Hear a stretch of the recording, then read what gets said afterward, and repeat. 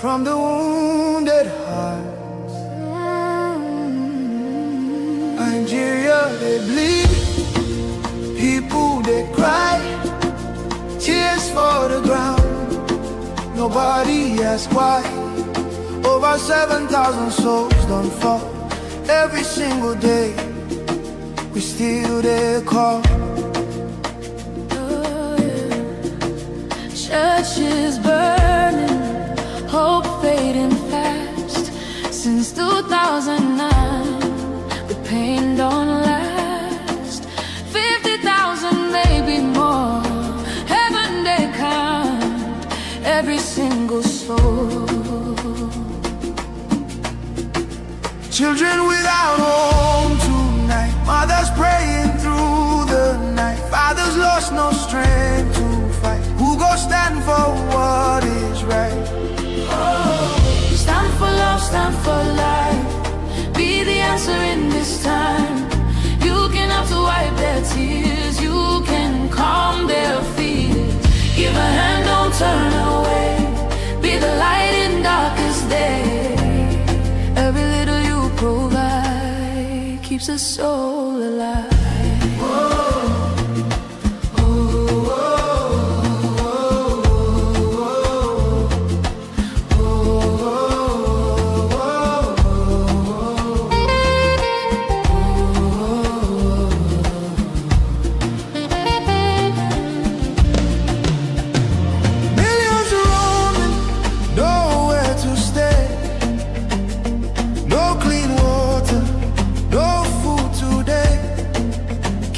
Voices crying in chains, silent echoes filled with pain. 19,000 churches gone, but faith still rising, holding on. In the ashes, hope remains. Love can heal the deepest pains. Shelter broken, dreams erased. Hungry hearts we can embrace. Let compassion take its place. Now's the time to show His grace. Stand for love, stand for life. Be the answer in this time. You can help to wipe their tears. You can calm their fears. Give a hand, don't turn away. Be the light in darkest day. Every little you provide keeps a soul alive. Food, water, shelter, hope. You can be the miracle they pray for. You can change a life today. No matter how small it seems, your love can rebuild their dreams. Together we can make a way, keeps us all alive. Thus Solomon finished the house of the Lord and the king's house, and all that came into Solomon's heart to make in the house of the Lord, and in his own house he prosperously effected. And the Lord appeared to Solomon by night and said to him, I have heard your prayer and have chosen this place to myself for a house of sacrifice.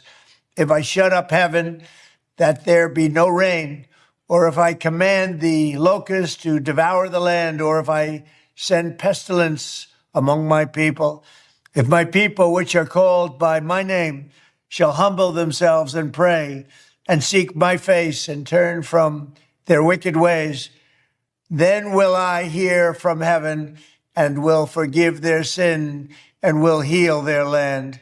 Now my eyes shall be open and my ears attent to the prayer that is made in this place. For now I have chosen and sanctified this house, that my name may be there forever, and my eyes and my heart shall be there perpetually.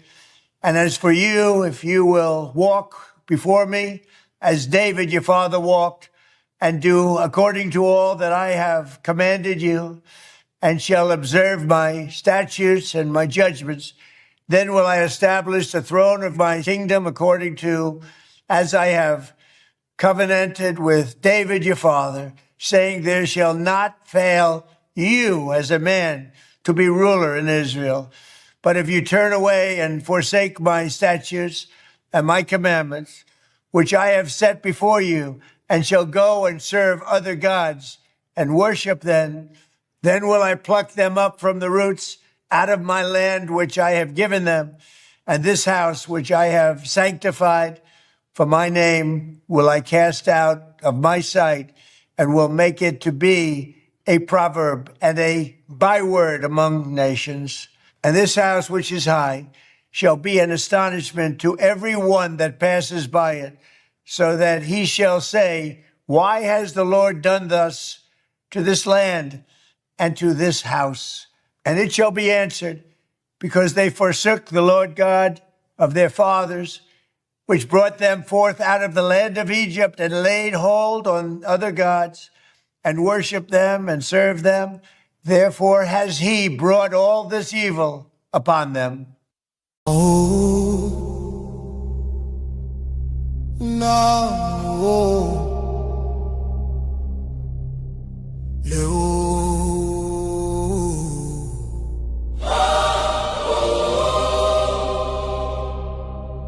From every village, every city, from homeland to diaspora, hope is rising again.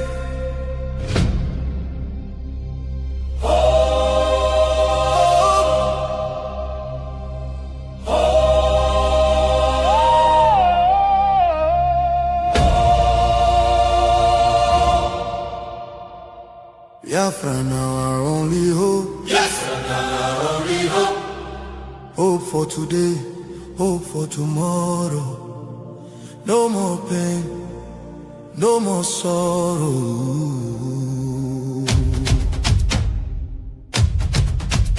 Ha! We bring better news, make your head on clear. We get hope, now Biafra we dey see ya. Beautiful nation, shining bright justice and fairness. Now the light. Biafra go be one beautiful nation. Every Biafran go enjoy true freedom. Fine, fine country, shining nation. Justice and fairness. Shine nation, Justice and fairness. shine nation, Constitution say. Everybody equal, one love for rich and poor. Leader or citizen, no different, justice go speak with confidence. No oppression, No discrimination, rule of law for the nation. Truth and justice go reign forever. Biafra go get strong and better. Where your hope? Biafra, Who be your hope? Biafra, Waiting be your country. Biafra. No more suffering and smiling. No more fear, no more hiding. Respect and dignity for all. Every citizen standing tall. Free education, rich university, healthcare for every community. No more dying, Because no money. life go better for everybody. Biafra now our only hope. Biafra now our only hope. Stand up now, make we claim our. Biafra now our destination. Women go deliver safe for hospital. Citizen go get support every month. Better roads go connect every city. Modern railways and airport. Clean water go flow for houses. Electric light go shine every night. Security go protect every family. Day and night. Everything go right. You fit waka free for midnight. Go your road without fear. Kidnapping and violence disappear. Peace and progress everywhere. Mama and papa go get retirement benefits. Nobody go kill you for Biafra and go free. Now wahala, the person don't buy for him head. Oil and gas beneath our ground. Now the people wey get the land go control them. Resources go serve the people. Prosperity go spread for all. Anything we dey for our land. Now our citizens go manage them. Development go reach every corner. Nobody go suffer again. No vote buying. No rigging game. Election fair and play. One woman, one vote. One man, one vote. Your voice go matter every day. Biafra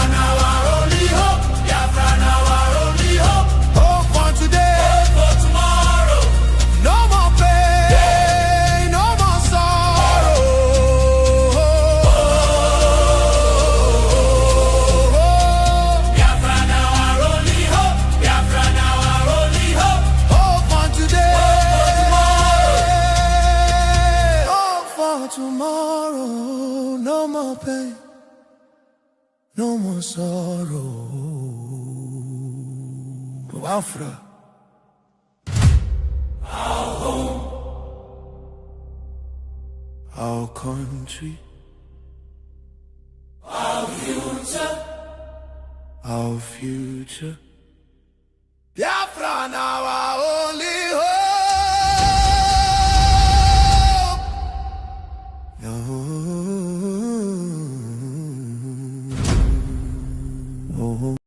More Christians are killed for their faith in Nigeria than anywhere else in the world. Since 2009, Islamic jihadists have murdered more than 50,000 Christians in Nigeria, and more than 20,000 churches, schools, and religious institutions have been destroyed, most burned to the ground. Scores of Christians and several others were kidnapped over Holy Week. Nigerian officials have been, unfortunately, complicit in facilitating these atrocities. At the state level, a dozen Nigerian states implement Islamist blasphemy and Sharia laws. At the federal level, the government looks the other way at Islamist violence. The result is, unsurprisingly, yet more jihadist violence. Last year, I introduced the Nigeria Religious Freedom Accountability Act, which would require placing Nigeria back on the country of particular concern list and impose sanctions on officials involved in enforcing blasphemy and Sharia laws. The U.S. government knows who they are at both the local level and the federal level, and they should be held accountable. I'm sorry to say that Nigerian officials are, at a minimum, in denial of the government's role. In October, several officials, including the Deputy Speaker of the Nigerian House and the Chairman of the House Committee on Foreign Affairs, and a range of anonymous officials linked to the President, directly attacked me for saying that, quote, officials in Nigeria are ignoring or even facilitating the mass murder of Christians by Islamic jihadists. Last year, I met with a delegation of top Nigerian defense and security officials. They said they were committed to ending the violence. I told them I would judge their commitment by the results. Those results have yet to materialize. President Trump has established that the United States will use all tools of statecraft to counter the violence. He ordered that Nigeria be added to the CPC list, and in December he ordered the Department of War to target ISIS terrorists in response to their massacre of Christians. I'll note that the Nigerian government said at the time that it welcomed and indeed requested the actions. I find their statements to be somewhere between hypocritical and infuriating. In December, the president said that jihadists have been targeting Christians in Nigeria, quote, at levels not seen for many years and even centuries. What does the situation look like now, several months later, and what can and should the United States do to stop the mass murder of Christians?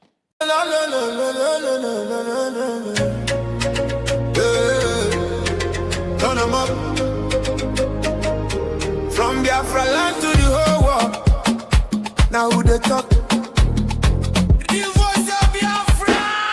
We know they hide again, we don't show face. True don't wake up in no 50 race. From village squad to overseas, everybody they have frequency. We they stand the dig bar, no shaking. No more silence, we they breaking. From the east side to the diaspora, now we be the real voice of Biafra.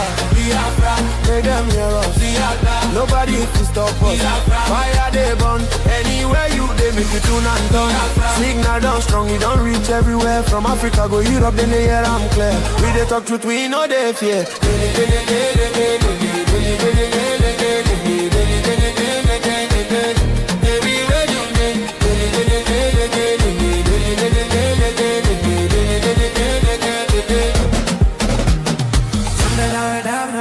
Are you ready to be held accountable if indeed your comments, your actions and inactions are found to have incited people to violence? Which laws have been broken, can I ask? Well, And even more so, which incitement to violence has been done? You know, I appreciate the prior remarks and context regarding different issues in Nigeria. I would say that it's despicable to try to compare me to anything in Rwanda. It truly is disgusting. When have I called to murder one person? I have never once called for anybody to be murdered. I have called for people to be protected. No, that the government Alex, is not maybe doing not, their job. Alex, to maybe not protect people from being directly, slaughtered. maybe not directly, calling for revenge attacks, but from what you're telling the people, they get more agitated, and this leads to defend themselves violence. Yes, killing. To defend themselves. But we have the government and security Could you not agencies. Protect your own daughter and son from being killed by terrorists? Is that wrong? Is that harmful rhetoric? To protect your families from terrorists?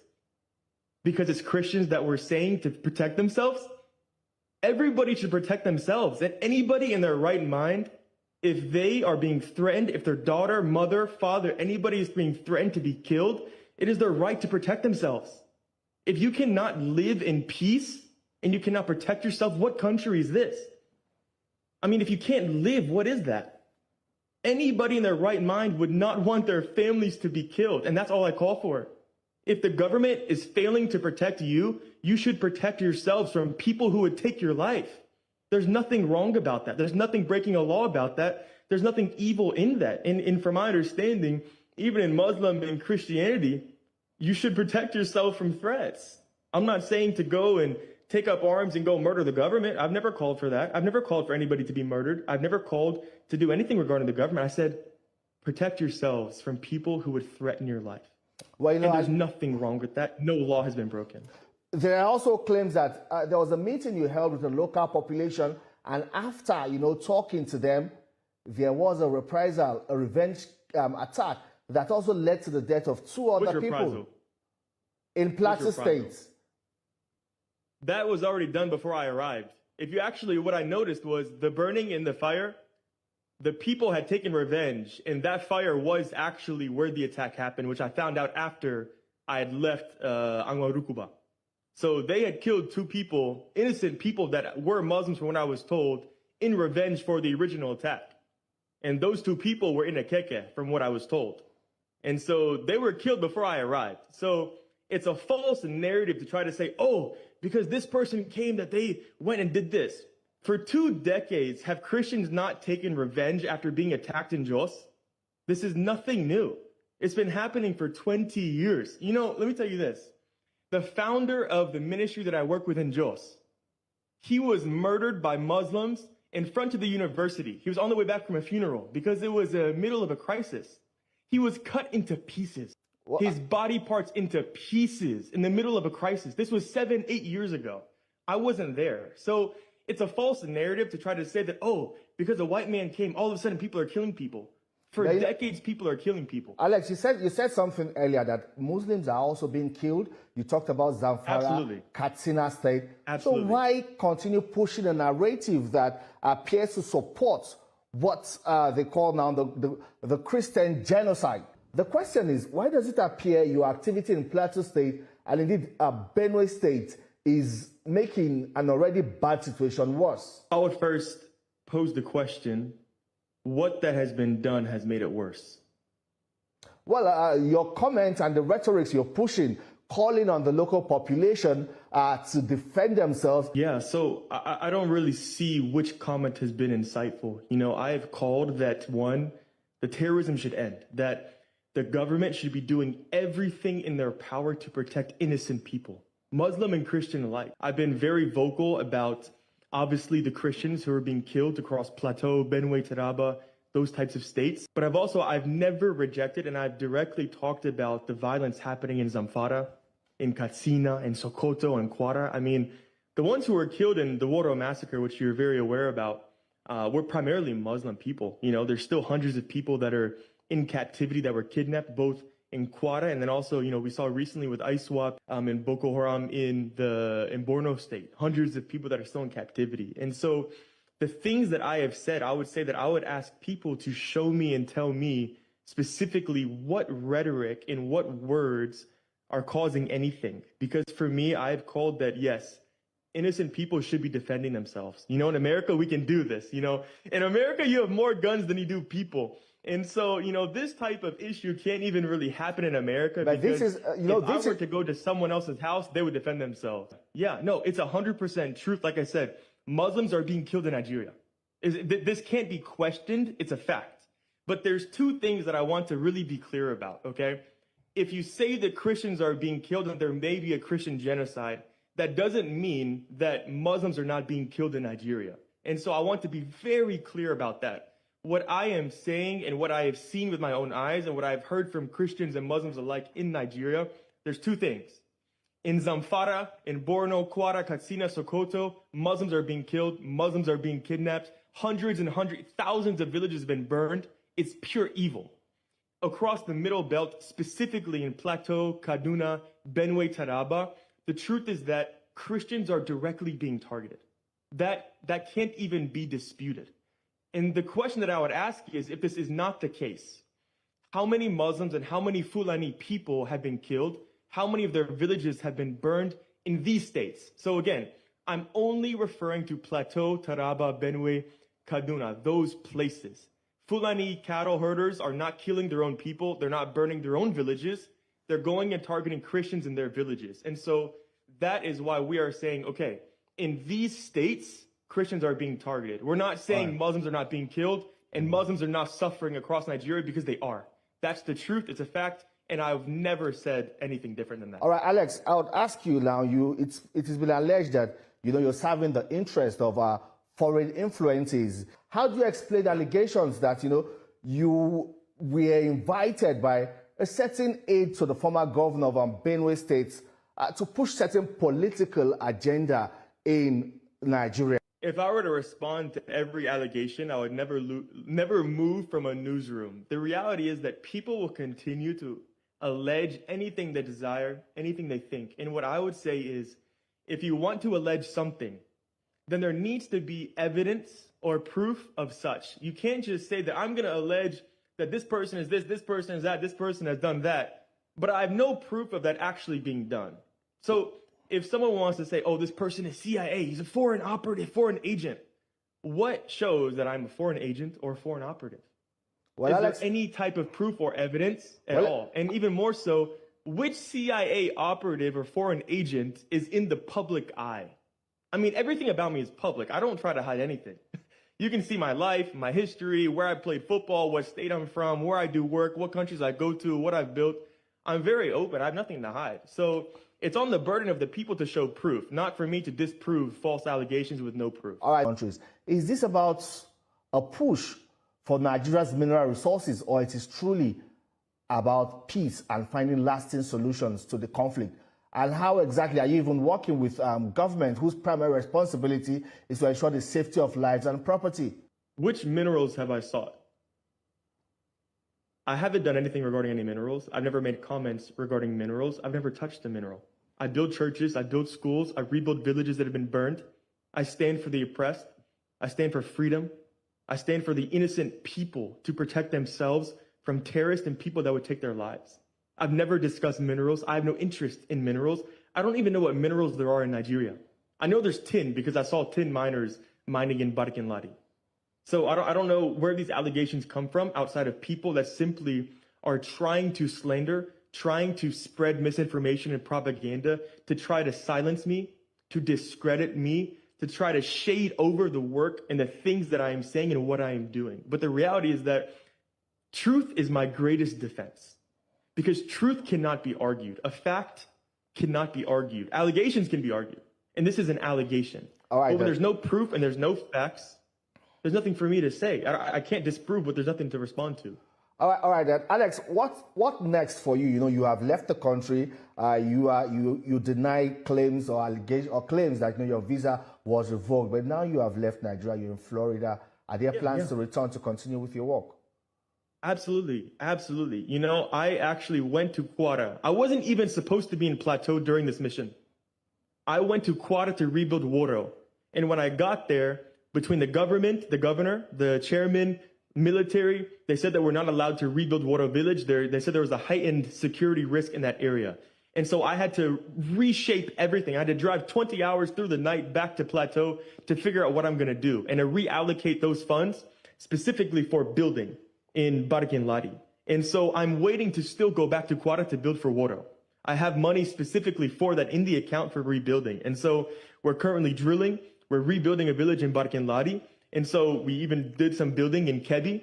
And so, yes, I absolutely have plans to be coming back to continue that work. That Alex, is what I do. And I'm waiting to go to Woro. Alex, who is funding you? Who's funding your works? Yeah, absolutely. I'm very open about this. So in America, when it comes to nonprofits, the primary people that fund these types of organizations are, one, you have individual people that give to charity. That's how nonprofits are primarily funded.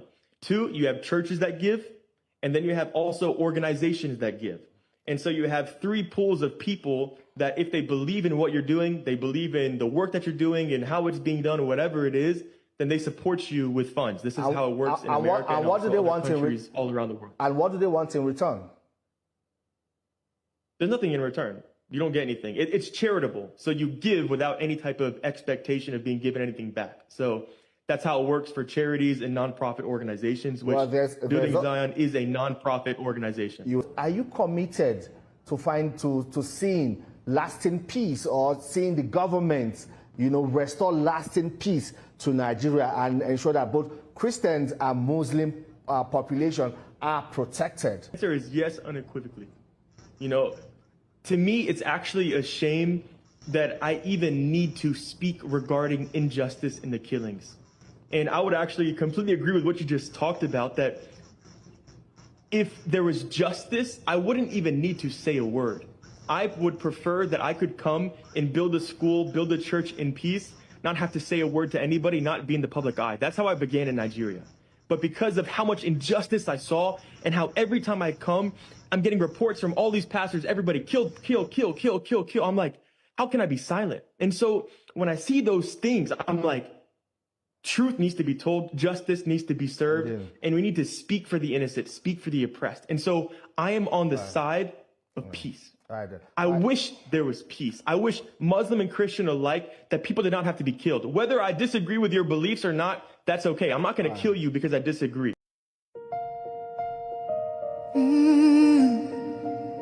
Can you hear the cry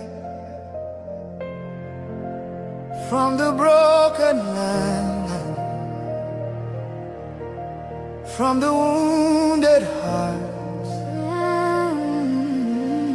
Nigeria, they bleed, people they cry, tears for the ground, nobody asks why.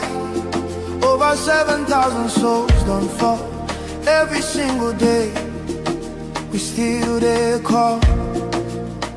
Oh, yeah. Churches burning, hope fading fast. Since 2009, the pain don't last. 50,000, maybe more. Heaven they count every single soul. Children without home tonight, mothers praying through the night, fathers lost no strength to fight. Who go stand for what is right? Oh, stand for love, stand for life. Be the answer in this time. You can have to wipe their tears, you can calm their fears. Give a hand, don't turn away. Be the light in darkest day. Every little you provide keeps a soul alive.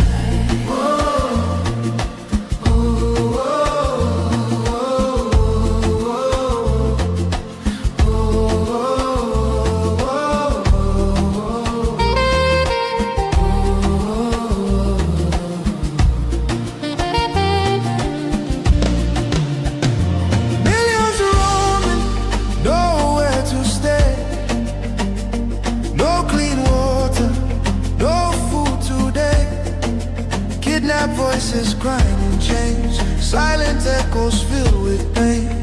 19,000 churches gone,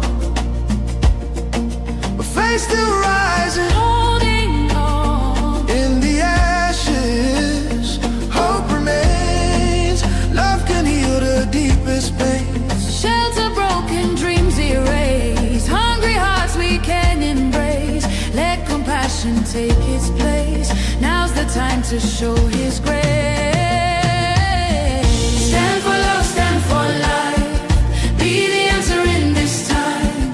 You can help to wipe their tears. You can calm their fears. Give a hand, don't turn away. Be the light in darkest day. Every little you provide keeps us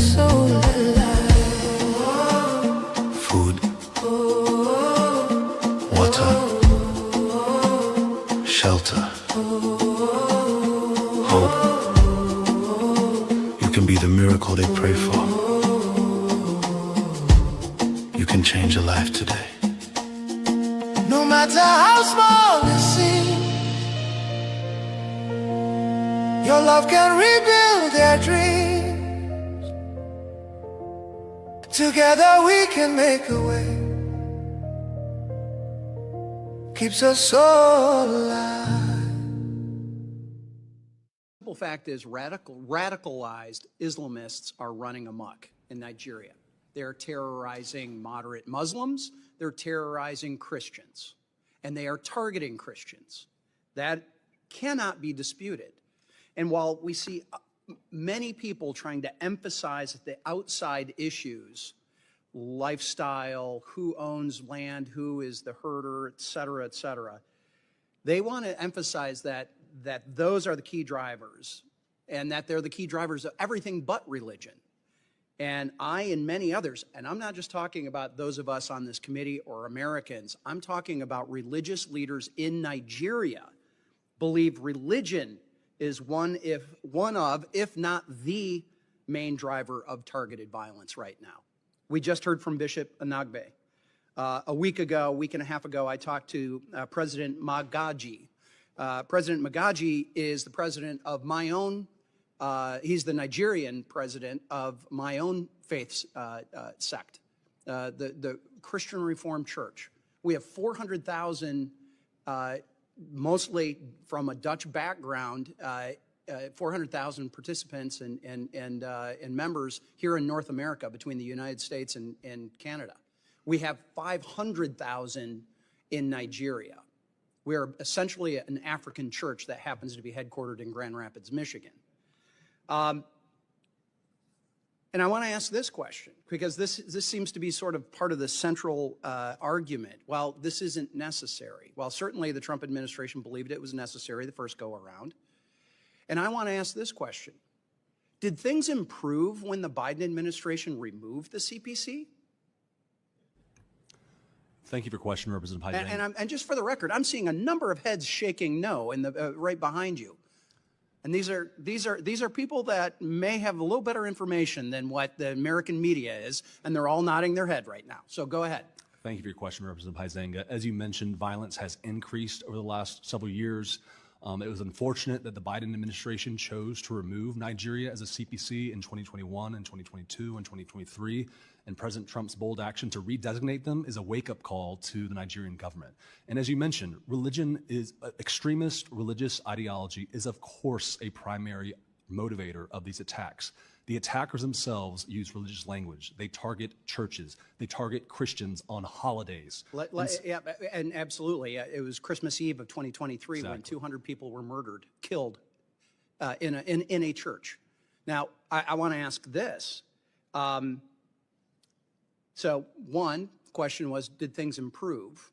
I think the answer is no on that. Here's the question. Proportionally, do we see Christians killing Muslims in Christian areas of Nigeria the way that we are seeing radicalized Islamists killing Christians in Muslim areas of Nigeria? What I can tell you, Representative Huizenga, is that Christians are disproportionately targeted based on their population. Exactly. And by the way, for those that you can't pick up with the microphones, there's audible yeses behind you. Again, the people that are watching who are nodding their heads. Why? Because they have lived this. Their families have lived this. I went to school with kids from Nigeria.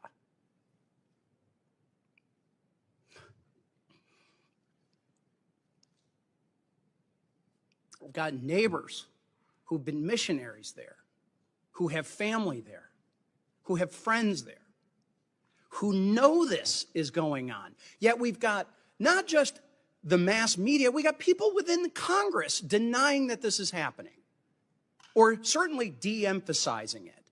It ought to be outrageous that it is Christians, moderate Muslims, anyone being terrorized by these radicalized Islamists in Nigeria, and we've got the Tinubu government sitting back and not doing enough.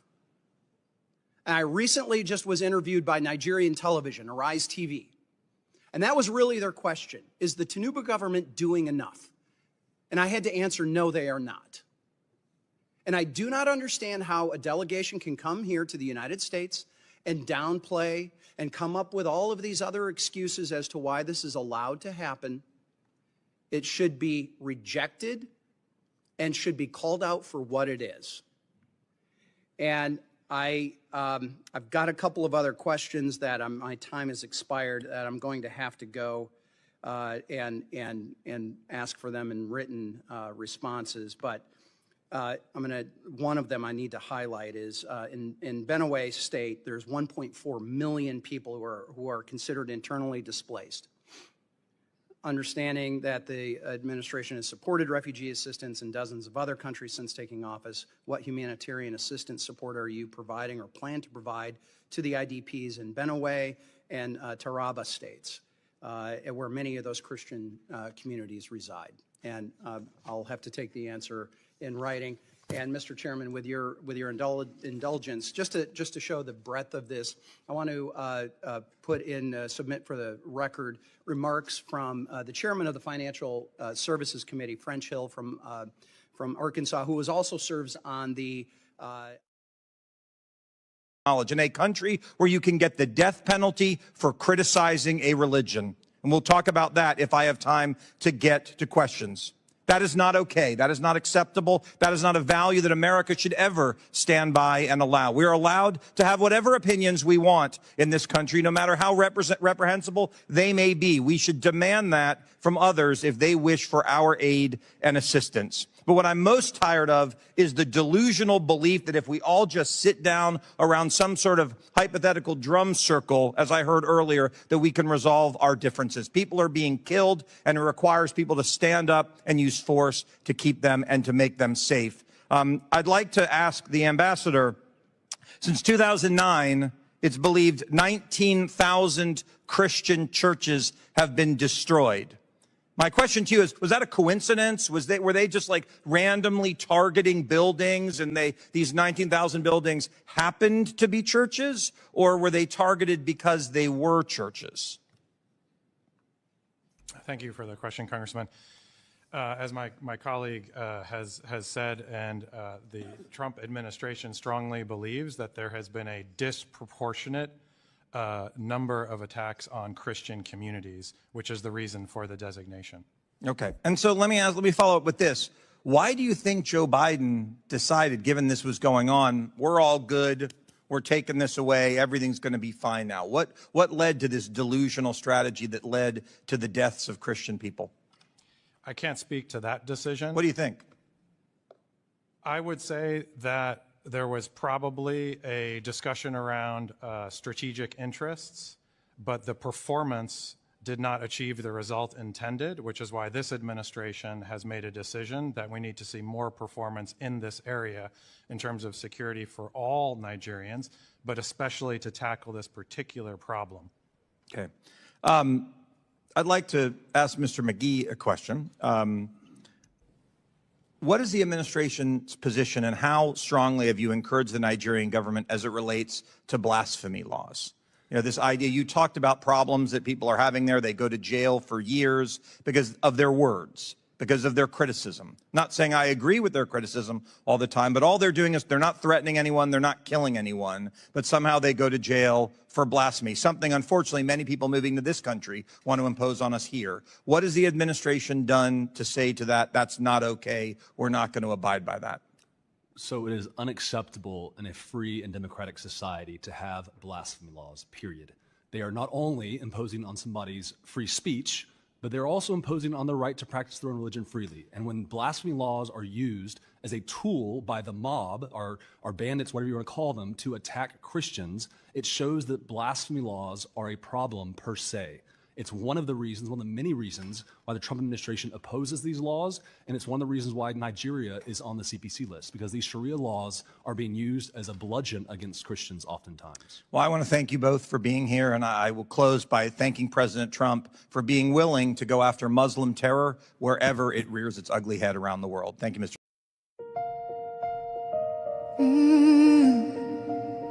Can Can you hear the cry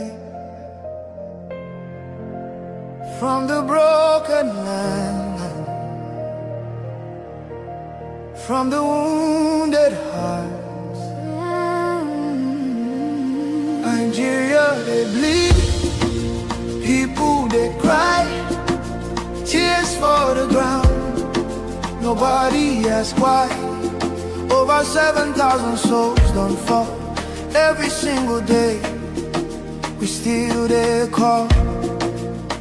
Oh, yeah. Churches burning, hope fading fast. Since 2009, the pain don't last. 50,000, maybe more. Heaven they count every single soul. Children without home tonight, mothers praying through the night, fathers lost no strength to fight. Who go stand for what is right? Oh, stand for love, stand for life. Be the answer in this time. You can have to wipe their tears. You can calm their fears. Give a hand, don't turn away. Be the light in darkest day. Every little you provide keeps a soul alive.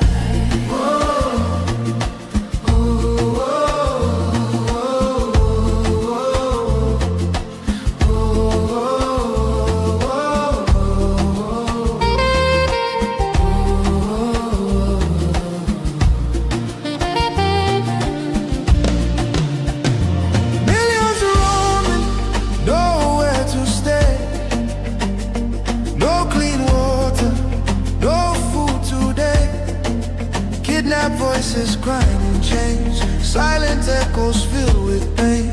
19,000 churches gone, but faith still rising, holding on. In the ashes, hope remains. Love can heal the deepest pain. Shelter broken, dreams erased. Hungry hearts we can embrace. Let compassion take its place. Now's the time to show His grace. Stand for love, stand for life. Be the answer in this time. You can help to wipe their tears. You can calm their fears. Give a hand, don't turn away. Be the light in darkest day. Every little you provide keeps a soul alive. Food,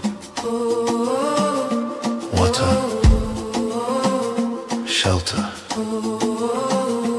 hope. You can be the miracle they pray for. You can change a life today. No matter how small it seems, your love can rebuild their dreams. Together we can make a way. Keeps us so alive.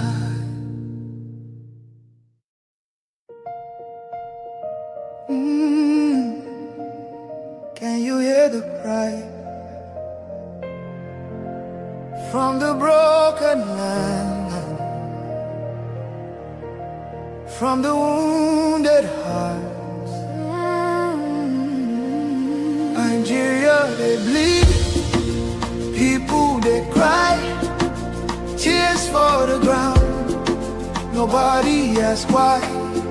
Over 7,000 souls don't fall. Every single day we still there call.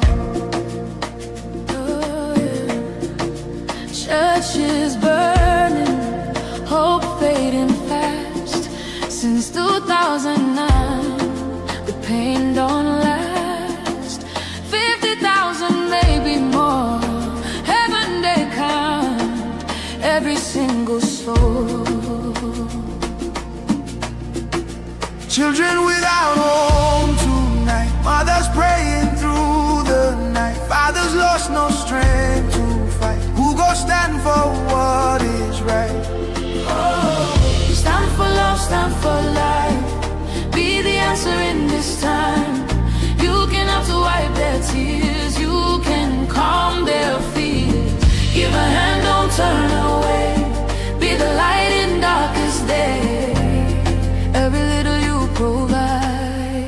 keeps the soul alive.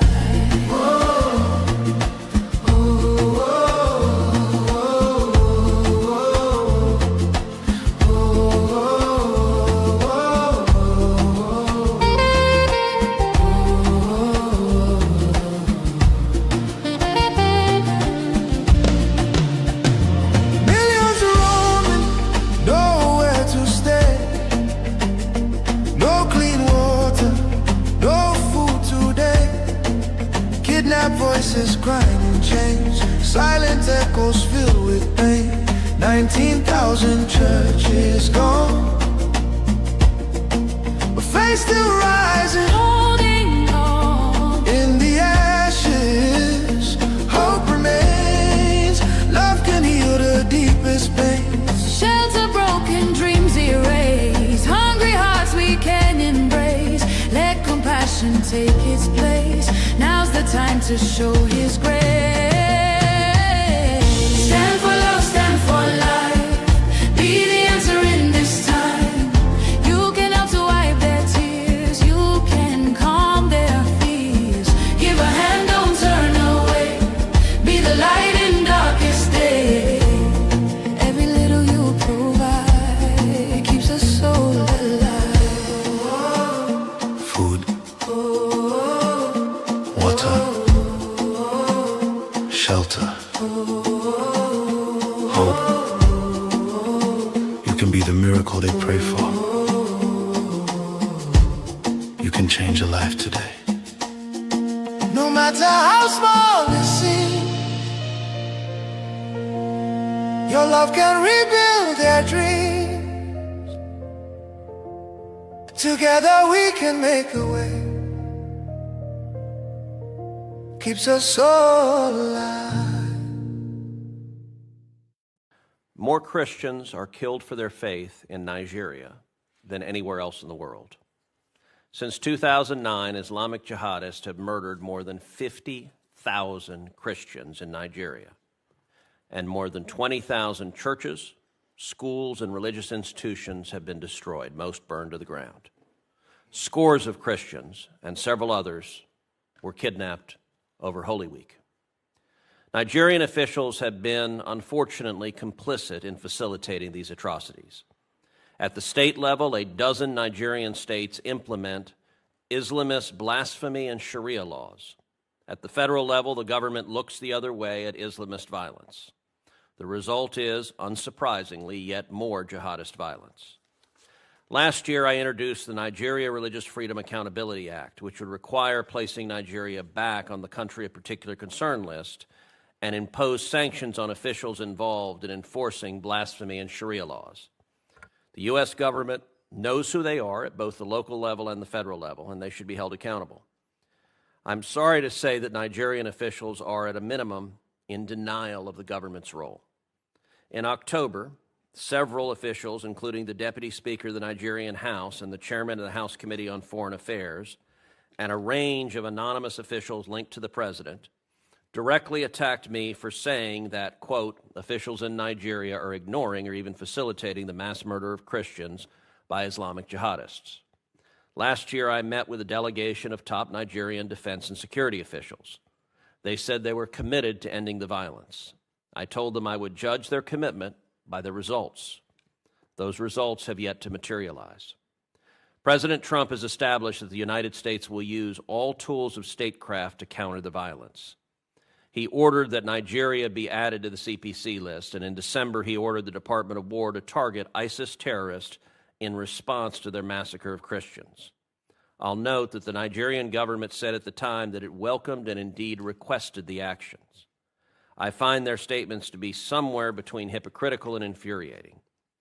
In December, the president said that jihadists have been targeting Christians in Nigeria, quote, at levels not seen for many years and even centuries.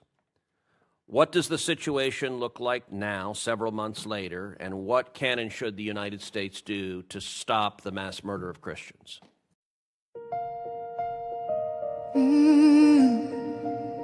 Can you hear the cry from the broken land? from the wounded hearts. Nigeria, they bleed, people they cry, tears for the ground, nobody asks why. Over 7,000 souls don't fall every single day, we still there call.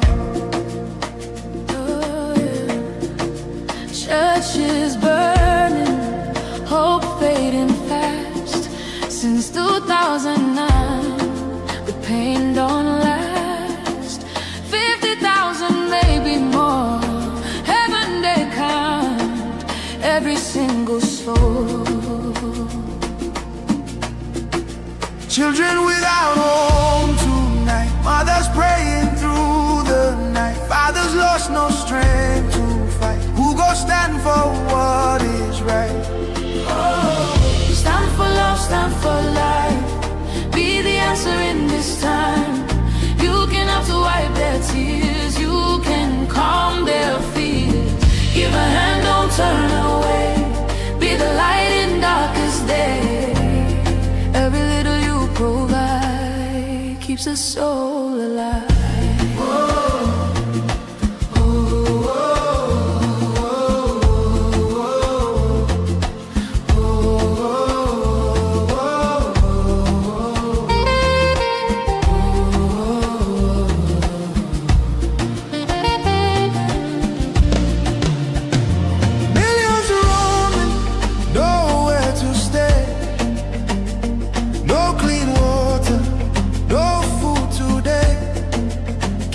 Voices crying in chains, silent echoes filled with pain. 19,000 churches gone, but faith still rising, holding on. In the ashes, hope remains. Love can heal the deepest pains. Shelter broken, dreams erased. Hungry hearts we can embrace. Let compassion take its place. Now's the time to show His grace. Stand for love, stand for life. Be the answer in this time. You can help to wipe their tears. You can calm their fears. Give a hand, don't turn away. Be the light in darkest day. Every little you provide keeps a soul alive. Food, water, shelter, hope. You can be the miracle they pray for. You can change a life today. No matter how small it seems, your love can rebuild their dreams. Together we can make a way. Keeps us all alive.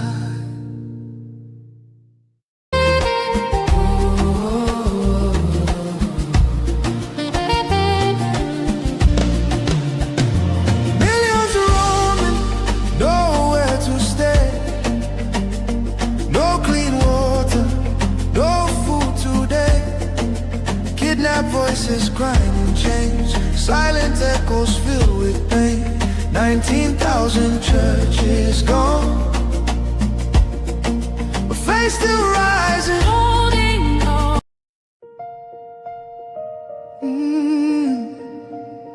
Can you hear the cry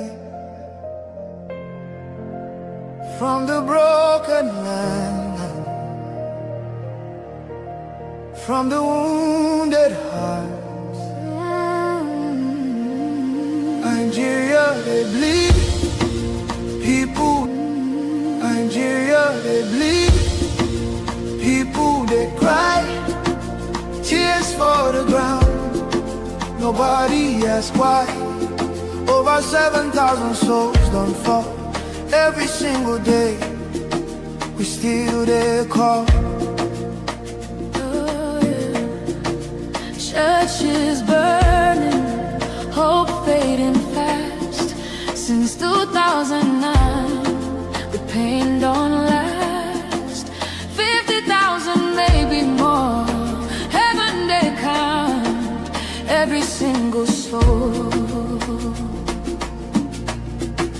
Children without home tonight, mothers praying through the night, fathers lost no strength to fight. Who go stand for what is right? Stand for love, stand for life. Be the answer in this time. You can have to wipe their tears. You can calm their fears. Give a hand, don't turn away. Be the light in darkest day. Every little you provide keeps a soul alive.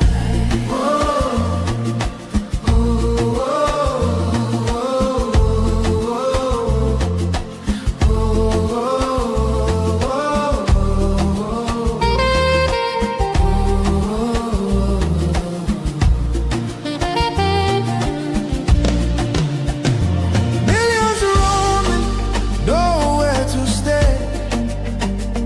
No clean water, no food today. Kidnapped voices crying in chains, silent echoes filled with pain. 19,000 churches gone, but faith still rising. Holding on. In the ashes, hope remains.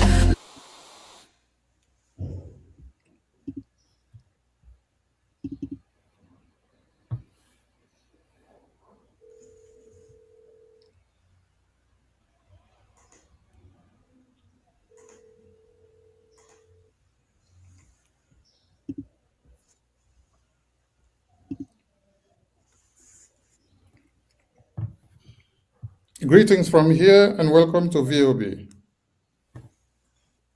Are we coming out loud? Yes, Mr. Information Minister. Okay, thank you, and welcome to Politics Insight on Voice of Biafra Television. And we are sorry for the break in transmission and the technical issues that has delayed us this far. And with us in the studio today, we have our honorable guest from America, and I would be the one to make the introduction. I will bring in the Prime Minister of the Biafra Republic Government in Exile, and he will take it over from here. Honorable Prime Minister, His Excellency Honorable Okechukwu Nkere, welcome to the show. The floor is yours, sir. Thank you from here, and greetings, lovers all over the world, Biafrans and friends from Biafrans. So we have our guest in the studio here, and we also have our lobby, Honorable Elias. Honorable Elias, please, you have to be the one to introduce and bring the one and only special guest we have today. Thank you.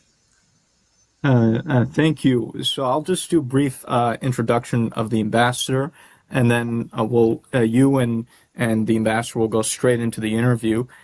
So Ambassador Tibor Nagy is one of the most highly respected State Department officials and career diplomats in Washington, D.C. It's a pleasure to have benefited from his friendship and his guidance and counsel. I've said this before. I have known many State Department officials, both current and former, but Ambassador Nagy is truly unique. He's someone who not only has a passion for Africa, but a passion for justice, which is quite extraordinary. And it's an honor to have him as a friend and someone who I've learned a tremendous amount from. So it's an honor to be here with the ambassador to give just a very brief, abridged version of his biography, because I know we're short on time. Ambassador Tibor Nagy held the position of Undersecretary for Management between June to April of 2025 and Assistant Secretary of State for African Affairs from 2018 to 2021. From 2003 to 2018, Ambassador Nagy was Vice Provost for International Affairs at Texas Tech University. He also lectured nationally on Africa, foreign policy, and U.S. diplomacy, and advised 2 presidential campaigns during his tenure.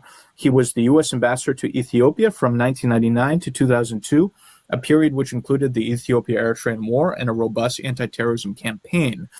Previously, he was ambassador to Guinea after serving as deputy ambassador in Nigeria, Cameroon, and Togo. He also had assignments in Zambia, the Seychelles, Washington, D.C., and an earlier tour in Ethiopia. Ambassador Nagy arrived in the U.S. as a political refugee from Hungary and received his BA from Texas Tech University and MSA from George Washington University. His U.S. State Department awards include commendations for helping prevent famine in Ethiopia, supporting the evacuation of Americans from Sierra Leone during combat, supporting efforts to end the Ethiopian-Eritrean War, and managing the U.S. Embassy in Lagos, Nigeria during political and economic crises. He was selected as runner-up for Deputy Chief of Mission of the Year in 1995 and knighted by the President of Guinea in 1999. Ambassador Nagy contributed periodic op-ed pieces and co-authored the nonfiction winner of the 2014 Paris Book Festival on managing difficult international environments, Kiss Your Latte Goodbye. So without further ado, I turn it over to Ambassador Nagy and you, Mr. Prime Minister, who will be interviewing the ambassador. So thank you. Thank you very much, Elias, for that fine introduction. And Ambassador Nagy, welcome to Voice of Biafra. Let's go straight to the question. I know we have a lot of questions for you, and we appreciate your time. Ambassador Nagy, what have been your history of engagement with Nigeria throughout your storied multi-decade career? You have been Deputy Ambassador of Nigeria during a tumultuous time of Nigerian history in the 90s, and then dealt with the country as Assistant Secretary of State of Africa Affairs between 2018 and 2021. Yes, thank you very much, and I am just honored to be on this broadcast. Thanks very much again, Elias, for the introduction. I've been interested in Nigeria actually since I was a student back at Texas Tech because the Biafra War was going on when I was a student, and I followed the events there very, very closely. Then, since all of my career was dedicated to Africa, we say in the American diplomatic service that you are not really an Africanist unless you have a tour in Nigeria. So I was very honored to be picked as the deputy ambassador back in the early 1990s, and I served a very distinguished American ambassador, Ambassador Walter Carrington, who many Nigerians still remember as being a champion for freedom. During my time in Nigeria, it was the military dictatorship, and because I got to know the country, I fell in love with the country and the people. I've been following Nigeria very closely ever since. It has broken my heart to see what such a country with incredible potential has suffered because of bad governance and other things. So for me, Nigeria is obviously one of the most critically important countries, not just in Africa, but frankly in the world. Thank you very much, Ambassador. Ambassador, why do you have a passion for justice for the people of Biafra, as well as similar groups such as Ambazoni? Yeah, that's also a great question, because I mentioned just a minute ago that I know the incredible potential that Nigeria has. And I also know, specific to Biafra, that it is the part of Nigeria that contains so many resources. It is actually the part of Nigeria that makes the country rich. And also, as I said, I've been following events in Biafra since I was a student. I saw the incredible suffering that the people endured during the Biafran War. And even now, I've been following closely how the people of Biafra do not get the share of resources. They do not get the investments. And the after effects of the Biafran War, which was more than 50 years ago, that there's still some after effects which the people are suffering from. So like a couple of other places in Africa, it's tragic, and the people of Biafra deserve much, much better than what they're getting today.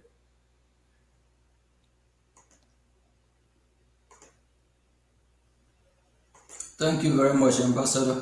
The Biafra Republic government in exile has focused on promoting the U.S. recognition of Christian genocide in Nigeria and had aggressively engaged in lobbying campaign for such recognition in parallel with other advocates such as the Christian community and organization.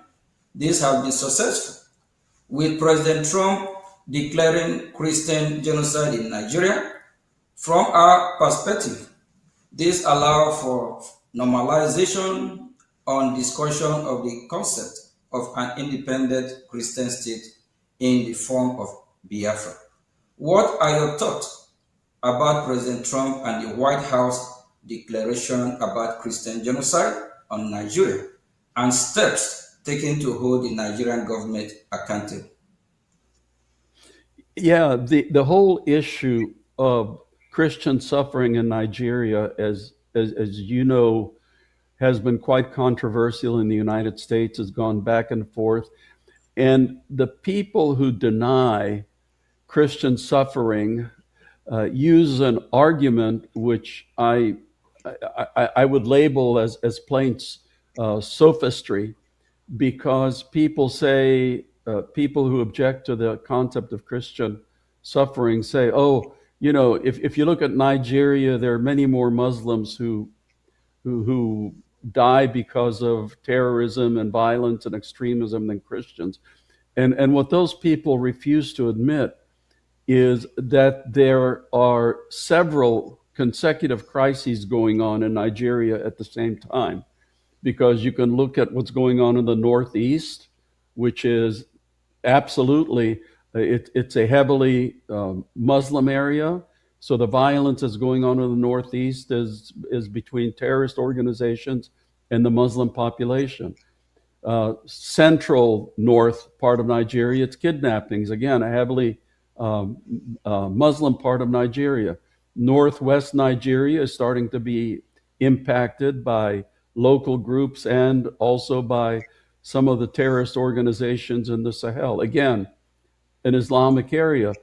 But if you look at the area where the Christians are being targeted, which is central Nigeria and now in the southeast, the overwhelming number of victims are Christians, and the victimizers, the people that are perpetrating the violence, happen to be Muslim groups. You know, I'm specifically referring to herder-farmer violence in central Nigeria, where the herders, the Fulani, are overwhelmingly Muslim, and the farmers tend to be overwhelmingly Christian. So there is, in fact, a horrendous problem with Christian violence in Nigeria.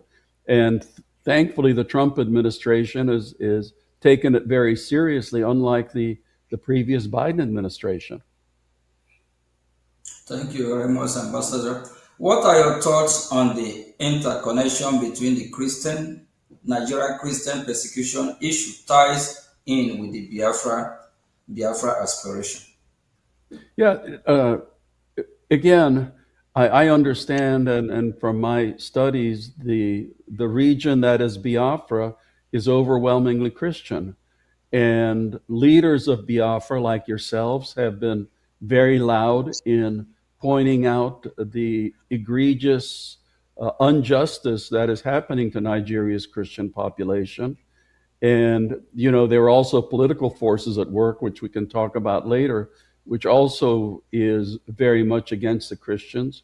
So as a very heavily Christian part of Nigeria, the Biafrans have been you know, very notable in pointing out the injustice and the persecution. So God bless you for that. Thank you, Ambassador.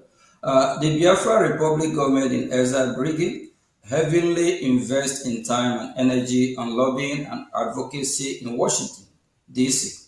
We have retained a professional lobbying firm, while the Neo Biafran movement has existed since the late 90s.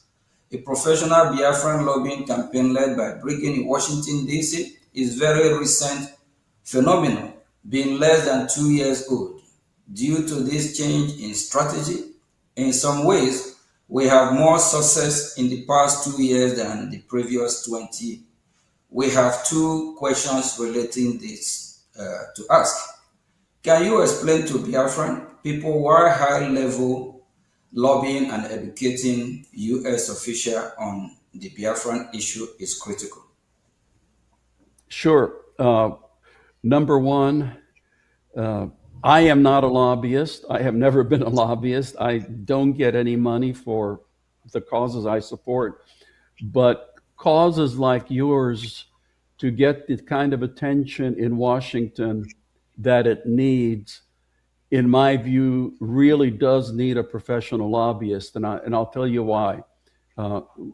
Let's be honest here. If you were to survey most of the members of the US Congress, people who work for the president in the White House, even people in the State Department, very, very few people would ever have heard of Biafra. Obviously, everybody has heard of Nigeria, given its size and importance, but very few people would have heard about Biafra.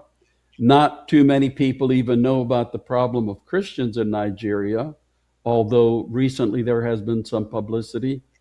So to get people, especially policymaking important people, to pay attention to your cause, to your issues, there needs to be a sophisticated, strategic, and high-level information and education campaign.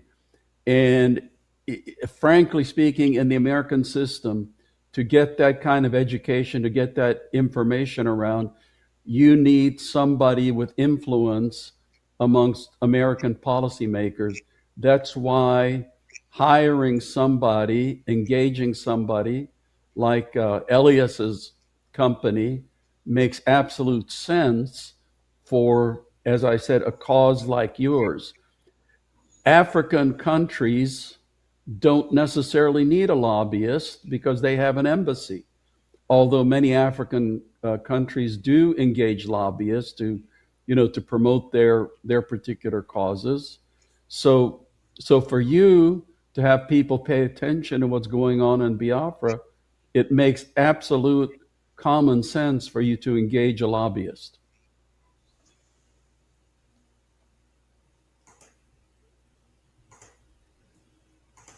Thank you very much, Ambassador. In addition to the preliminary successes the Biafran lobby has had, where would you point to as lobbying successes, past or current, for groups similar to the Biafrans? Yeah, for groups such as yours, lobbying is really about the only way that they can get their cause into the attention of American policymakers. So I would point, in the past, liberation struggles, which were trying to get justice for their cause, the African National Congress, leading to the freedom in South Africa, the Sudan People's Liberation Movement. Now you have successful efforts. For example, Somaliland. Like you, Somaliland has gotten a lot of attention recently. Your friends across the border in Anglophone Cameroon, southern Cameroon, the Ambazonians, they're also trying to pursue their cause for justice. So again, these are the kind of causes that get the best efforts through engaging with the lobbyists in Washington. Thank you, Ambassador. So what you're saying is that what Biafra Republic government is doing is the right way to get the attention of U.S. government, and the right way to also get our freedom, correct? Absolutely. And again, it means engaging the right person, because unfortunately, as with anything, there are some people who are very effective at doing this, and there are other people who are not so effective at doing this. So it's essential for you to engage somebody who knows the people in Congress, who knows the people in the White House, who knows who does what at the U.S. Department of State, to make sure that your cause is promoted the way that you want to promote it. Thank you very much, and special thank you to our lobby, Elias, for being our voice in Washington. Thank you, Elias. The Biafra Republic government in exile has trans-action approach in engaging the U.S. government, making beneficial offers in the area of defense, security, and natural resources in exchange for U.S. political support, similar to what Somaliland is doing. What are your thoughts on this approach? Okay, so I am not now speaking for the U.S. government. That's very important to say. I am no longer working for the U.S. government. I've now retired 4 times, so currently I'm retired. But obviously, Biafra has incredible natural resources. Biafra has incredible human resources. So if you're offering that kind of a transactional deal, then in my view, that would be looked at positively, from especially people in the Trump administration, because as you mentioned, President Trump has been a very transactional president. He's not looking for, long-term this or long-term that. He's looking for what is the interest of the United States of America. And as Secretary of State Marco Rubio himself says, whenever the United States engages overseas, it should meet one of 3 qualifications. Does it make America more secure? Does it make America stronger? Does it make America more prosperous? So what you are wanting to offer obviously would meet, I think, all 3 of those criteria. Thank you, Ambassador. But Ambassador, we believe that your voice matters. You might be retired, but you're still ambassador, and we believe that U.S. government is still listening to you. Thank you very much. As a follow-up for the previous question, Biafra Republic government in exile, which is Brigade, I think you already answered that question. So let me just go on. And for years, the Nigerian government has used terrorism in the country as an excuse to ask for arms sale to Nigeria. Instead of using the weapon to fight Boko Haram, either the Nigerian government will use the weapon to engage in military action against Biafra, or provide those weapons to so-called reintegrate terrorists. Now, there is a shift towards direct U.S. counter-terrorism action in Nigeria, perhaps reflecting concern about the Nigerian military intention. So the question goes, what are your thoughts regarding arms sale to Nigeria? Should they block, or at least condition attached the U.S. arm cannot be used against Biafrans and the Christian population? Yes, so let's look at today's world. The truth is that any country or even movement with the funds is able to get weapons. We've seen that around, whether it's good guys or bad guys. So the Nigerian military is going to get weapons. So I would be very much in favor of very strict conditionality on any U.S. arms sales to Nigeria. When I was Assistant Secretary of State for Africa, we saw the same thing with Cameroon, because we were providing Cameroon military assistance to fight against the Islamic extremists in the far north of Cameroon. But it turned out that some of that was being used against the Ambazonia movement. So at that time, the United States cut back on some of the military assistance to Cameroon. So in my view, given today's world, yes, it may as well do the military support, but it has to be with very strong conditionality, because if the United States doesn't engage in military support, then they turn to China, they turn to Russia, they turn to Belarus, other places. But conditionality is extremely important. Thank you, Ambassador.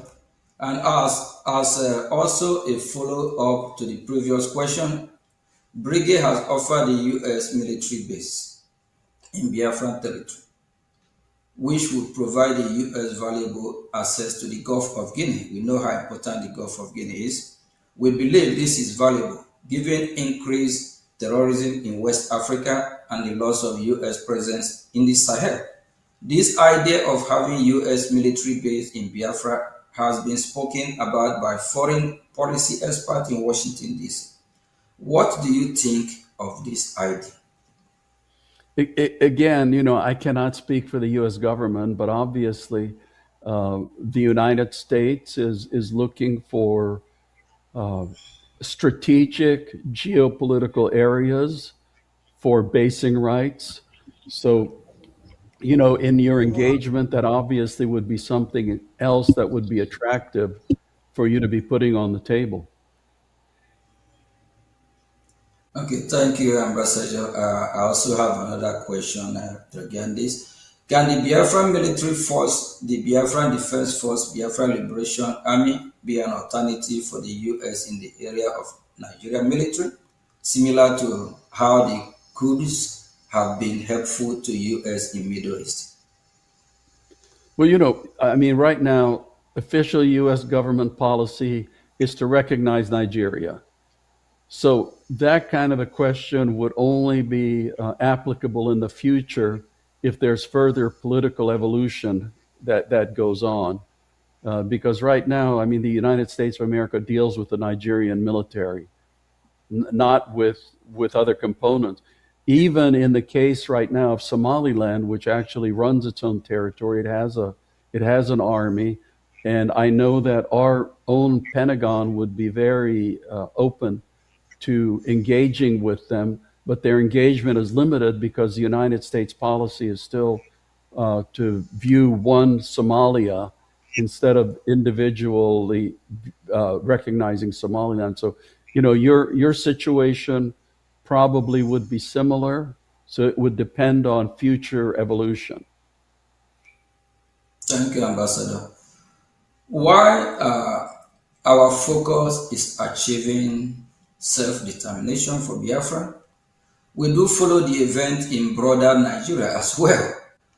Many have observed that Nigeria is no longer a democracy and is moving toward a one-party rule and is looking to rig the 2027 elections. What are your thoughts on this, and what should the U.S. reaction be if the 2027 election do end up being rigged? You may have a unique insight into this, given your time as U.S. Deputy Ambassador to Nigeria during the annulment of the 1993 election and the rise of Sani Abacha. Yeah, I mentioned I was there when Bashir and Abiola actually won the election. I got to know him pretty well, and he was an extremely frustrated man because I think the results were obvious to everybody, but Sani Abacha, Sani Abacha made himself the ruler of Nigeria. So Nigeria's had a very precarious political past, and it is in very dangerous territory again. You gentlemen all know that there was an understanding, not formal, but an informal understanding, that Muslim presidents would be followed by Christian presidents. And there was also an understanding that if the president was Muslim, the vice president would be Christian, and vice versa. And we also know now that that agreement has been broken. We've had Muslim presidents now, I think, for, if I'm right, for over 10 years. So the political situation is precarious. There have been some fairly influential people recently, including some of your human rights champions, who have cautioned that if people don't look out, then the country's on its way to the same road that unfortunately we have seen in some other African countries of it becoming a single party state. I think when democracy was restored and Obasanjo became president, I think it was a very well-devised plan to make sure that there would be at least two, if not more, national political parties. And it would be tragic for the rest of Nigeria if that system was now overthrown.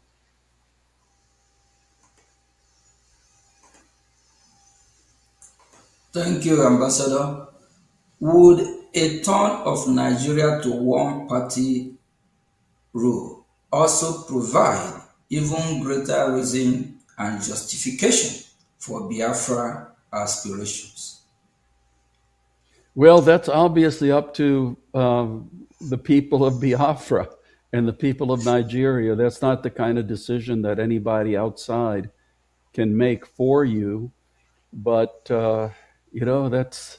that's definitely something that I'm sure that your leaders would put into the equation, because I understand that the whole thrust for what you're wanting to achieve is coming because the people feel marginalized. They feel like second-class citizens. They feel like they have not been getting their share of the national treasures, even though they are providing much more than their share to the nation. So, that's the kind of frustration that leads people to look around and say, there must be a better way to do this. Thank you, Ambassador.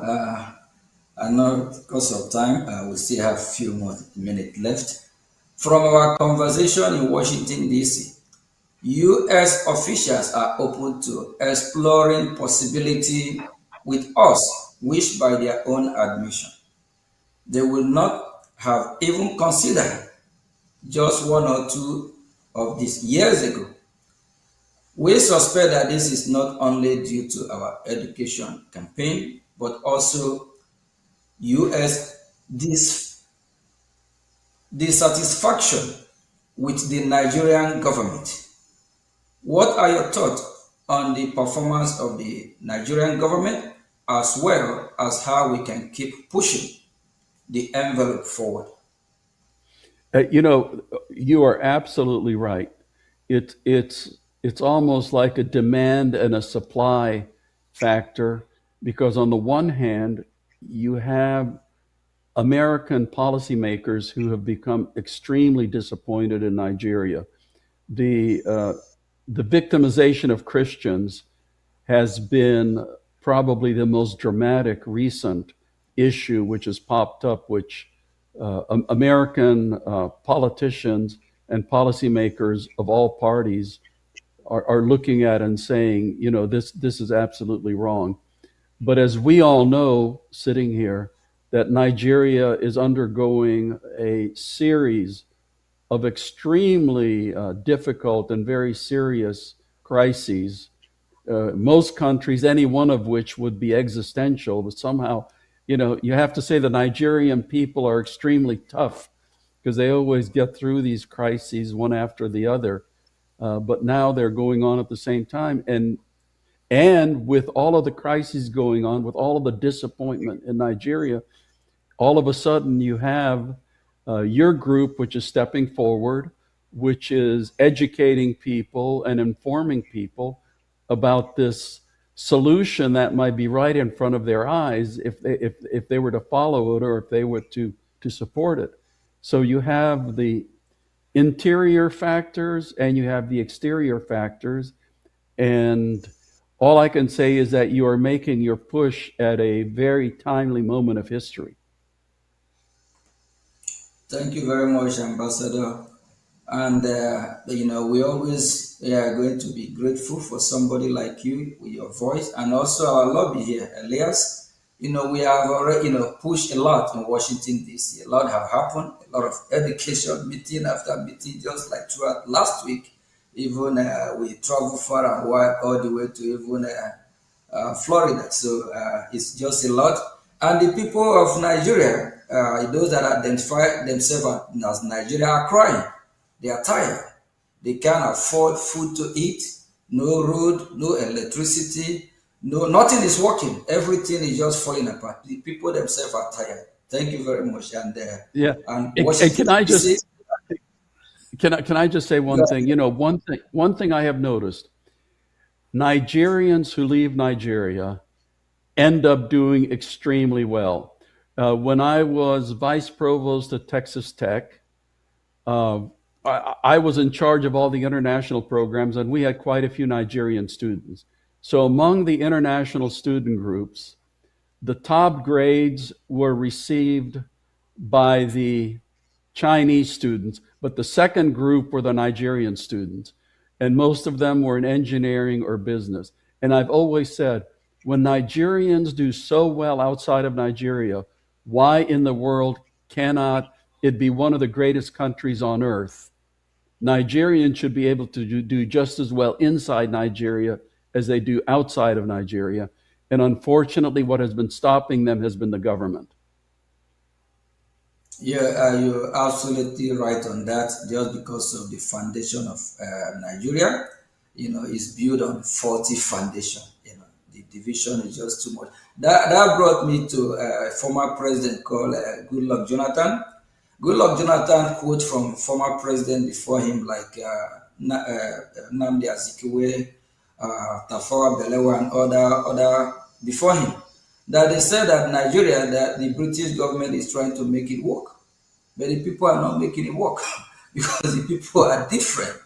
So they always like if the Yoruba today happen to be the president, from the southeast Biafrans, they're not gonna like it.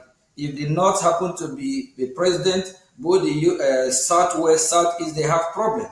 Then if it just don't just work. So I think the best thing is ours to go our separate way, and that's where it's heading to. Thank God that US is doing what they're supposed to do as leader of the free world now, and I'm so happy because going to Washington for the past 2 years, Elias have really taken me on a journey.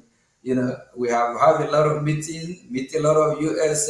Actually, we have met with you, I believe, 3 or 4 times too. So, and what we hear coming from Washington, they are now beginning to shift, move from how they think about Nigeria before, because now they find out it's not going to work. Thank you very much, Ambassador. And just one thing I want to add, Prime Minister, too. I think another timely aspect, and Ambassador, you might find this interesting, is that unlike in the 1960s during the first Biafran civil war, when you had a strong sense of Nigerian nationalism, because so many communities throughout Nigeria had been marginalized, unlike in the 1960s, a lot of Nigerians outside of Biafra, people from other tribes and other regions of the country, are not opposed to what the Biafrans are doing because they themselves have been victims of either bad governance in Nigeria or have been victims of terrorism and these general plights. So if you in monitoring and speaking with non-Biafrans, the mindset of a lot of not the government but the Nigerian people is, okay, if the Biafrans want to go, let them go, because we're also suffering a lot of the same issues. So I think the good thing is I don't think we're going to have a repeat of the 67 to 70 war, because a lot of people throughout the country see the flaws in the system and now personally relate to many of the things that the Biafrans have gone through. Granted, the Nigerian government is, of course, vociferously opposed to the to what the Biafran aspirations are, but putting the government aside, I think in terms of the general population, even outside of Biafra, there's a lot of, if not sympathy, at least understanding.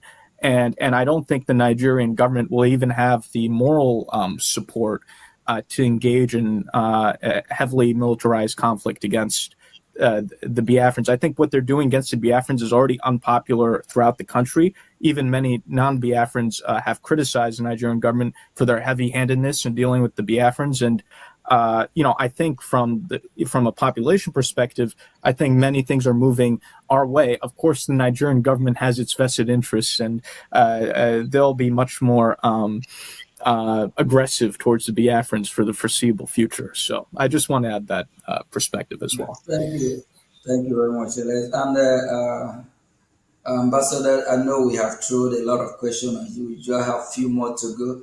And I don't, it actually shocked me, and I believe it shocked other people when they see this, find out that the same people that have been massacred today, like the Middle Belt, both the minority in the north, these are the same people that fought against Biafra, killed Biafrans in million. And these are the same people that years ago, all of them be campaigning one Nigeria to save Nigeria. The same Nigeria they try to save is killing them. So they themselves, I believe, they want to leave, they want to exit Nigeria. They are getting tired. We need to save the life of the Middle Belt, minority in the north, even the Muslim moderate, whether Muslim moderate or whatever, no one deserves to die. So, each region just have to go their separate way. I believe even the north will live better on their own, the southwest will be better on their own, the north, southeast, which is Biafra, will be better on our own, and the Middle Belt, and they are good in agriculture, did not have a gold. There's gold in Zamfara, so the southwest have minerals, and they also have a potential of surviving as a country of their own. We Biafrans also, we also survive on our own, of which if they don't, we will help them. Thank you very much, Ambassador. Ambassador, we have just two more questions for you. What are your thoughts on how Biafrans should frame the Biafran struggle to the U.S. government and to international audience who may be unfamiliar with the conflict? I personally think that Elias is eminently qualified in that regard, because the way to do it is to present very much what you were just saying, is that Biafra, I think, historically, the term was used in the 17th century, in the 1600s. So there is a distinct history, there is a distinct people, there is a close historical record. Then you had the horrendous circumstances of the war, the incredible suffering. I forgot if it was up to 2 million people who died.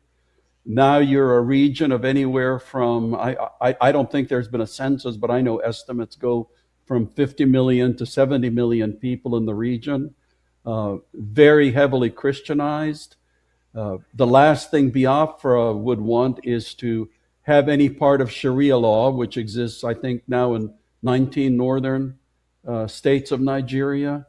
So it's almost like, I've heard Elias, it was, I think, Michael Rubin, who referred to a second wave of decolonization, that the first wave of decolonization in Africa was against the European powers that had colonized it. Now, colonialism is not necessarily by somebody who's a different race, because being Hungarian, we were colonized by Austrians and Russians along with the Turks.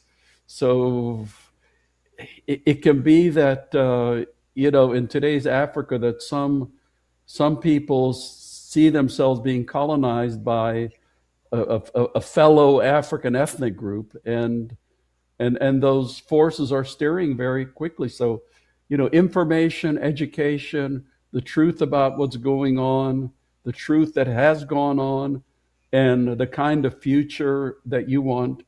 I have never, said it has to be independence. My own campaign has always been for justice and equality and fairness for all of the people, and that's what I absolutely believe in, and that's the points that you should be making. Thank you very much. Thank you Very much, Ambassador.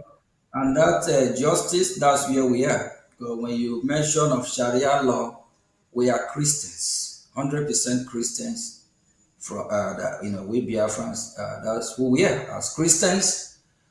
Sharia law is a no-go for Biafran people, and this Islamic jihadist terrorists, with their own ideology, they said we must be converted to Islam, of which they want to Islamize us. So automatically the division is there. It's just we need justice, because it's not going to work. and justice have to play its own role, its own part here, since we are not going to accept that Sharia law, and it's part of the reason why all these killing in Middle Belt and even a minority in the north, and they are actually pushing it towards the Biafran territory to try to, see how they can penetrate with this so-called Sharia law and whatever they call it. Elias, you I also just you want to want to? quickly, yeah, I just want to quickly add to this. This is not an overblown concern. This is a very legitimate concern. Senator Ted Cruz, for example, has introduced legislation addressing this issue of the spread of Sharia law in Nigeria. It's throughout the North, but what people are less aware of is that the radical Islamic politicians in Nigeria are trying to bring it into the Middle Belt and even into the South. So, for example, in some parts of the Southwest, what we call the Yoruba traditional territory, they're now discussing in some states the introduction of Sharia law, which is very it's not native at all because Ambassador, as you know, the Yorubas, they're a mixture of Christian and Muslim. They tend to be very moderate. Sharia law is really not indigenous to those people at all. And even with the Biafrans, Sharia law has not yet been introduced, but now the Nigerian government, for example, we've noticed propaganda recently talking about this concept of Igbo Muslims, which is very strange. And we see this as the beginning of what they're already trying to do in the Southwest, of trying to now push Sharia law into the Southwest. So they're slowly bringing Sharia from the North into the Middle Belt and even in the South now, or parts of the South. And if they continue to do that, I do think there's going to be significant unrest in Nigeria, not just in Biafra, but throughout other parts of Nigeria, if they try to impose Sharia on Christian or moderate Muslim populations. Yeah. And I think this is something the U.S. government has to be engaged on. Yeah, because people should remember that the reason South Sudan split off from Sudan was the whole issue of Sharia law, because the South Sudanese were Christians or animists. Like me, they like drinking their beer. And when the extremists tried to implement Sharia law, that really added to the desire for separation and freedom. Thank you very much, Ambassador. Before I find my question, let me add something there. Let me add something, please.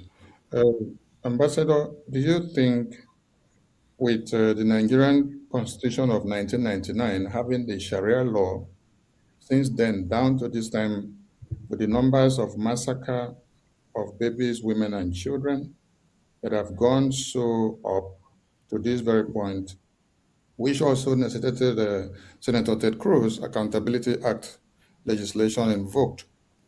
We've seen like 5,191 in 2021. We've seen like 5,061 in 2022. We've seen 8,222 in 2023. We've seen 6,500 in 2024. 2025 has 7,500 Christians massacred.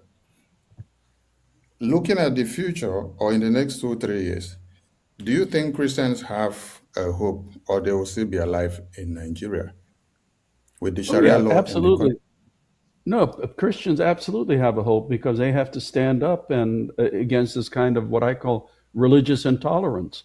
If you remember when Sharia law was introduced in the northern states, the deal was that it would not apply to Christians.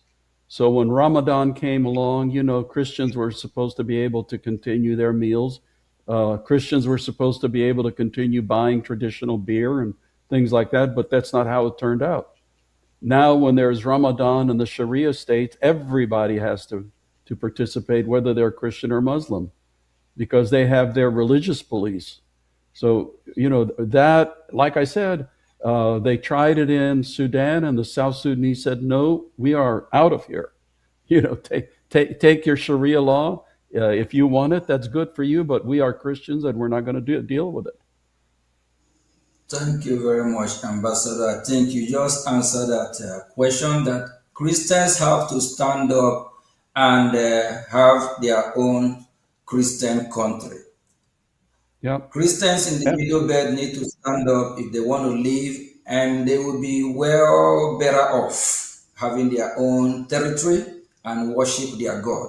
Then those that want to worship Sharia, they can go and have their Sharia. Thank you very much, Ambassador.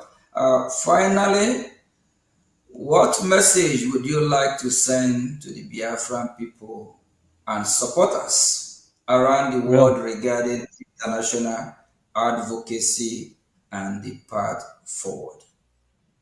my message is that the people of Biafra have the same rights to justice and equality and dignity as anybody else, and it's for them to decide how they want it and to struggle for it. Thank you very much. Thank you, Ambassador. Thank you for being part of this program today. And I know that Biafrans and the lovers of freedom around the world will be very happy to see you on VOB, Voice of Biafra. And Minister of Information, what do what do you have to say to our wonderful ambassador here, being in our I show want to today? say a very big thank you to our wonderful ambassador, who has been the friend of the Biafran people, the friend of the Christians, and the friend of everyone that do not carry machete to cut off heads of babies, women, and children in their communities. And that brings me to the conclusive question to our ambassador as he showers us the grace. Nigeria pays terrorists and reintegrate them into their military formations. Some people may be asking, if Nigeria wants to emulate America, where are they copying this kind of habit from? Is it okay for Nigerian government to pay terrorists and reintegrate them into the military formations? When I went through some documentaries the last time, they said they are trying to use the terrorists by reintegrating them into their military formations to go after another terrorist. And these are the same terrorists that ruined their plan before they go out to attack the other terrorists. What do you have to say about this? Because I would have loved to hear if America is reintegrating the ISIS or the Al Qaeda into the U.S. Department of War. Thank you, sir. So do you turn the hyena into a guinea fowl by bringing the hyena into the guinea fowl house? I don't think so. Ambassador, what is that not the same playbook of Afghanistan by Taliban, right? Yeah, no. Anyway, listen, thanks so much for having me, and God bless you, and God bless your struggle. Thank you very much. Thank you. Thank you. Thank you. Bye-bye. Thank you very much for having you. Thank you. Thank you. Okay, Biafrans, we just, is this not wonderful? Having somebody like Ambassador Tibunage, is that not wonderful? And on the 4th of May, 9 a.m. Eastern Time, 2 p.m. Biafran time, we'll be having a Marco Rubin on our show. So please tune in as well. And, Marco Rubin is someone who we're really familiar with. And, he advocates for freedom of religion. He also advocates for freedom for oppressed one. So he's somebody that you will want to hear from him. Before we conclude, Honorable Minister of Information, I think you can take it from here. We have few, still have very few time. Then Elias, I think Elias, you go first before Minister of Information. We are he's the information minister, so he can wrap it up, and he will be the one to say we should stay or continue, because we are here in his territory. Thank you very much. Well, thank you, my honorable ministers. This was indeed a very historic and enlightening interview with Ambassador Tibor Nagy, who's a very storied diplomat here in Washington, D.C., who's played a critical role on U.S. policy in Africa. This was indeed an extremely historic interview, and I'm very proud of both of you and appreciative to the ambassador for his generosity in participating in this program. Thank you very much. Minister of Information. Thank you so much. I don't know how to express my appreciation because every day we are making it work and we are making it better. I want to appreciate Honorable Elias for your good work for Biafra, and also our Honorable PM for doing what God has ordained you to do, because the tempo is getting high. So if ambassadors of America are telling you that reintegrating a terrorist into your military formation is a no-no idea, then it means Nigeria got this recommendation from a madman. Because it's only when you have some kind of recommendation from a madman that you will be tilting your head downward, and that will land you in the lagoon. And Nigeria has landed in the lagoon because that is what we are seeing today. Their military formations are overrun on a daily basis. And there is no day you sleep and wake up without hearing that babies, women, and children have been slaughtered, communities invaded. And the worst has happened that field marshals, generals, and commanders of the Nigerian military formations are taken down daily by the notorious Boko Haram terrorists. The list goes on and on. But like we said, Biafrans have hope because we have created the space for that. And Biafra Republic government in exile has done it. So I appreciate all Biafrans. Please key in to our next upcoming Politics Insight.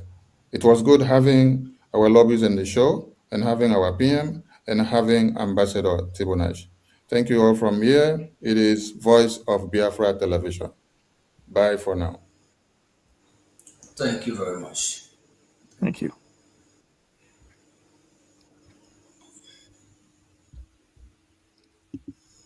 Oh,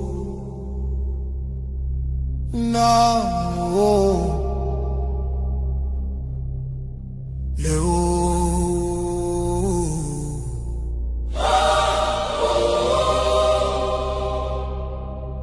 From every village, every city, from homeland to diaspora, hope is rising again.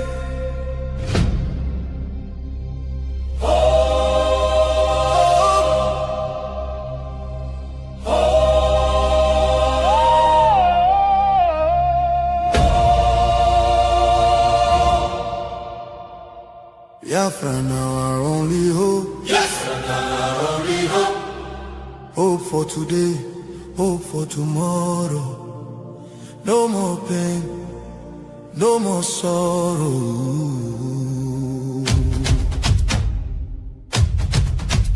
Ha! We bring better news, make you head on clear. We get hope, now Biafra we dey see ya. Beautiful nation, shining bright justice and fairness. Now the light, Biafra go be one beautiful nation.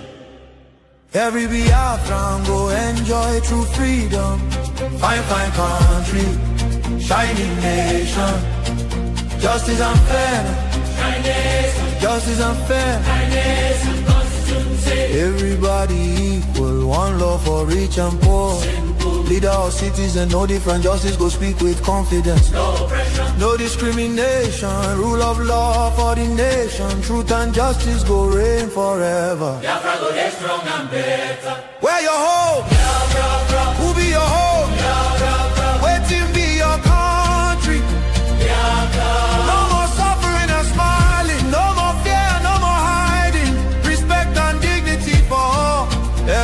citizens standing tall. Free education, rich university, healthcare for every community. No more dying, because no money. Life go better for everybody. Biafra now our only hope. Biafra now our only hope. Stand up now, make we claim our Biafra now our destination. Women go deliver safe for hospital. Citizen go get support every month. Better roads go connect every city. Modern railways and airport. Clean water go flow for houses. Electric light go shine every night. Security go protect every family. Day and night. Everything go right. You fit waka free for midnight. Go your road without fear. Kidnapping and violence disappear. Peace and progress everywhere. Mama and papa go get retirement benefits. Nobody go kill you for Biafra and go free. Now wahala, the person don't buy for him head. Oil and gas beneath our ground. And the people wey get the land go control them. Resources go serve the people. Prosperity go spread for all. Anything we dey for our land. Now our citizens go manage them. Development go reach every corner. Nobody go suffer again. No vote buying, no rigging game. Election fair and play. One woman, one vote. One man, one vote. Your voice go matter every day. Biafra now our only hope. Biafra now our only hope. Hope for today. Hope for tomorrow. No more pain, no more sorrow.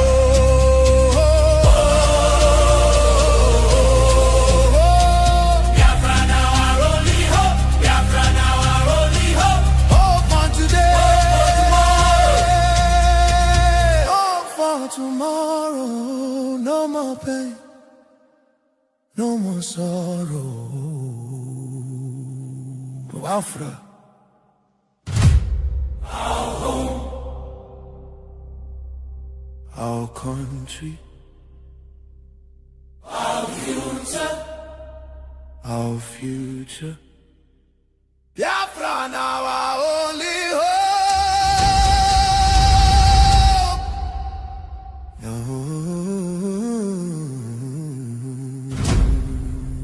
Love can heal the deepest pain. Shelter broken dreams erase. Hunger.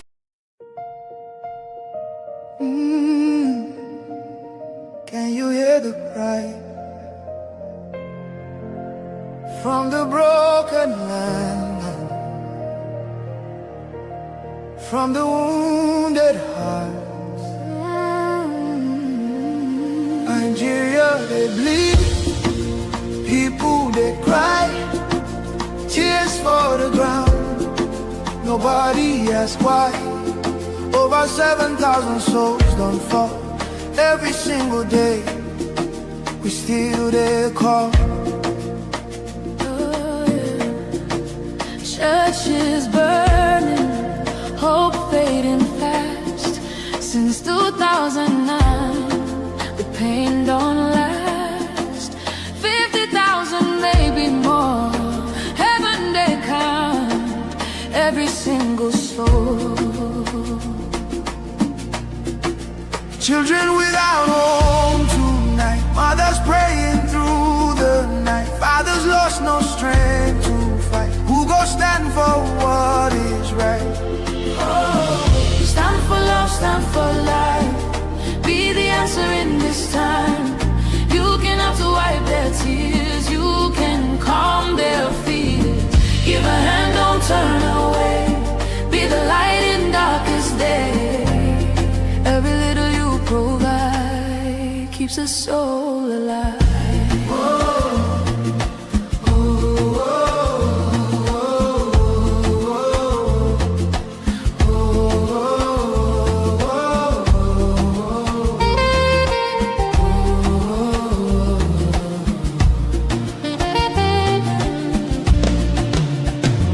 Millions roaming, nowhere to stay.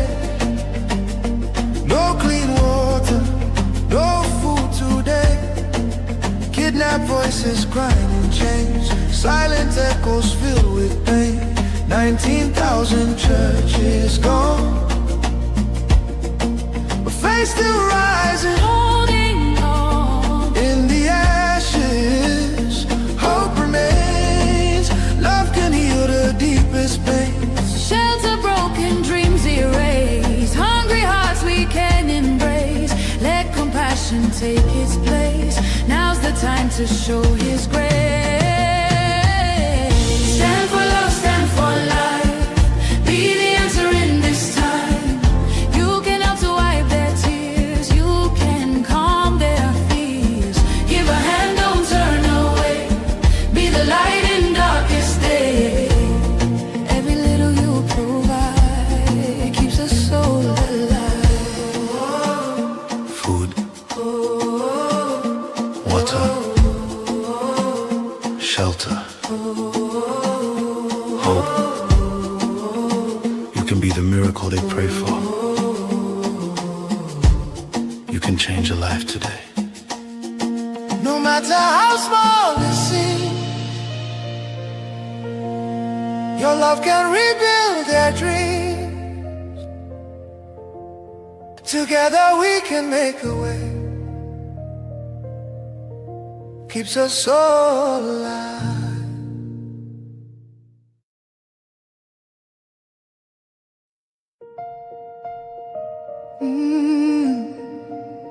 Can you hear the cry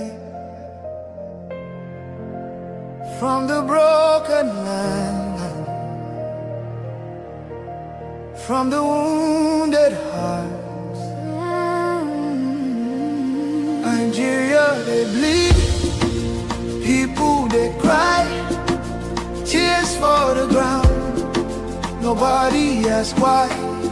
Over 7,000 souls don't fall. Every single day, we still they call. Churches burning, hope fading fast. Since 2009, the pain don't last. 50,000, maybe more. Heaven they count every single soul. Children without home tonight, mothers praying through the night, fathers lost no strength to fight. Who go stand for what is right? Stand for love, stand for life. Be the answer in this time. You can help to wipe their tears. You can calm their fears. Give a hand, don't turn away. Be the light in darkest day. Every little you provide keeps a soul alive.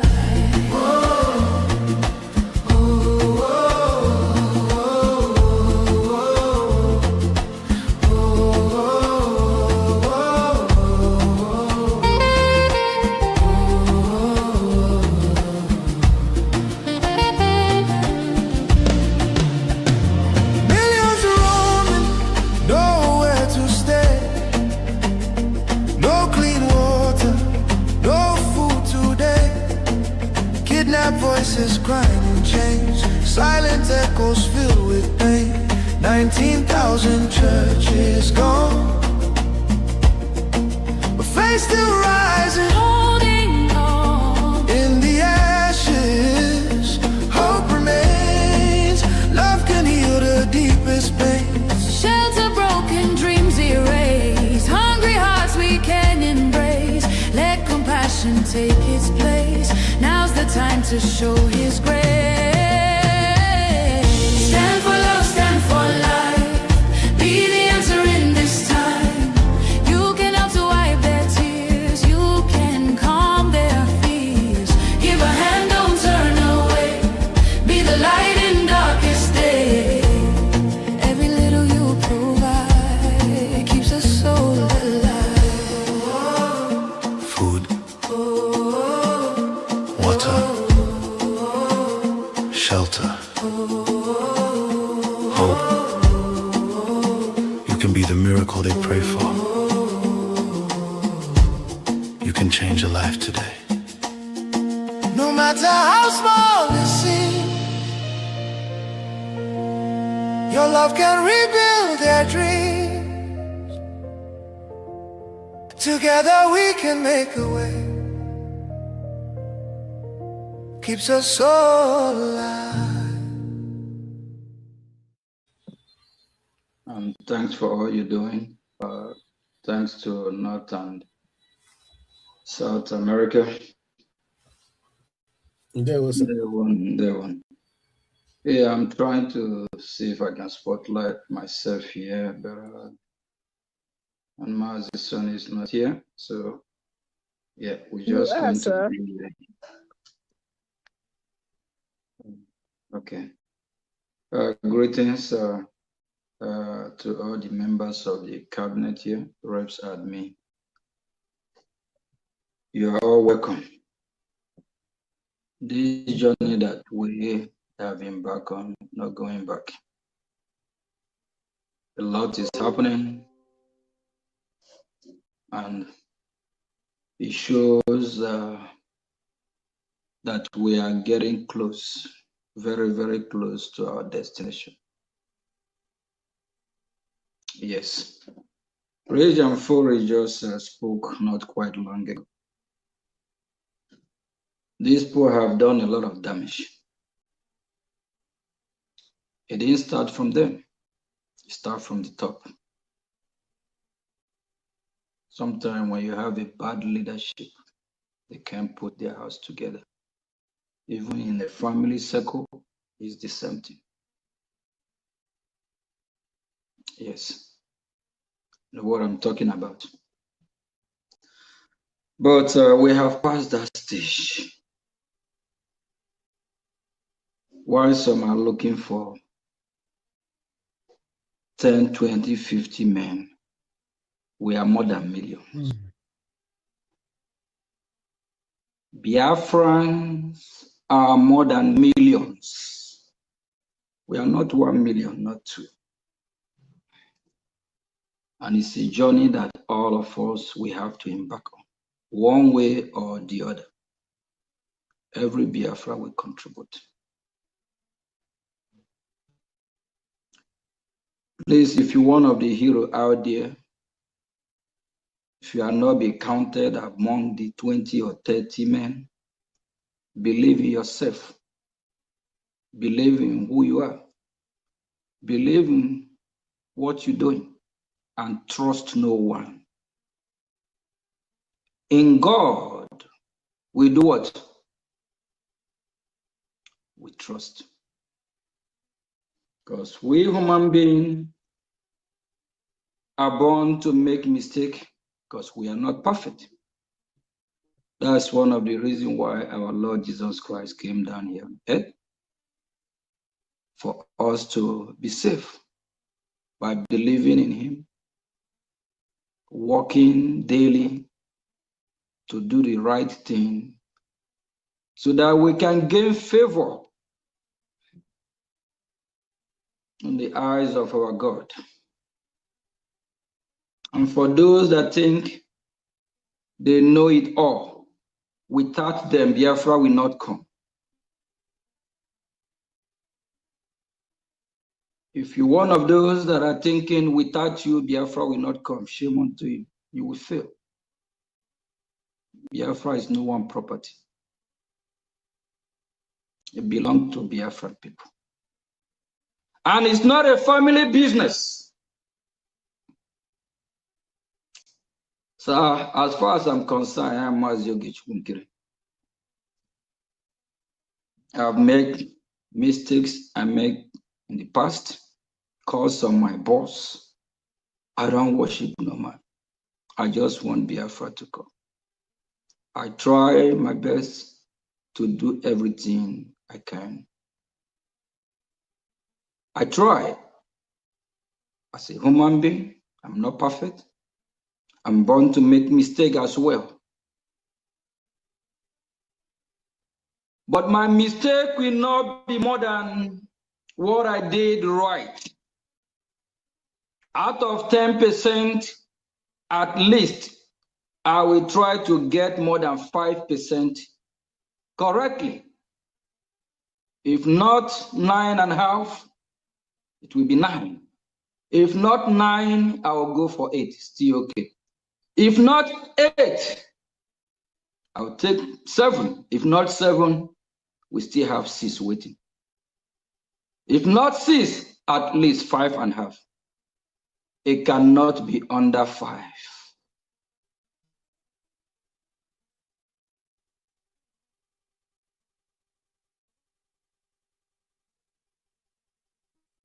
Leader that I look up to, that I can call my leader, that I can present result. Our leader, Dumewoju and Philip Efio. The rest, I don't know what they are doing. What as in? Biafra. It's heartbreaking. Today,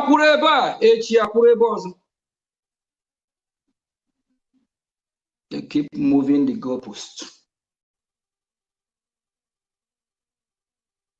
You speak based on the situation.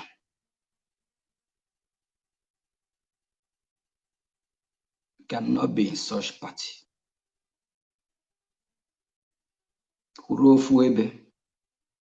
Whatever you say today, tomorrow, let it be the same thing. You can't say A today. Tomorrow you turn around and say B. Not from you. I'm not buying that. If you're one of those that want to concur and buy that idea, go ahead. If you bring Biafra, glory be to God. If bring Biafra, glory be to God. At the end of the day, what we want is Biafra. I will fight the Biafra that I understand. I will fight with who I understand, not who I don't understand. And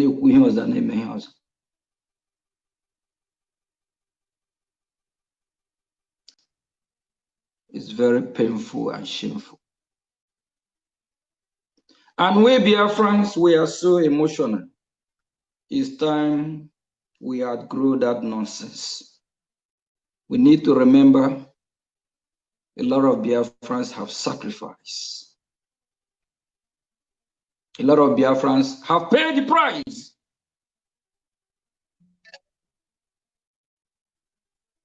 I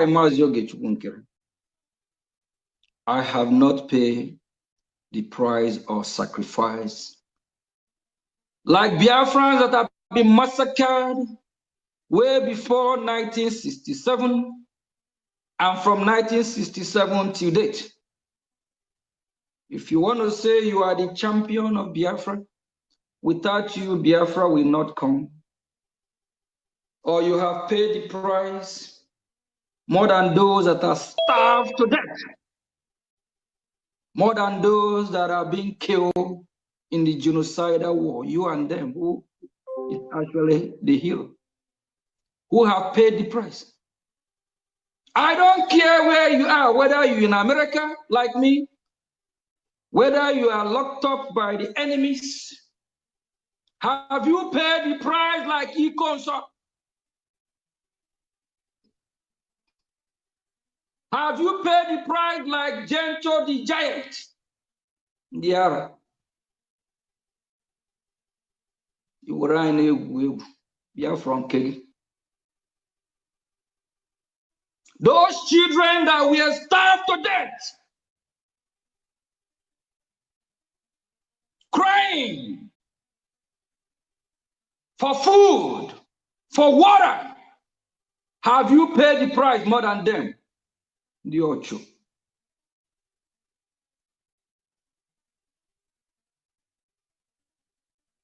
Biafrans that have been arrested that no one even know where they are. As I'm speaking, there is some Biafrans in Nigerian prison today. Their family members don't even know where they are. Nobody has visited them. Maybe for the past 10, 15 years, we don't know whether they are alive or not. And with who that probably receive visitors more than 10, 20, 15, 50 every day, like a celebrity. Who is paying the price more? Time to worship human being is over. This fight, we must fight it with honesty, with truth. And we must respect each other.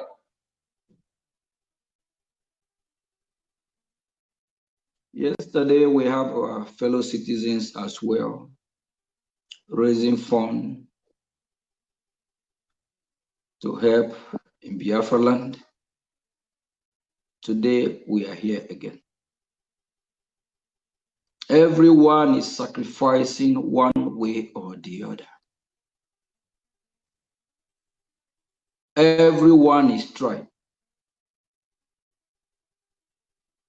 Don't think you sacrifice more than anyone. I am Mazio Gechugunkire.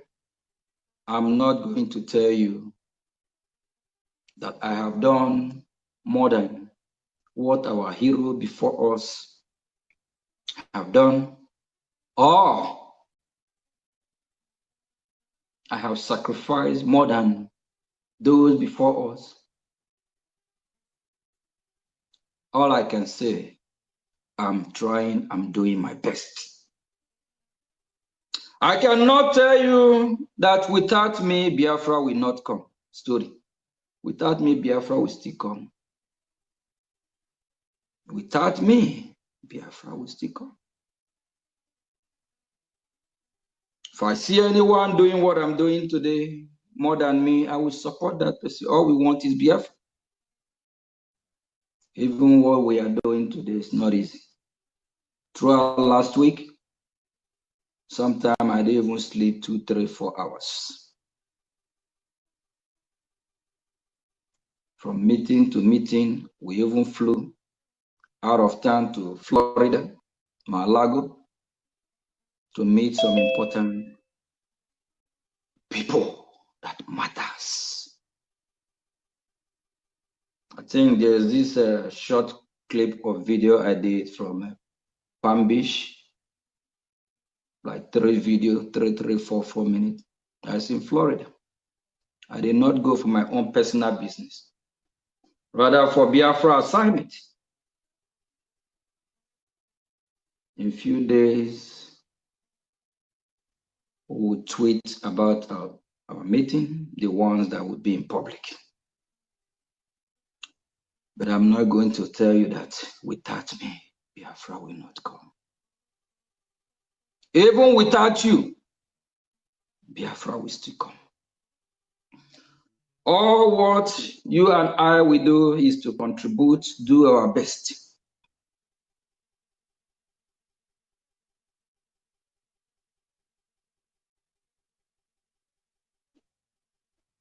Please keep fighting. Keep doing your best.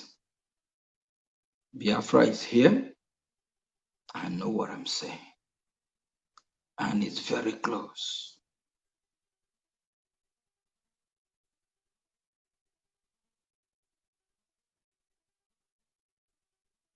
It's very close.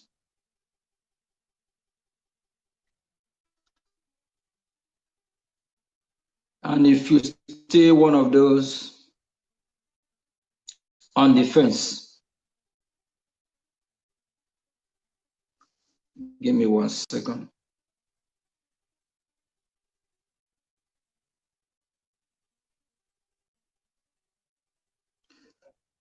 If you still one of those doubting what we are doing, okay, make it from 9. Please don't be like Thomas, please. Our freedom is near and close than never before.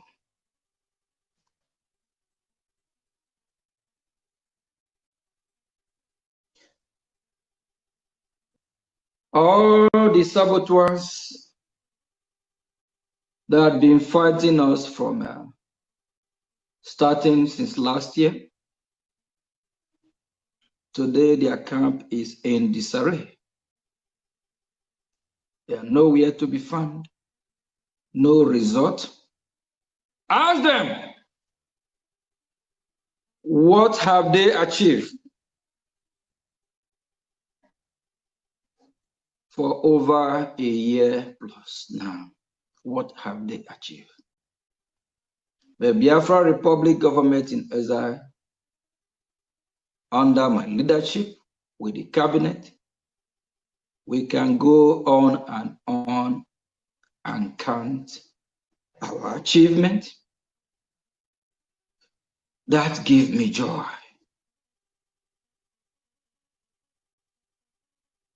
That makes me feel relief. Make me happy, knowing that our freedom is near.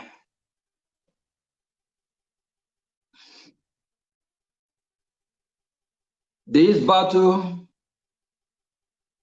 that they've been battling against Biafra Republic government in exile will not work. Even within, they have tried to see if they can stop this government. How will you stop a winning team? How will you change players that are giving you results?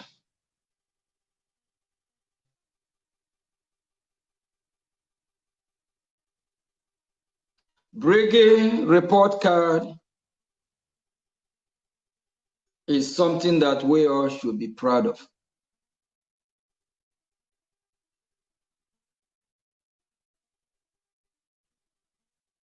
You cannot fight from exile without forming a government.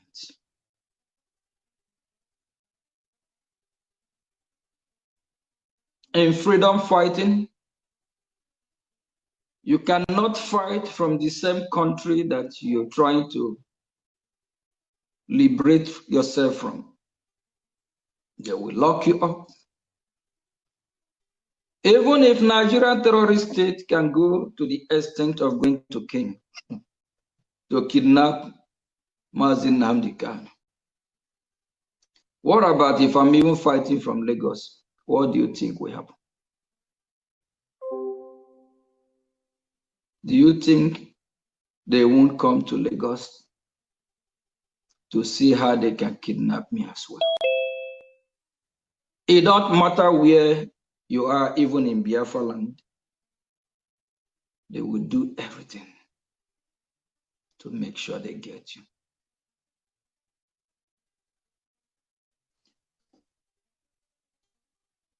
For that reason, that is why we have formed Biafra Republic government in exile.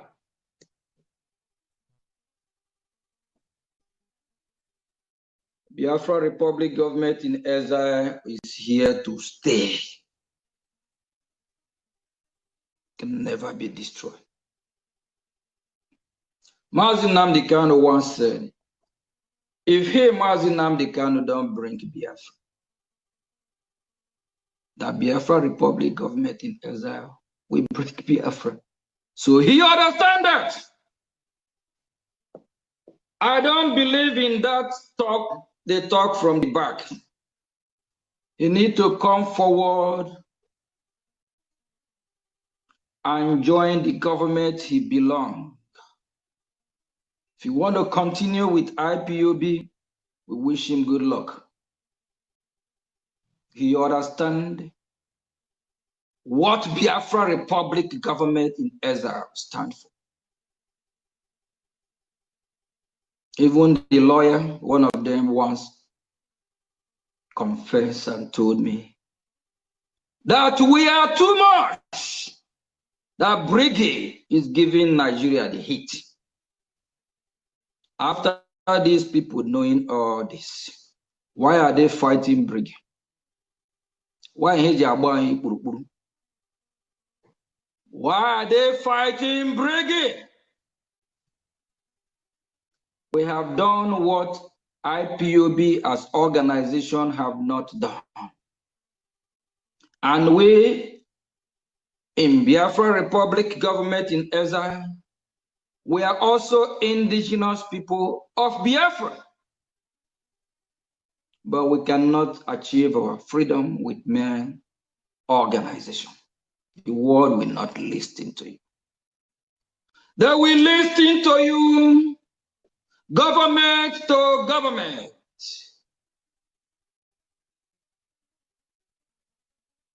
At the hearing 4 days ago, one of the speakers, I'm not actually all the speakers, we met over 90% of them. Yes, with the ones with the big name, all of them. One of the speakers, I actually have meeting with him a couple days before that hearing. I did not even expect him the way he addressed me. Throughout, he addressed me as Prime Minister, Prime Minister. Because he understands the value and he understands what Biafra Republic government in exile stands for. Some of you, when he tweets, everyone rejoices. I'm not calling his name. Yes. Few days before that hearing, we have a meeting. We talk. Yeah. And we didn't make it public either. No, that's just what it is. He did not address me by calling my name. All throughout is Prime Minister, Prime Minister. And there is somebody who worked for US government and a top government official at the time. And US government listened to him. He called me Prime Minister throughout. Can you Prime Minister under IPOB? No, because the structure is not structured as a government. It's not structured as a liberation movement. It can be an organization. It can be affiliated with Brigade. Why are they fighting Brigade? Are we too much? Are we doing what they haven't done before? Or is it because we are not career agitators? Or is it because we are pure? Or is it because we don't pay anyone salary? We are all volunteer. Not like the one IPOB used to pay some people 4,000. They even buy house for some people, pay some people mortgage. I don't know. Like our senior citizens, like Bishop Comfort, Honorable Bishop Comfort, our mommy Jane. Maybe after they, we know at their age they already retire. When they contribute the little money they have, the same money they contribute, they will use the money and pay some people's salary. They will still use the money and train somebody like Uche Mefo in school and train Darlington. They will go a guy named Mayor. We have 5 days. In Brigade, we don't pay anyone. We are volunteer soldiers. Few days ago, this meeting I'm talking about, actually, I thought about it for some time. I'm like, if this high-level person is calling Matthew Gechukunkere, Prime Minister, Prime Minister, he understands what we are doing. He believes in us. He believes in you, genuine that is listening to me. Don't let no one deceive you. No one is your master except our Lord Jesus Christ. We are all servants of Biafran people.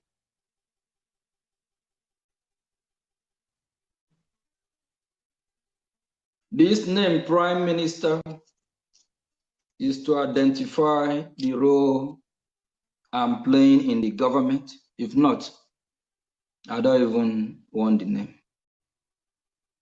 But that is only how they can identify you, know what you stand for, your role in the government. Things will change. If you're not comfortable with Briggy this time, you might go and join the 1 million men. We can't have Briggy and we are preaching of 100 men. That means you in Briggy, you don't belong. All your sacrifice in vain. Everything you work for. Onye jụrụ gị ga-ajụ onwe gị. I'll say it go. Those under IPOB, you can follow IPOB and go IPOB.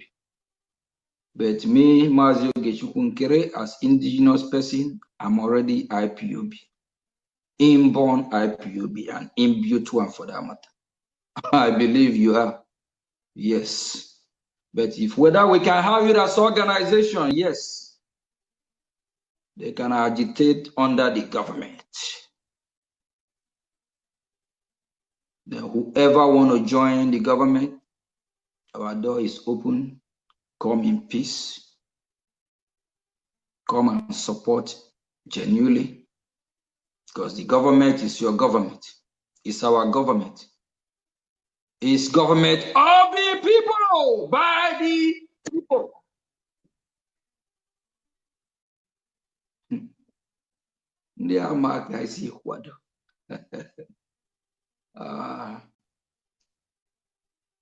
Now I see the reason why for almost 20 years we did not move anywhere. The blue flag in it disturb embassy everywhere. It's no protest. All these protests with drum music, some even take a walk with them. Some turn it to dating event. We have passed that stage. We have passed that stage.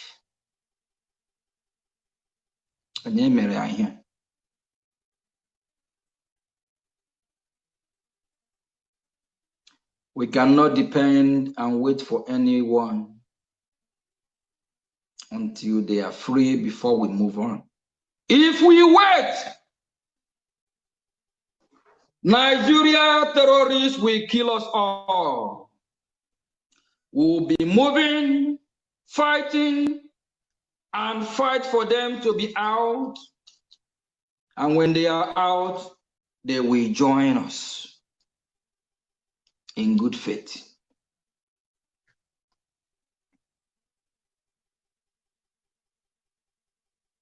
I'm disappointed in some of our so-called leaders. Disappointed. After everything, no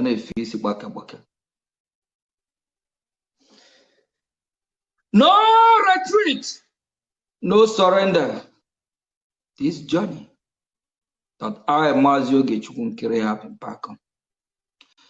Honorable Minister of Information, I will give you permission just to put this picture on the screen if you're here.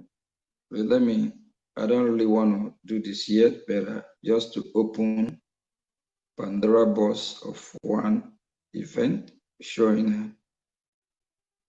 Minister of Information, are you here?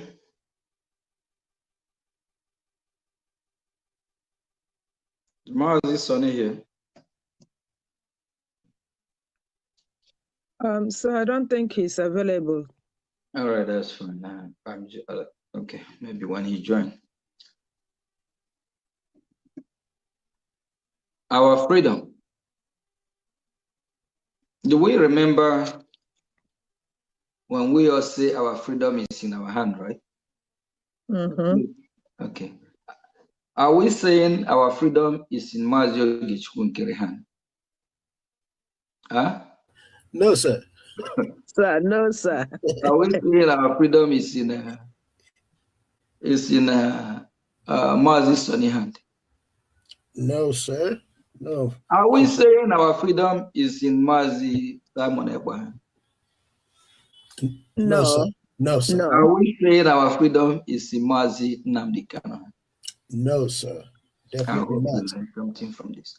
Our freedom is in our hand. It's not in anybody's hand. Mandate here without them, Biafra will not come. Zebudaya said, fa what? Foul.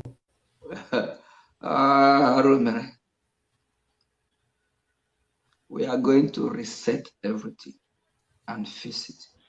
Just a few days ago, something happened. It broke my heart. I'm surprised that a particular country.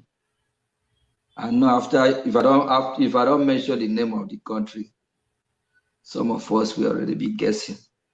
But I will just narrow it. I'm surprised that a particular country, our contacts, we're building our lives. So you guys don't know what's going on. Saying that they are waiting. No, there's a park. They are very loud, well respected in the state here. They say they are waiting for a signal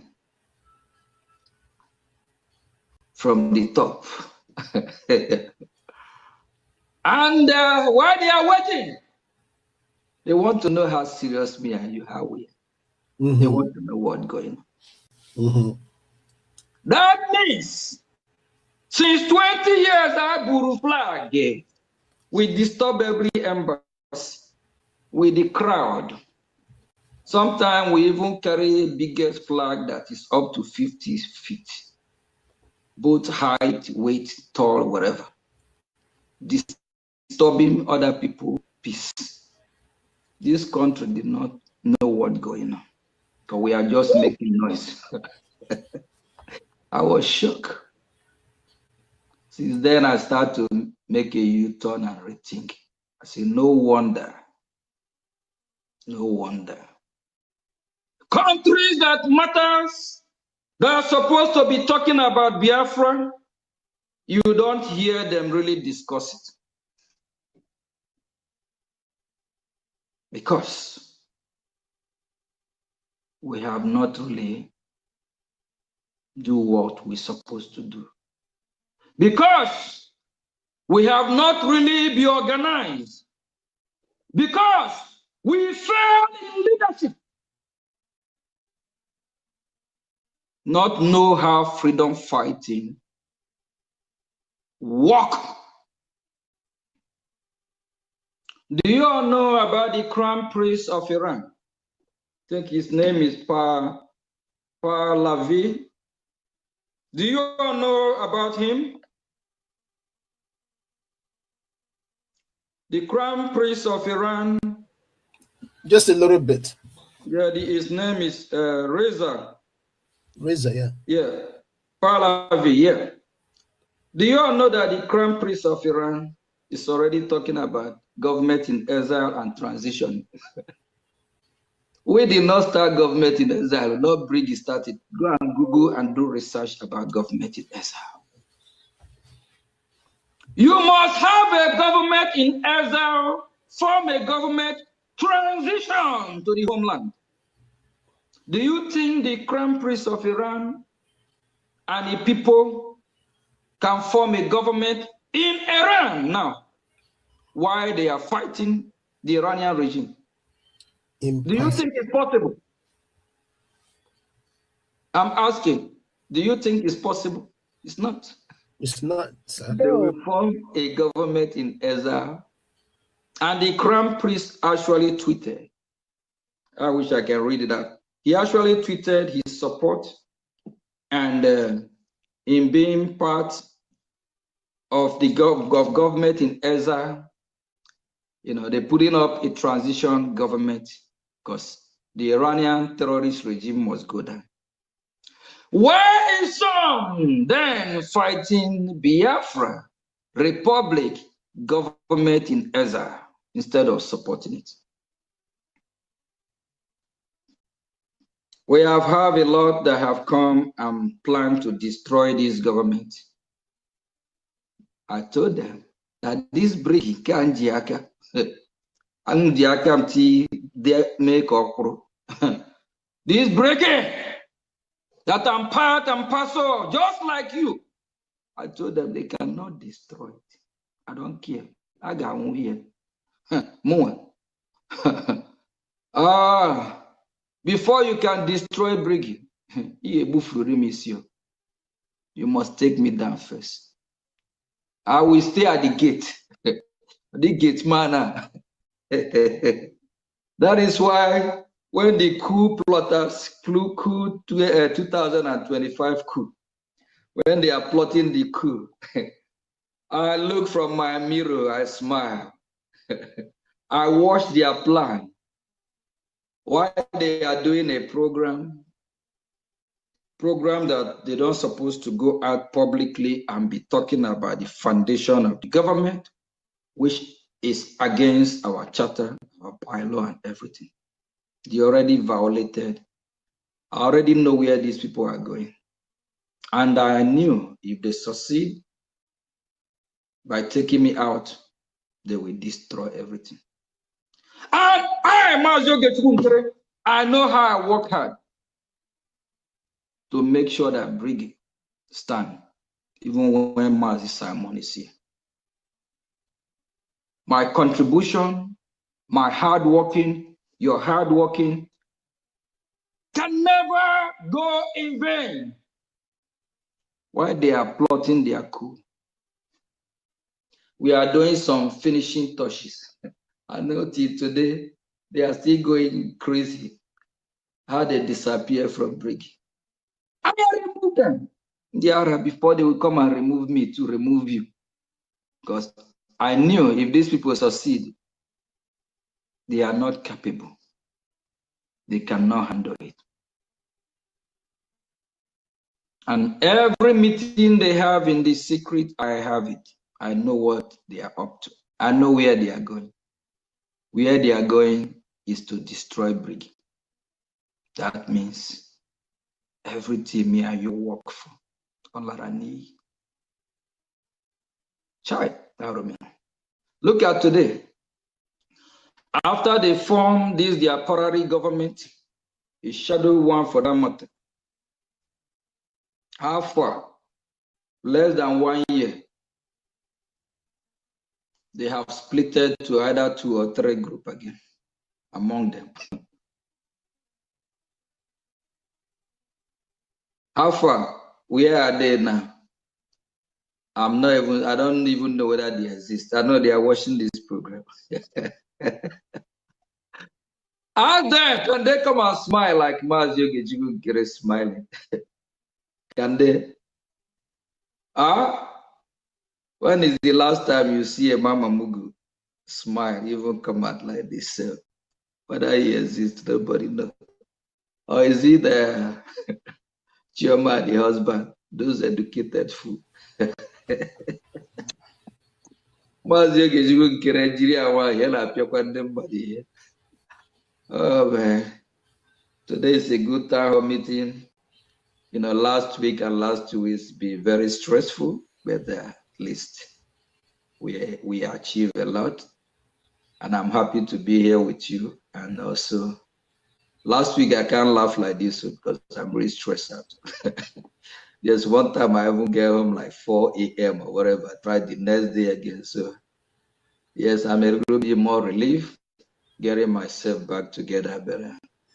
The good thing is that we are moving forward. Every day, a lot is happening. a lot of evil people are being exposed, just like this lawyer of IPOB, because he's not lawyer of Biafra. All these Achikate one lawyer of IPOB. These guys, they never are ashamed of themselves. They said their master Onyendu is in high spirits. That Onyendu is fine in Sokoto.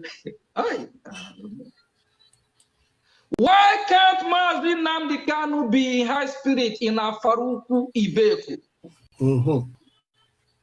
Why can't he be fine and okay in Afaruku Ibeku?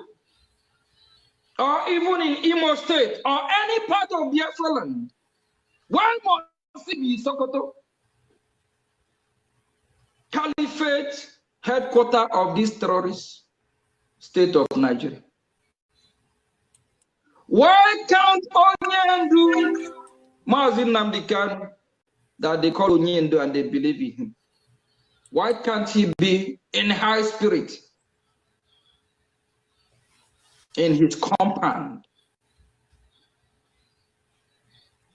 And these useless, shameless lawyers say he's okay, he's happy. People are trooping in. These people say they are lawyers. I wish I can take this bar, take all their certificate or whatever, qualify them to practice law. Then that lawyer. Hi, you're telling me that your client, who is not free, who can't come out of that prison yard and walk freely, these evil lawyers say Mazi Nnamdi Kanu is happy being in Sokoto. He's happy where he is. Now people are trooping in because he's a celebrity there. He now turned to a blockbuster or a museum where people can go and pay or visit him, touch him. Oh, yes, shameful. This lawyer, instead of them doing their job, they're after 100 men. Every 2-3 weeks, they want Biafrans to contribute money. Give them. They will flew to Sokoto. Mazi Nnamdi Kanu lawyers are scammers. They are criminals. They jail him. From our lawyer Jimako to all of them. They are evil people. They are evil. I know them. I have interacted with them. I speak to them hours. They are not serious. Apart from Mazi Nnamdi Kanu, they don't have any other client. Go and ask Nemeka, when is the last time he defend anybody in court of law? Money Biafrans contribute. He will collect money from Briggy, collect from Avi, collect from Ambassador Group, collect from Sunrise Group, scam everybody, say I'm going to see Mazi Nnamdi Kanu. Nah, they are Jane. Maybe Briggy bring 200. Avis will bring 200. Ambassador will bring 200. Sunrise will bring 200. How much is that? Go here, go there, go there, go here. Due. All these evil people, Biafra will deal with them. One way or the other. Kwarija. And they forget that I am in Washington. Washington is me and I'm Washington. Hey, William, I'm here. They will all come and meet me here. But any of these people that come to destroy what we are doing, we'll go after that person. Yes. There is some serious question that we Biafrans need to ask. And if you're one of those want to join the 100 men or thinking about 100 men disease from it. The same people you are going to join, they're the one that need to come and join Briggy, because Briggy is the genuine government. Briggy is the real deal. We from this government have not go and advocate how to lock them up. Remember, Mazi Simon Ekwa, the same IPOB 100 men, they are the one that went to Finland. Testify! Against it. They are not passing me well. I will scatter these people.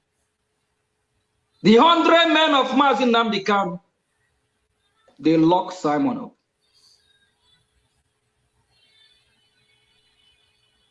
Please, somebody should go and ask Mazi Nnamdi Kanu, do you know about why Simon is arrested?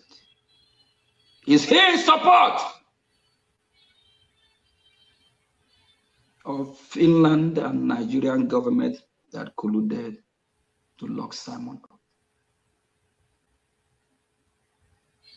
Kanunta is one of the 100 men. Do you all saw his tweet a few days ago? Talking about 100 men is giving some people nightmare. I look at this man, see, this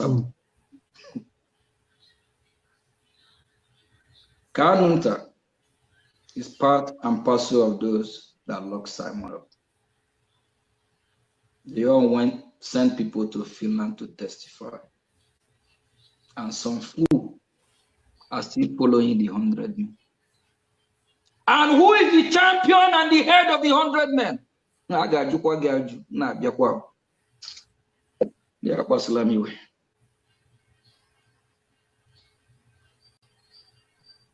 Avis that are not fighting for Biafra is part of the 100 men.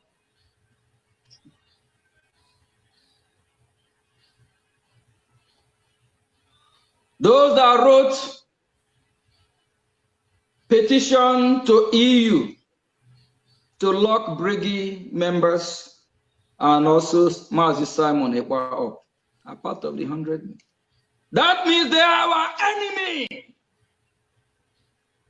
Either you're with us or you're not with us. And if you, the head of the 100 men, you are our enemy. We need to set the record straight. Mazi Ogechukwu will not worship anyone. I did not join Biafra because of Mazi Simon Ekwa. I did not join Biafra because of Mazi Nnamdi Kanu. By the way, this struggle, I'm not the one who started it. Biafran started it way before now.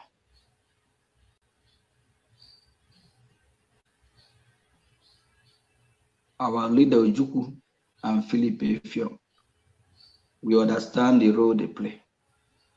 Fast forward to Asari Dokubo and Owazurike. I can't come now and claim without me. I can't come and claim without me that opened the eyes of Biafra for them to fight for their freedom.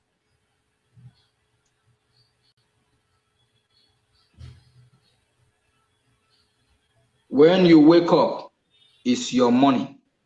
Whenever you join, you start from there. We'll be asking questions in a few days. And please, those that are listening, it's time that we need to outgrow this emotion. Nigerian government, they are using that against us, being so emotional. We need to ask the 100 men question. Why do they betray Biafra? Why do they send petition to EU? Why do they go and testify against Mazi Simon Ekwa? Is that the 100 men? that we work for your freedom and my freedom. So who is fooling who? Emarasu eswanikwe. Emasu esubirapata. This journey just began. Game on. If you're Maradona, you know how to fool us. You can't fool us forever. Either you with us or a park here. If we talk about those that have really sacrificed, we talk about the millions of Biafrans that are starved to death, killed. Not even me and you that are free, walking freely. Not me and you like me that travel to Florida last week. I go to Washington every other minute. There is those that have really paid the price.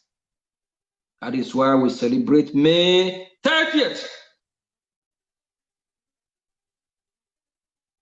Some of them have not even have a visitor for years. Some sing from morning to night, praying. When will their salvation come? Compare Biafrans like that with Biafra that is locked up and people are trooping in hundreds with gift, with word of encouragement. Which one have sacrificed more? Just meperunuazu. I will open a Pandora box for everyone. So you use your tongue to count your teeth. Maybe that will open your eyes to start supporting, to start asking questions, to be more serious. For you to know that we are moving on. We are serious now more than before.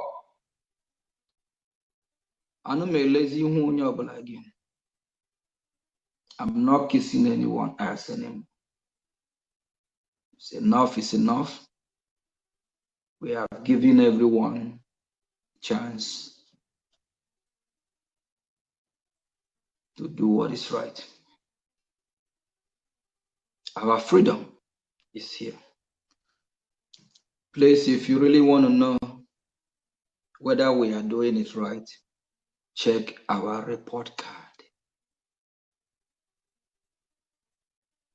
Ask those, your 100 men and those you are following for the past year, what have they done? When I go to the Hill, Washington, D.C., I keep seeing familiar faces, people we have met with. We are now more familiar. We are like friends. We are building bridges. Whenever they see me, they see you. Whenever they see me, they know what I stand for, Biafra. They know Biafra is in the Hill. Thank you very much. God bless you. Don't be follow. Don't let anyone deceive you.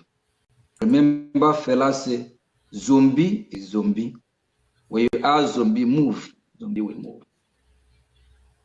When you ask zombie sit down, zombie will sit down. Don't be a zombie. You know what is right. Support your freedom. Fund this movement. A lot is happening. I wish I can say everything on air. If I do, our allies will just say, Haga boss, they will say this have no secret. Thank you from here. They would.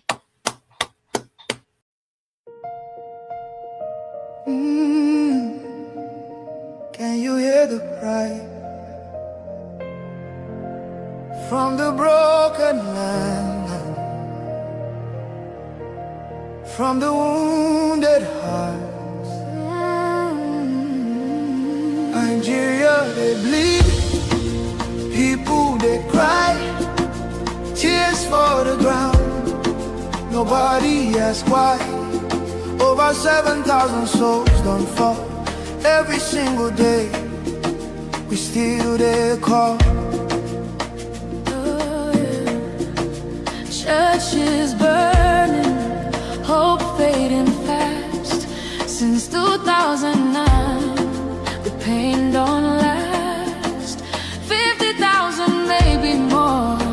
Heaven they count every single soul.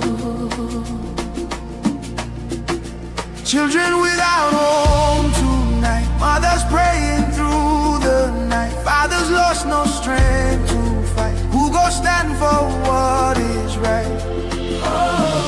Stand for love, stand for life.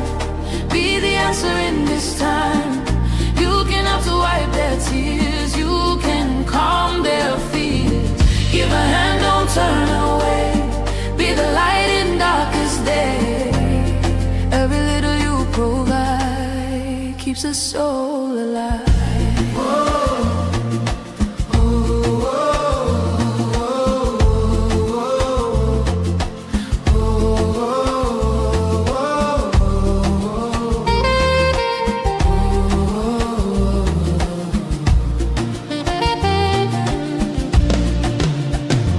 Millions roaming, nowhere to stay.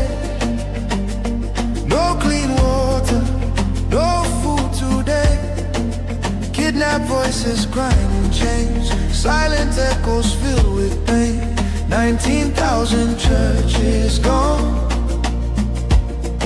but faith still rising, holding on. In the ashes, hope remains. Love can heal the deepest pains. Shelter broken, dreams erased. Hungry hearts we can embrace. Let compassion take its place. Now's the time to show His grace. Stand for love, stand for life. Be the answer in this time. You can help to wipe their tears. You can calm their fears. Give a hand, don't turn away. Be the light in darkest day. Every little you provide keeps a soul alive. Food, water, shelter, hope. You can be the miracle they pray for. You can change a life today. No matter how small it seems, your love can rebuild their dreams. Together we can make a way. Keeps us all alive. What is happening today have shown us that the country we call Zoo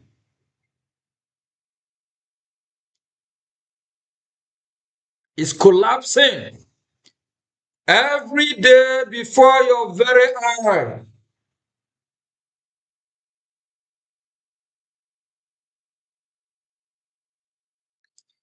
If the Nigerian don't let Biafran people go,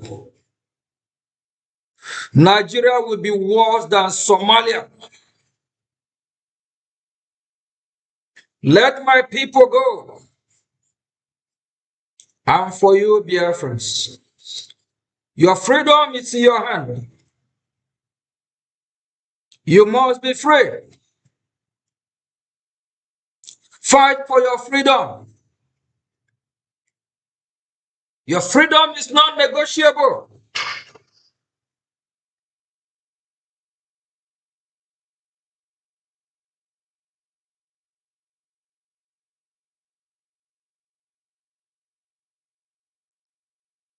It breaks my heart when some Biafrans are so scared of the bully of this evil forest called Nigeria. Where is the Odogun of Biafrans? Where is the Biafrans that are wearing Isiago? Where is the head of the family? Where is the Ezes?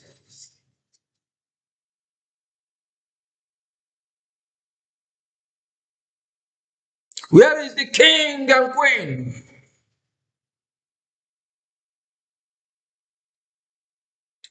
If you're a Biafra, it don't break your heart to see how these Islamic jihadists, terrorists, are killing your fellow citizens, are killing your fellow Biafrans. That means you too, you are evil. Ndị ebe anyị, oge nwere onwe erugo. Oge nwere onwe erugo. Ọ dabara anyị na ndị ugwu. Ọ dabara anyị na ndị Yoruba. Ha ahụ anyị n'anya. Ha ahụ anyị n'anya.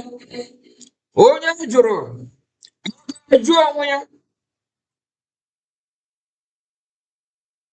Our forefathers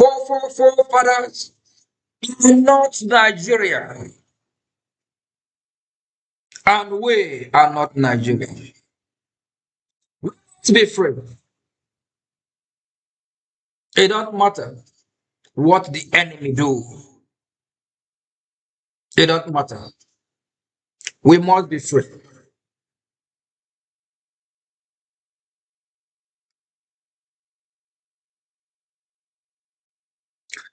What is happening today have shown us that the country we call Zoo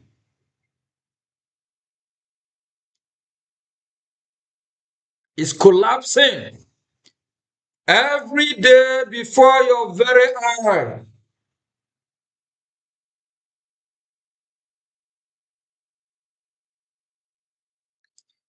If the Nigerian don't let Biafran people go,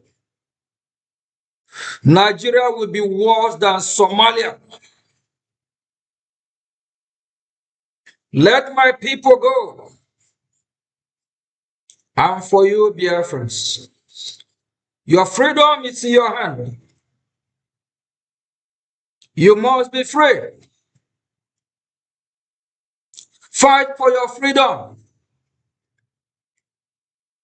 Your freedom is not negotiable.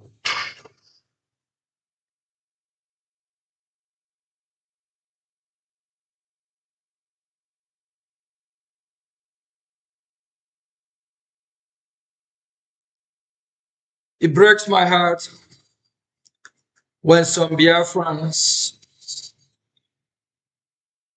are so scared of the bully of this evil forest called Nigeria. Where is the Odogun of Biafrans? Where is the Biafrans that are wearing Isiago? Where is the head of the family? Where is the Ezes?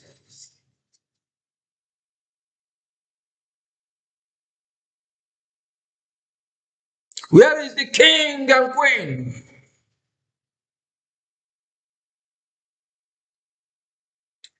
If you're a Biafra, it don't break your heart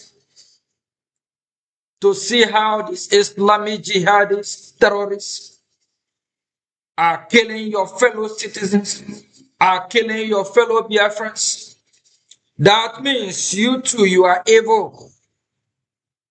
Ndị ebe anyị, oge nwere onwe erugo. Oge nwere onwe erugo. Ọ dabara anyị na ndị ugwu. Ọ dabara anyị na ndị Yoruba. Ha ahụ anyị n'anya. Ha ahụ anyị n'anya. Onye jụrụ, jụọ onwe ya. Our forefathers are not Nigeria, and we are not Nigeria. Let's be free. It don't matter what the enemy do. It don't matter. We must be free.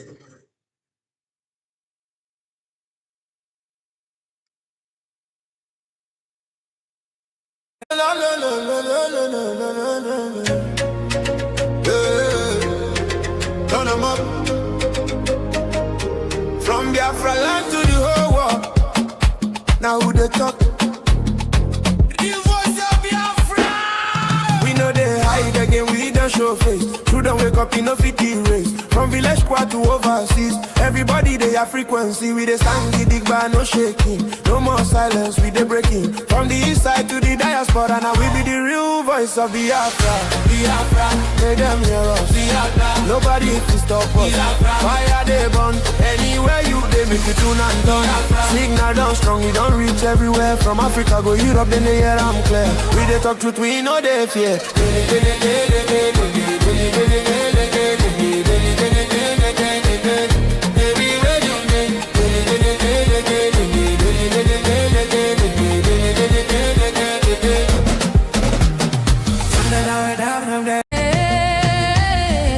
Stand for love, stand for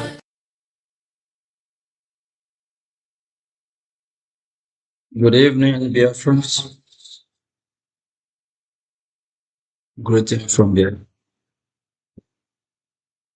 Are you ready for your freedom?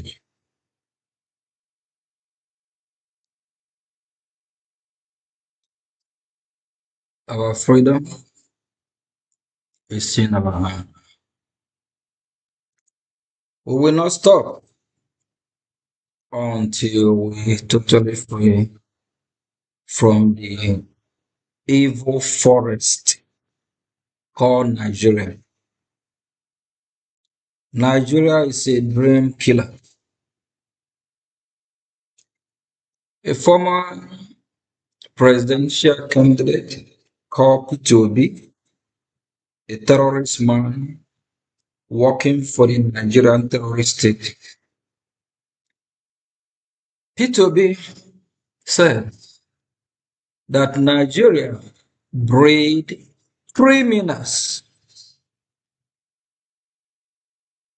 For those that want to be criminal, you can remain in Nigeria. If you want to be a criminal, remain in Nigeria and be Nigeria. P2B is a living testimony. Gregory P2B, the errand boy of the evil so-called King Charles, the royal family of the evil satanic government of the British people. P2B worked for them. He is their errand boy. The British government sent P2B to come and stop Biafra freedom. They lured him into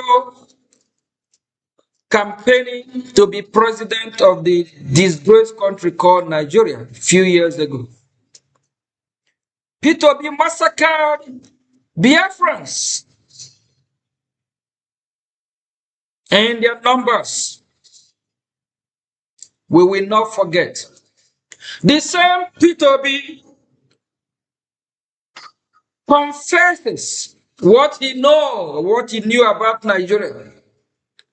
P2B said, Nigeria breed criminals, of which P2B is a criminal because Nigeria breed him. P2B is once governor of Anambra State before Biafra is redeclared. He governed that state for 8 years.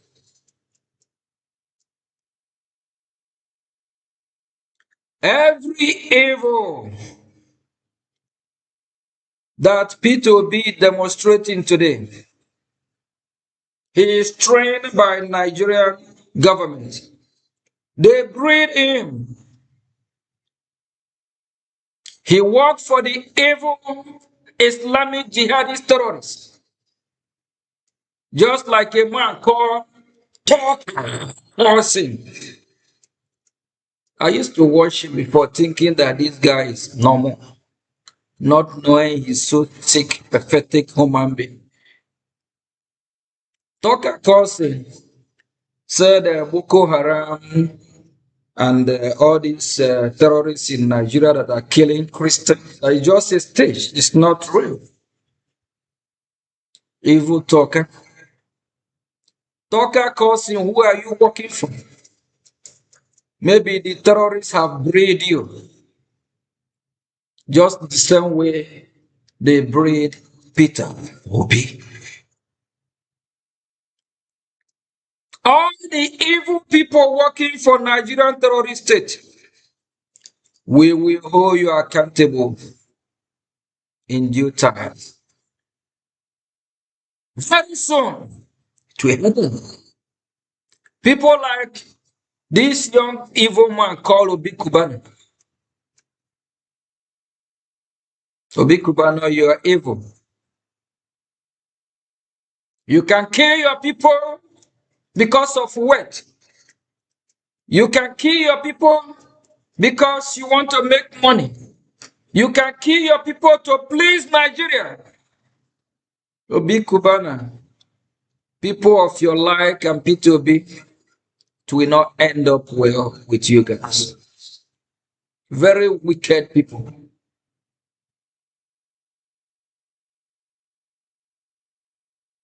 Biafrans are being massacred on daily basis just because of their faith in our Lord Jesus Christ.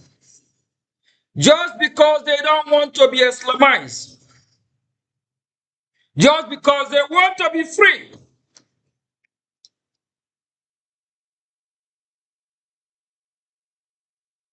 Is it a crime to be free? Is it a crime to say, I will not worship your own God?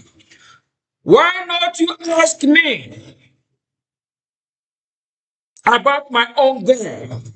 Which God am I worshiping? Then I will tell you who my God is.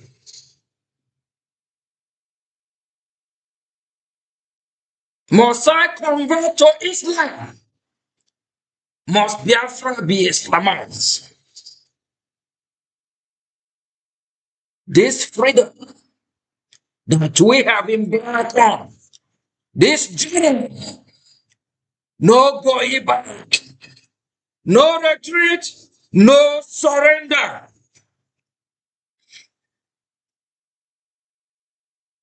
All the enemy of Biafra will hold you accountable.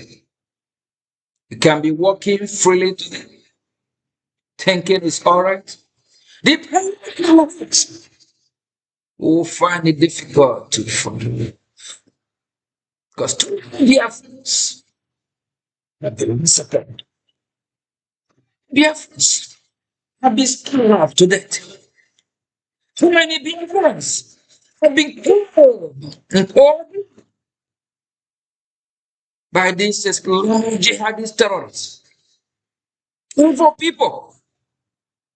Look at what is happening in Iran today. The evil Iranian regime can't even negotiate in good faith. They're trying to use Turkey.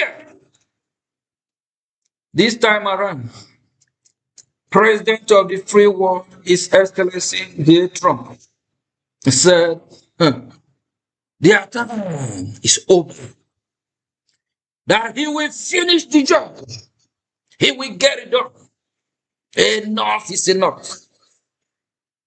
This Islamic jihadist terrorists, their book, the book that taught them what they are doing today,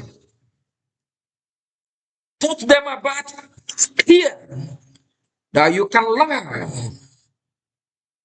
to get your way. That you can lie and turn around and said you didn't mean it. We pray that after the terrorists in Iran are putting to rest, please, we beg United States of America and Allah, especially Israel, to please come and stop the terrorists in Nigeria.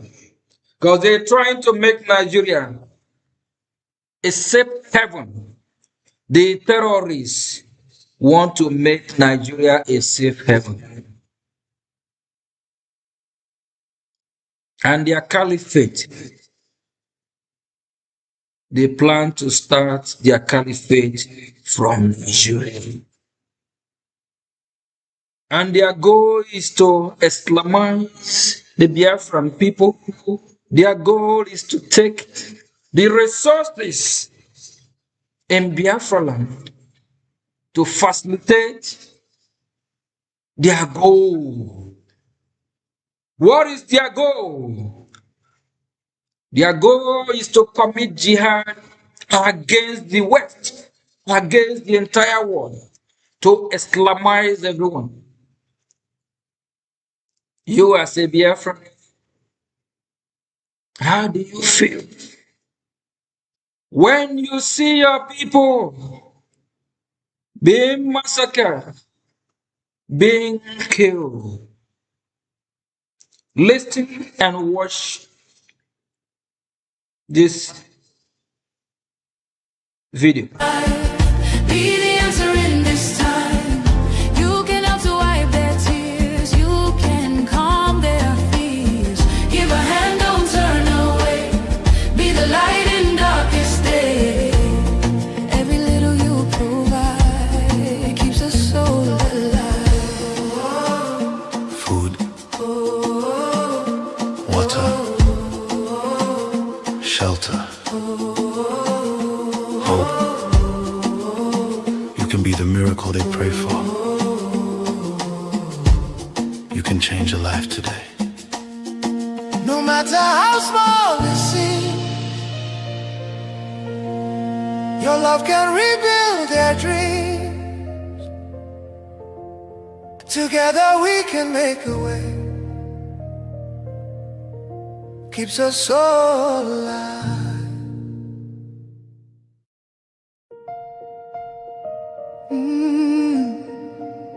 Can you hear the cry from the broken land, from the wounded hearts? Nigeria, they bleed, people they cry, tears for the ground. Nobody asks why. Over 7,000 souls don't fall every single day. We still they call. Churches burning, hope fading fast. Since 2009. Churches burning. Women and children have been massacred. Houses have been razed down. Is that the kind of country you want to live in?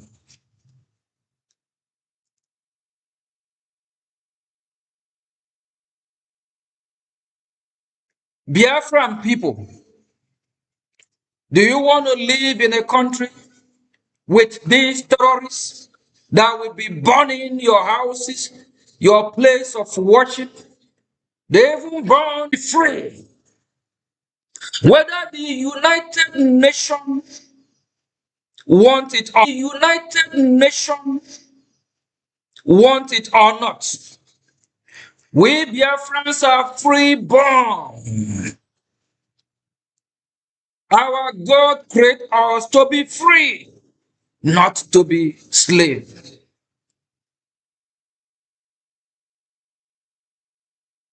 The occultic United Nations that can't solve any problem. Shame unto that body. Shame unto the members. You are a disgrace. What is the purpose of United Nations? If they can't bring peace to the world, if they can't settle dispute, if they can't bring justice, equity and fairness, war between Israel and Gaza and Hamas, they're not able to solve it. Russia and Ukraine be killing themselves in millions, property destroyed, innocent people being the victims. You don't know nothing about the war. This occultic evil UN can't even stop it. Iran massacred over 40-something thousands of our citizens. UN cannot even interfere. To ask the Iranian regime, what is going on? Why are all these innocent women, children being murdered just for protesting for freedom? Just for protesting for a better life? Just for protesting, they want to live. They want a good paying job. They want good education. They want to live in peace with their neighbor, like Israel.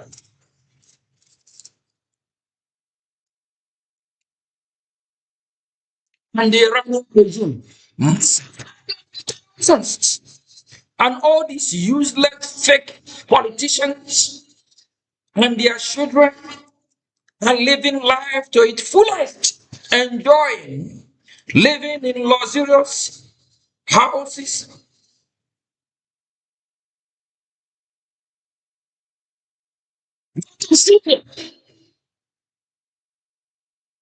The Jews, the minorities there, are being killed, massacred every day. Where is UN?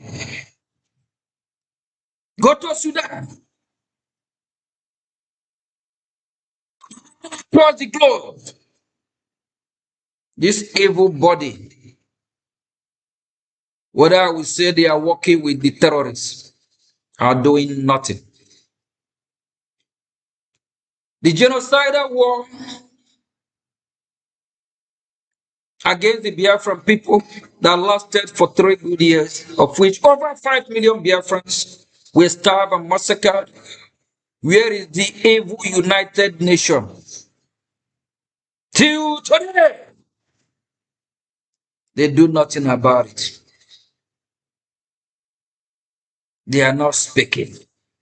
They are not dance and doing.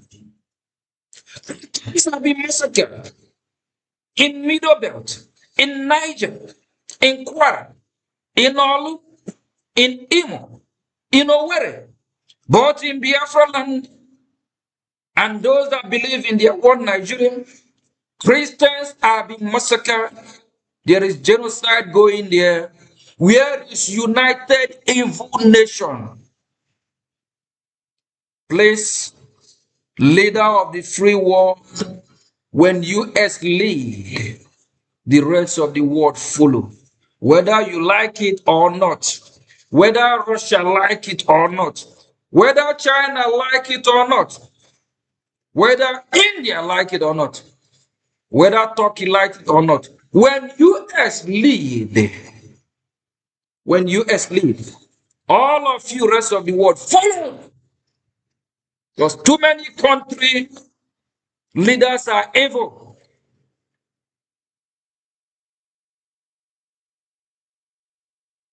Please, leader of the free world, dissolve this aquatic chamber of United Nations. There is nothing they able to unite. Rather, they cause chaos, division everywhere. Dissolve UN. Let this aquatic chamber go to rest. They are doing nothing. They are not working for humanity. They are not speaking up.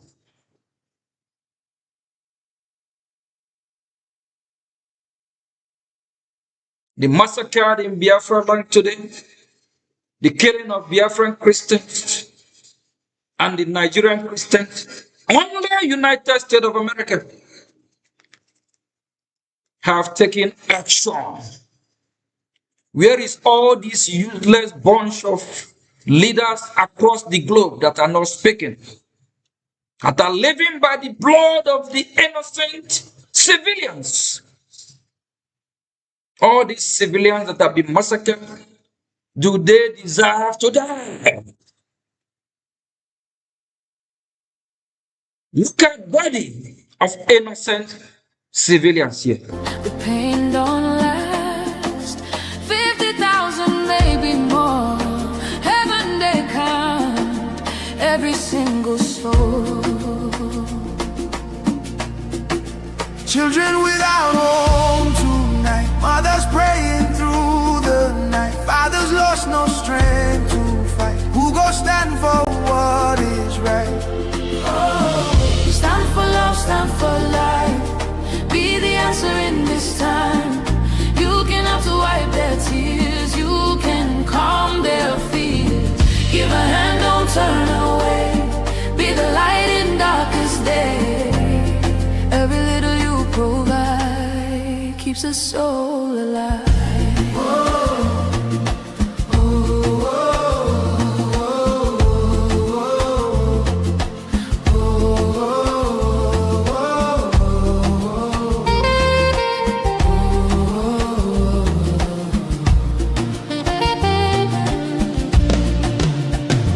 Millions roaming, nowhere to stay. No clean water, no food today. Kidnapped voices crying in chains, silent echoes filled with pain. 19,000 churches gone,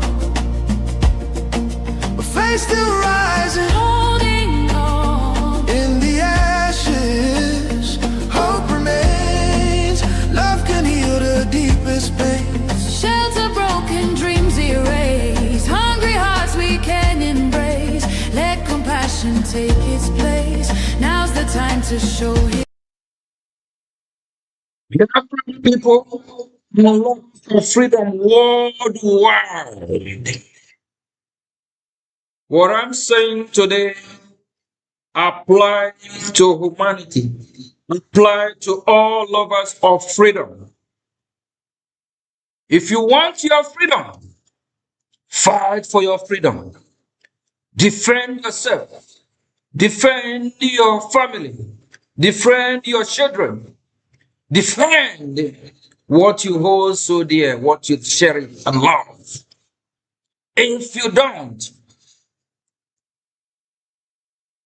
this war that we live, you have to be ready, to be tough, to be strong. Don't let no one take your freedom away from you. Biafran people, the evil is in our doorstep. The evil terrorists, they are in our doorstep. They are killing our family members on a daily basis. Are we going to be quiet? How long are we going to be quiet? For how long? Is it until tomorrow we start seeing more body bags? And for you that are not supporting your freedom or funding your freedom or speaking up for your freedom, shame unto you. If you have what it takes, if you have the fund to support, kindly support. And for those that know how to run to social media, when something happens, you start crying. They are killing you. The terrorists are here. They are killing you. They are killing you. That will not solve the problem. You have to fight. You have to protect Biafra land.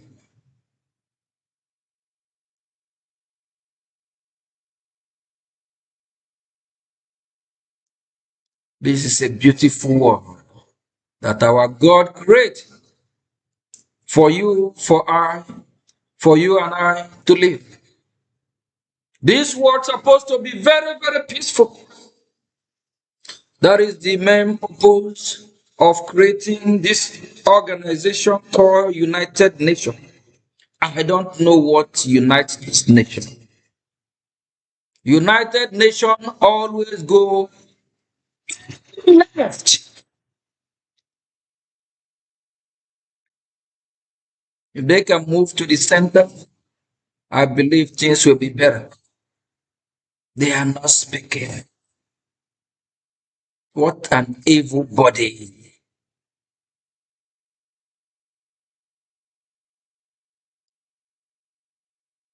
If UN abandon you, will you abandon yourself?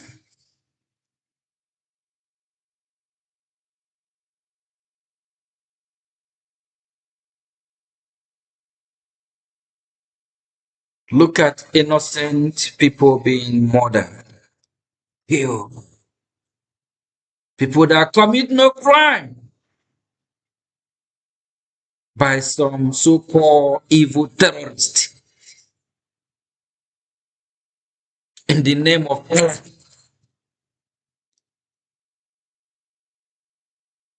Which Allah glorify from killing. Which Allah glorify from killing innocent children, for Christ's sake. You Biafra, if you don't fight to save your people, our God will not forgive you. We will not forgive you.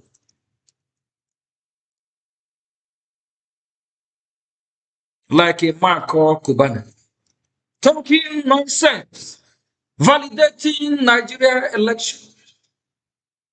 These are the evil puppets that the Nigerian terrorist is using against Biafran people. If I must get have what it takes, if I have opportunity, lay my hand on you, you will sleep, you will not wake up. All you evil people. Both P2B, Wike, Soludo, Mba, Oti. I don't care how you play the game, you are one of them.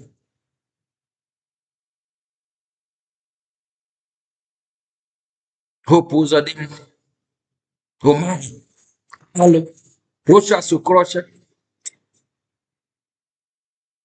Akaga only. All of you must be held accountable. You people have these evil people have enough. If I have what it takes,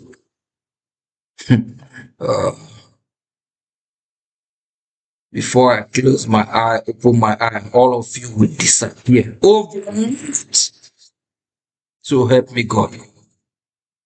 Because I know what I'm doing is right. Because I know I'm saving life. If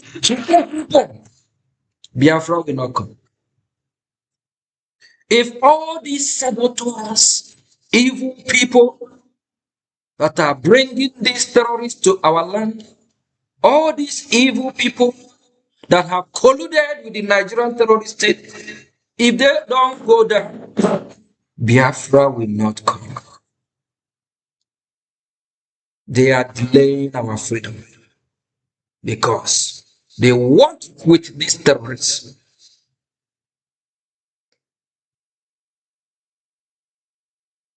We'll hold them accountable. It will happen. It might not be long because we are fighting a just cause. We are fighting for our survival because we are fighting so that what is happening in this video that is playing will not happen. Stand for love, stand for life. Be the answer in this time. You can help to wipe their tears. You can calm their fears. Give a hand, don't turn away. Be the light in darkest day. Every little you provide keeps a soul alive. Food, water, shelter, hope. You can be the miracle they pray for. You can change a life today. No matter how small it seems, your love can rebuild their dreams. Together we can make a way. Keeps us all alive.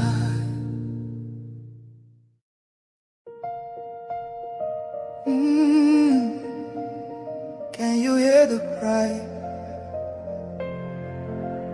from the broken land,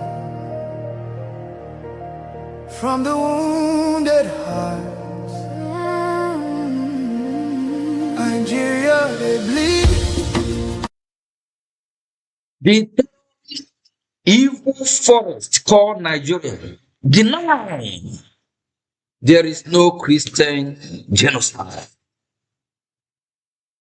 Without more provocation, why are these Islamic jihadist terrorists bombing the churches of Christians? Why are they slaughtering the Christians? Why are they killing Christians? And the Nigerian government are not speaking. The Nigerian government are not protecting the Christians. Do you know why? Because Nigerian government sponsor the insecurity. They sponsor these terrorists. Tinubu, the so-called evil president of that evil forest called Nigeria, years ago, there is these Nigerian protesters protesting in peace and asking for better government, protesting against police brutality, even raising the evil flag of Nigeria. Do you know this evil man called Tinubu ordered the military to shoot aside? They shot at these innocent young men and women. Which country in this world, which government in this world will kill its own? Army, evil, just like Iran, Iranian regime. The same way the Iranians are killing the Iranian citizens.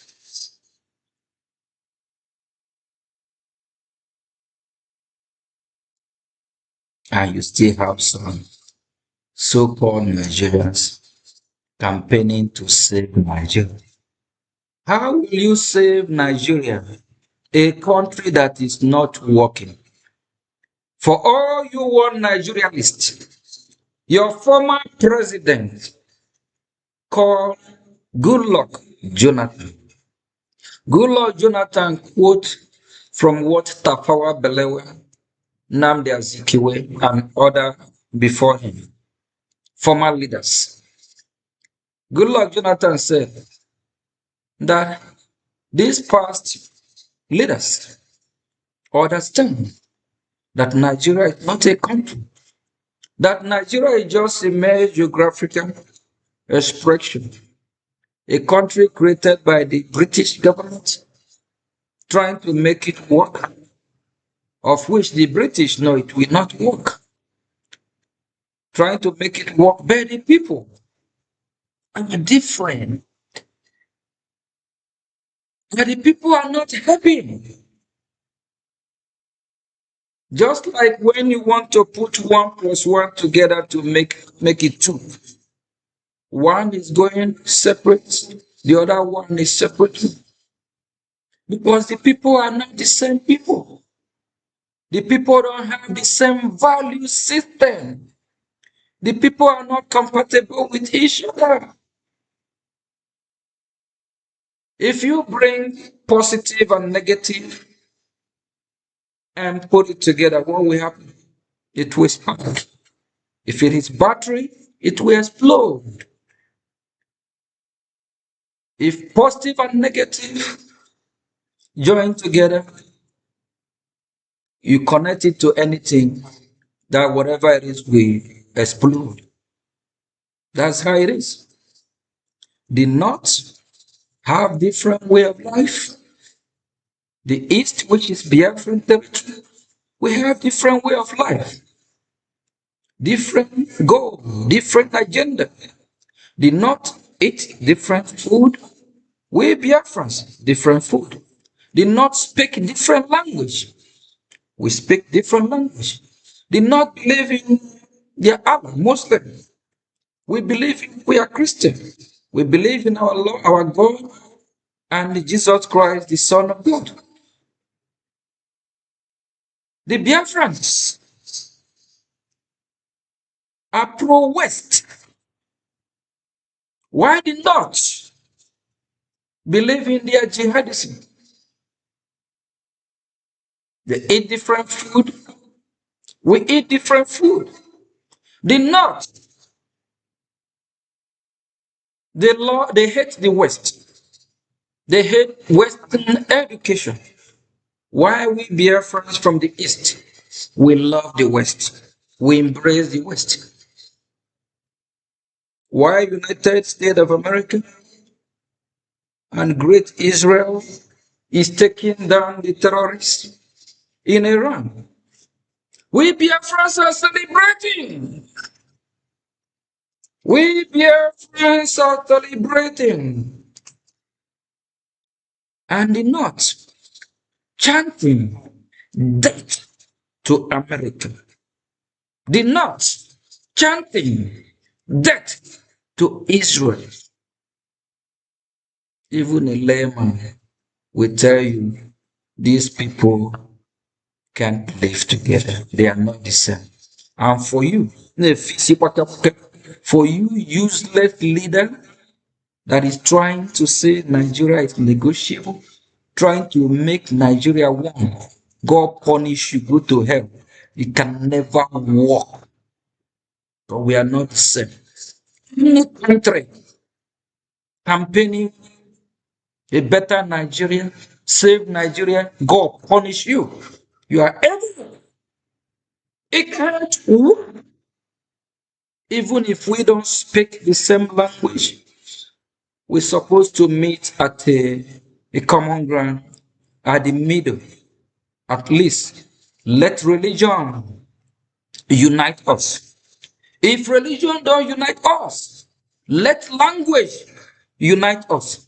If language don't unite us, let value system unite us. If value system don't unite us, let ideology unite us. But none of the above, because we are different.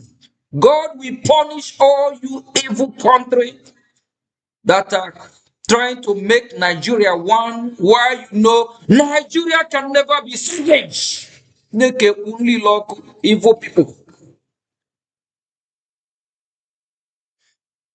It can never work. And Biafra must be free.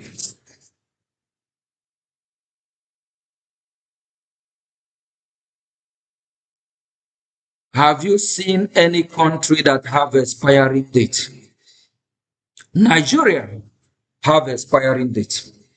The British amalgamate Nigeria for the period of 100 years, from 1914 to 2014. And let me ask you, you as a Russian, do Russia have expiring date? Let me ask you, you Chinese people, do China have expiring date? You from Japan, tell me the expiring date of Japan. But in the case of Nigeria, the 100 years is over. And after the 100 years, the union supposed to renegotiate if they still want to live together. That never happened because the people are different, because it's not working. That is why the former president, Goodluck Jonathan, also quote from leaders before him that all these leaders confessed that Nigeria is not a country. It's not working. And it can never work. What we save that region, we need to go back to who we were before 1914. My grandfather, grandfather are not Nigeria. And I hate Nigeria with passion because Nigeria is a dream killer. Nigeria is scam built on a faulty foundation. Nigeria is fraudulent. Nigeria is not put together to benefit the people of that region. That is the reason why for over 100 years, Nigeria government cannot boast of giving you electricity, basic amenity for the citizens. They can boast of giving you 24-hour electricity. Everywhere stink in that evil forest government. No good road, no good school. School system is scam. No good hospitals. Even these evil leaders, they can't even take treatment in Nigeria when they get sick. They flew abroad. The children of these politicians, school abroad, everything abroad, because they know Nigeria is not working. And for you that is still campaigning Nigeria 2027 election, is Nigeria working for you? Are you happy in the current situation of Nigeria? Do you think Nigeria can be savage? The answer is no. It cannot, and it can never work. You realize that Nigeria is not a country. That is where we can solve this problem, so that what we are watching on this video I'm about to play. People they cry, tears for the ground. Nobody asks why. Over 7,000 souls don't fall every single day. We still they call. Churches burning, hope fading fast. Since 2009, the pain don't last. 50,000, maybe more.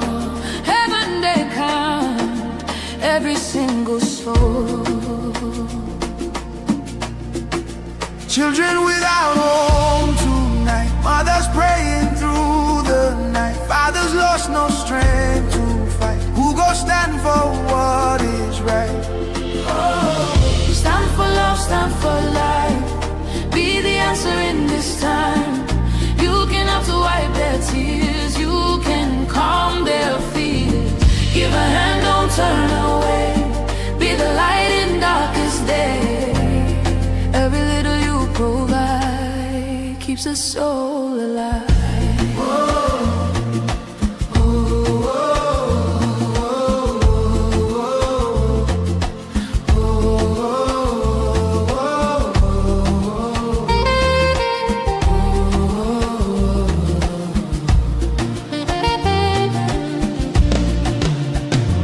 Millions roaming, nowhere to stay. No clean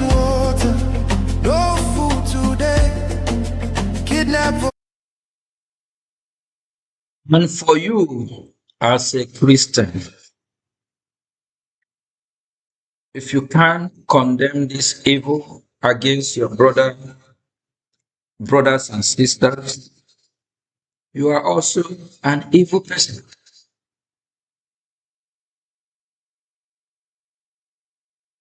If you don't break your heart to see innocent brothers in Christ, sisters in Christ, be murdered for their faith, I don't know what makes you a Christian. You must be a hypocrite, a queen. If you don't break your heart that a woman will sleep at night, she will not wake up. And she will be blessed. If you don't break your heart that children will go to bed at night and they will not wake up. They will be slaughtered, killed, murdered by these terrorists. If you don't break your heart that your brothers and sisters in Christ will go to the farm to cultivate, they will not make it home. You and the terrorists are the same if you don't do anything about it. If you don't break your heart that so many of your brothers and sisters in Christ have now been chased to IDP camp. They have been chased out of their house. If you don't break your heart, like Obi Kubana and Co. A lot of Biafrans have run out of their houses. They hear Owerri and other part of Biafra. And these evil people only care about their wealth. They can't fight for them. Tomorrow, they want Biafra to worship. They want to be celebrity in the face of Biafra people. What are we celebrating about these evil people if they can't help us? If they can't live example for us to imitate, to even want to be like them? Thank God. God has somebody like me and like you, genuine freedom fighter.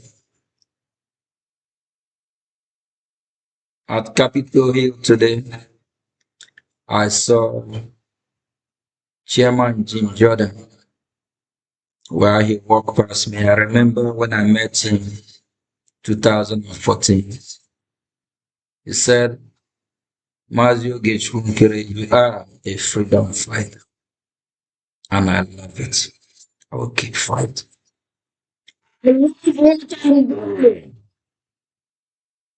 If you're a follower of Christ, you need to know the meaning of our Lord Jesus Christ that you follow. You have to also follow his footsteps. For salvation, he died for you and I to be free. He is the greatest freedom fighter. If you love God, you love his son Jesus Christ, fight to save the church. Fight to save your brothers and sisters in our Lord Jesus Christ. Protect the congregation. Too many fake pastors everywhere. They worship God with their lips and by their works or deeds, they glorified Satan, the devil, because they never protect the congregation.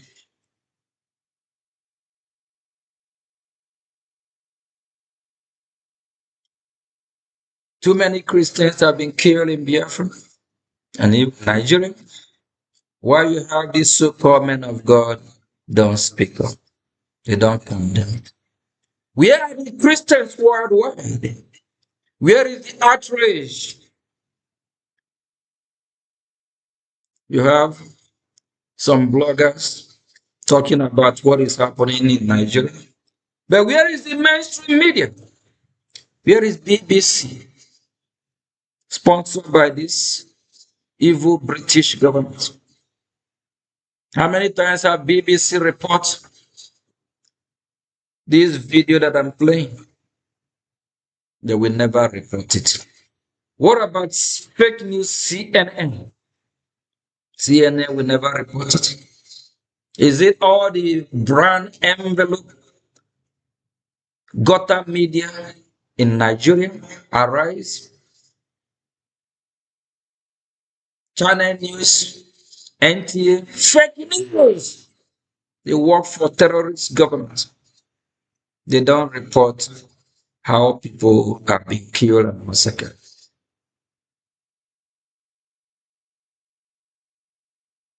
I love God's creation. I love humanity. I love Biafrans and beyond. If you love God, love His creation. Why we are against this Islamic jihadist terrorists is because of their atrocity, the evil they are committing.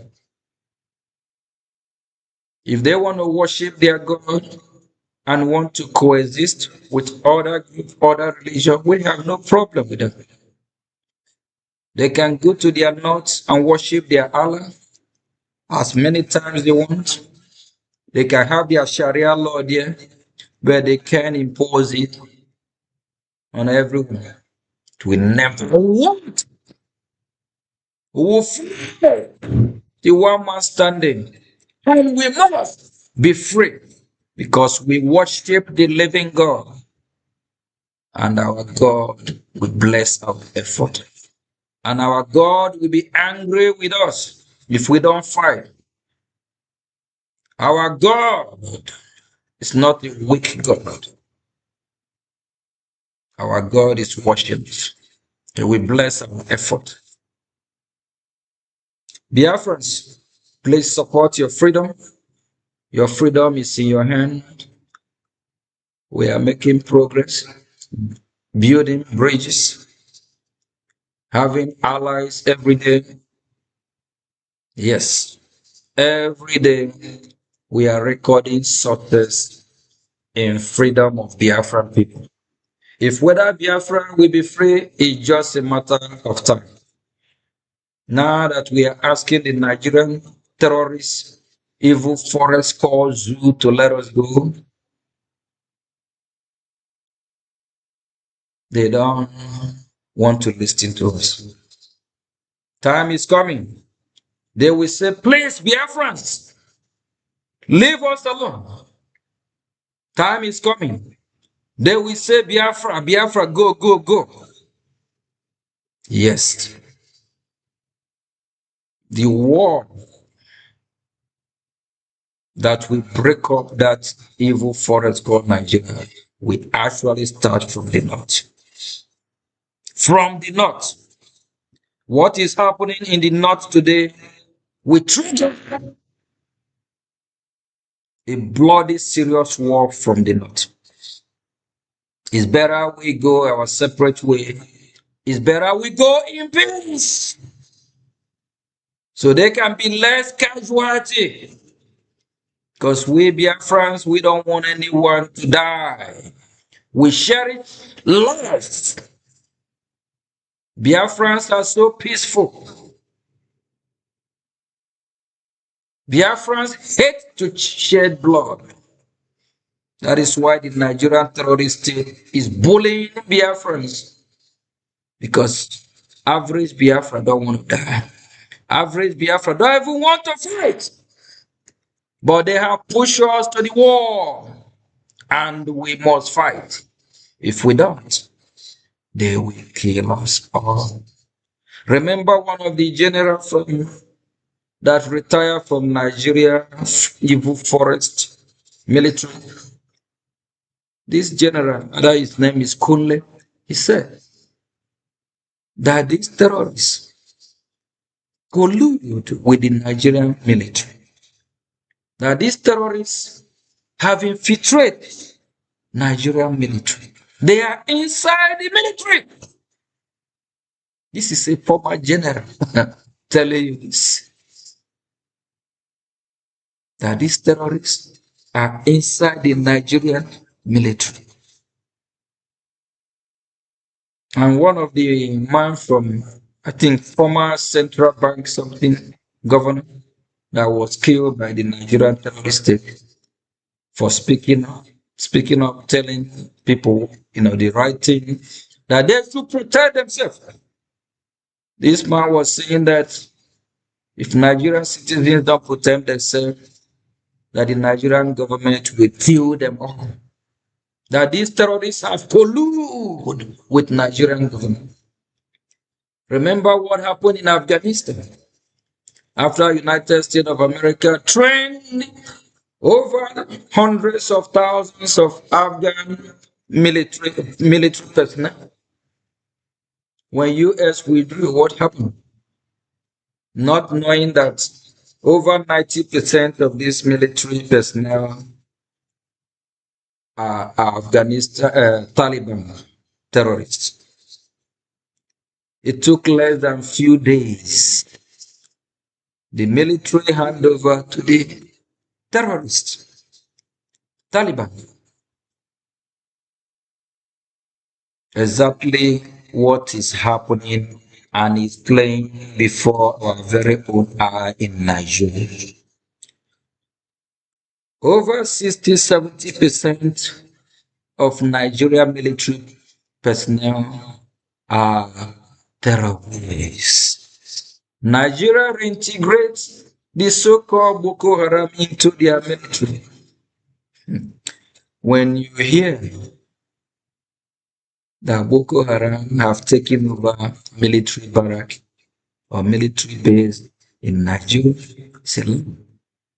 they just deceive.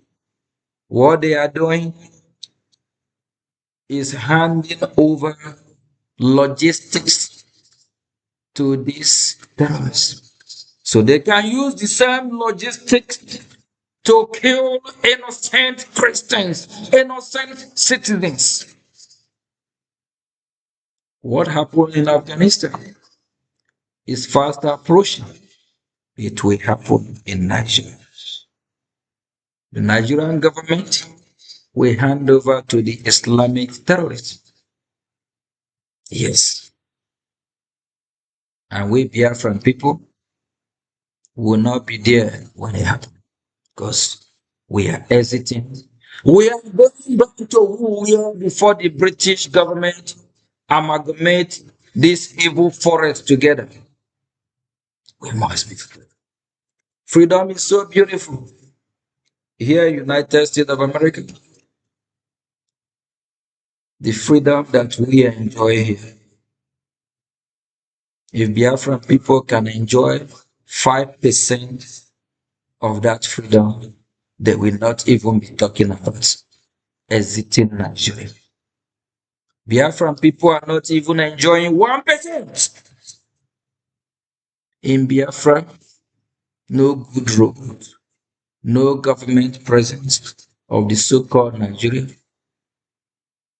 no embassy or even liaison office of any country in Biafra, no workable seaport, and the people of Biafra actually developed Nigeria. The people of Biafra have the highest importers and exporters. And there is sea all across Biafra. Why is it that when a Biafra man imports goods from US, from China, any part of the world, that goods have to go to first. They have to go to Lagos to clear their container. Why they have seaports are to watch it. Why they have seaport are to worry. Why there's seaport in Calabar Biafra land, economic jihad. The Nigerian government makes sure no good thing come to Biafra. You as a Biafra, if you don't know you've been deceived, they will. If you don't know you've been scammed, you are the most foolish person in this 21st century.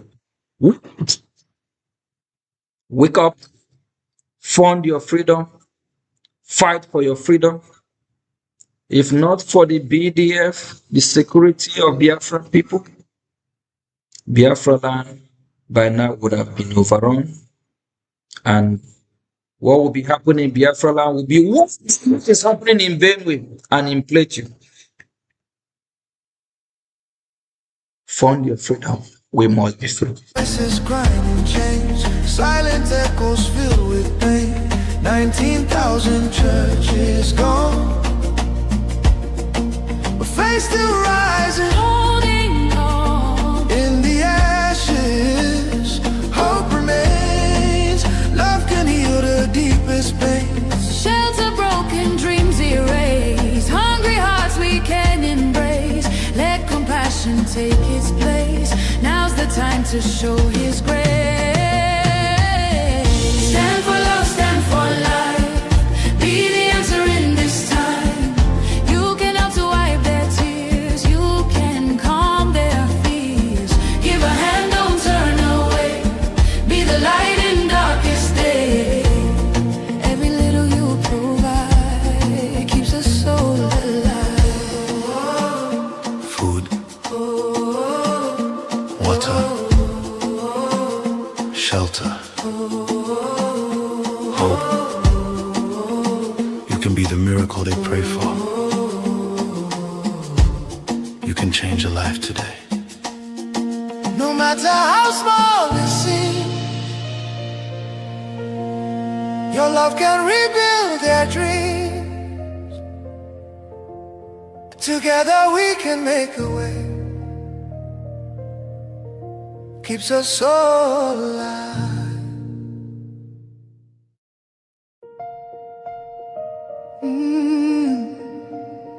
Can you hear the cry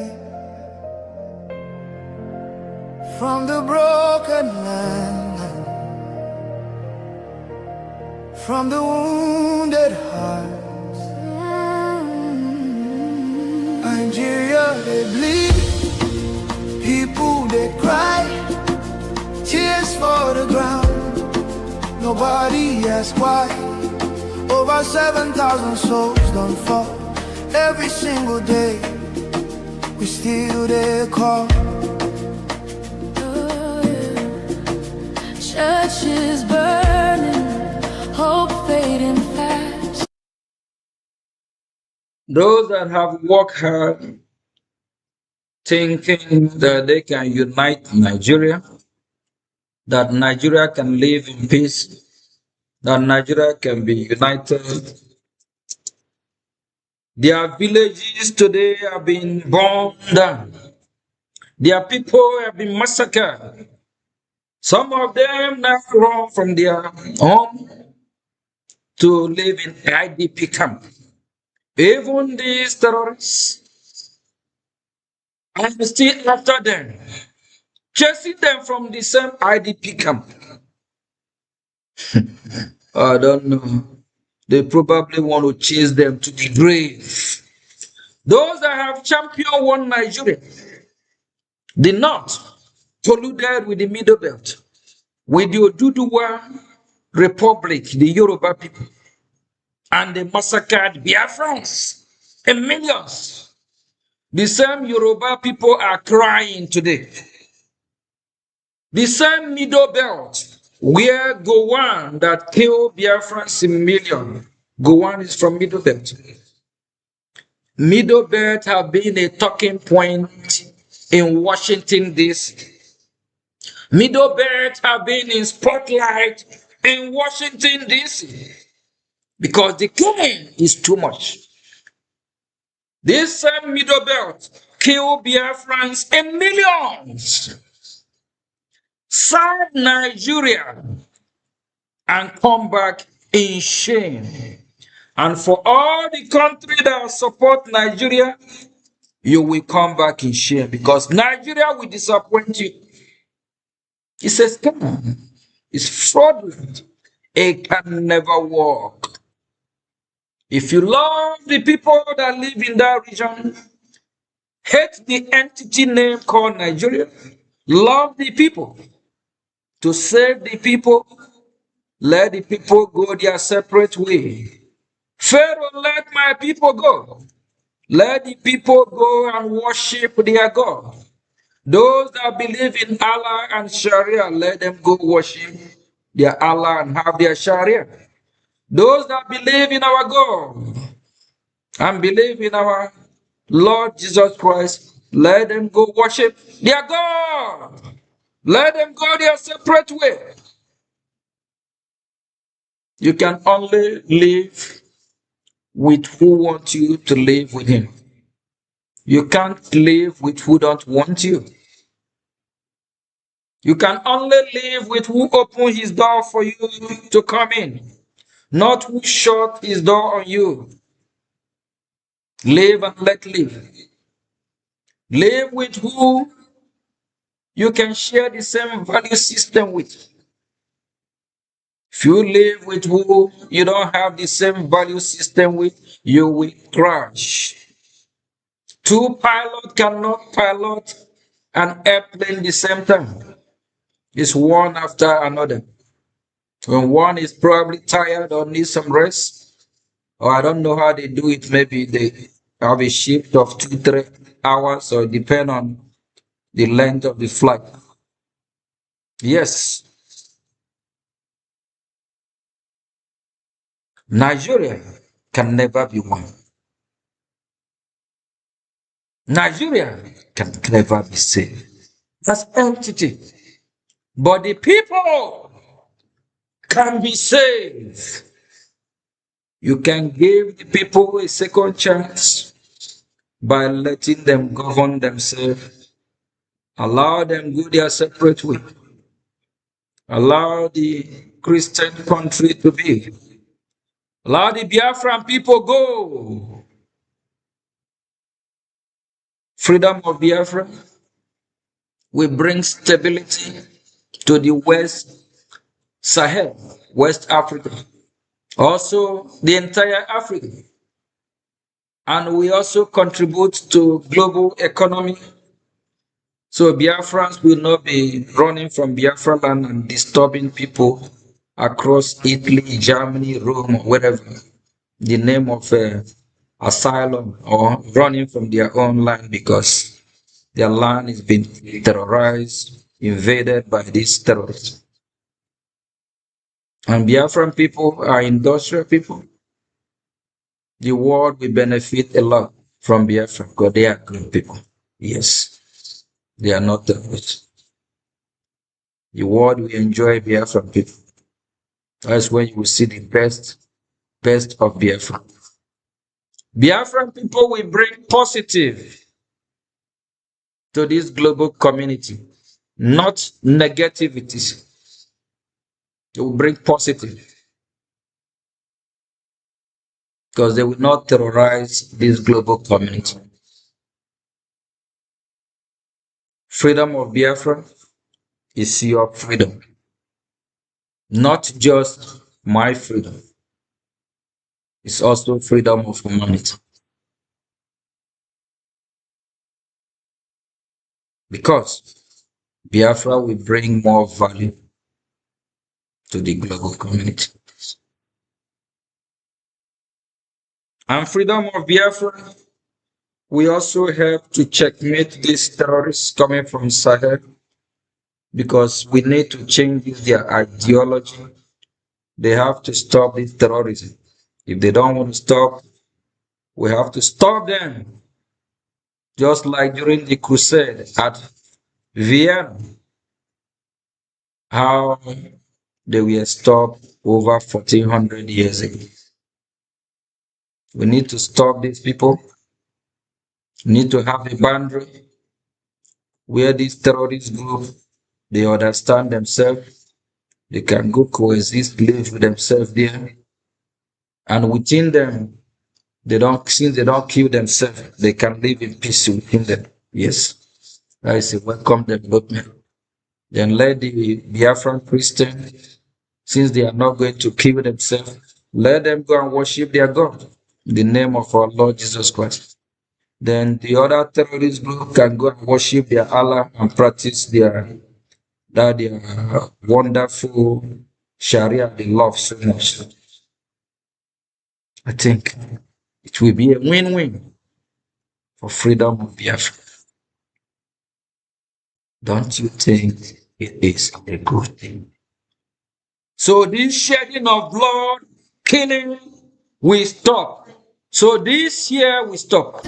Since 2009, the pain don't last. 50,000, maybe more. Heaven they count every single soul.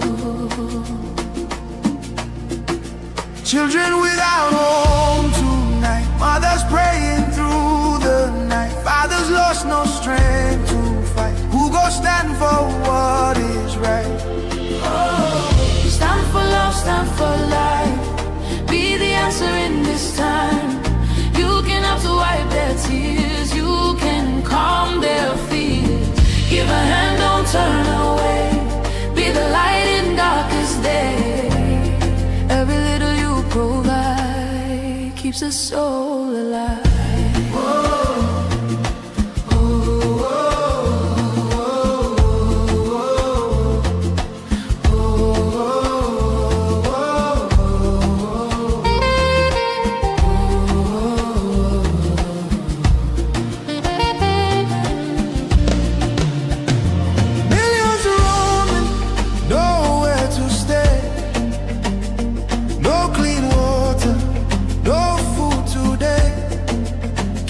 Voices crying in chains, silent echoes filled with pain.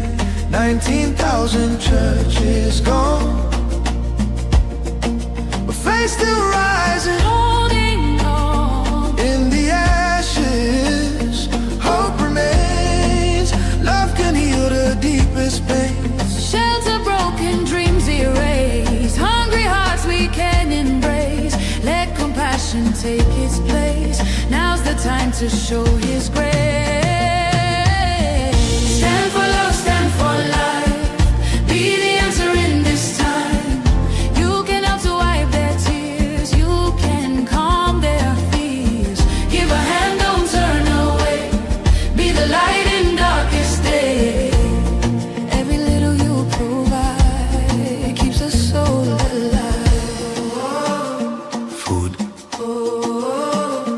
water, shelter, hope. You can be the miracle they pray for. You can change a life today. No matter how small it seems, your love can rebuild their dreams. Together we can make a way. Keeps us all alive.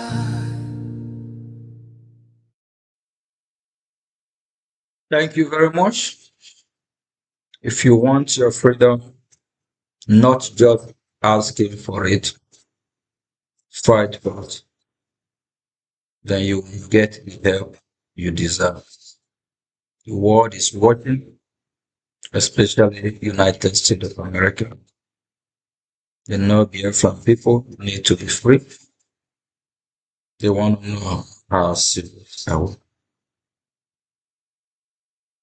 Just like someone who is hungry, thirsty. If you're hungry, you will go to the kitchen, prepare any kind of food you want to eat.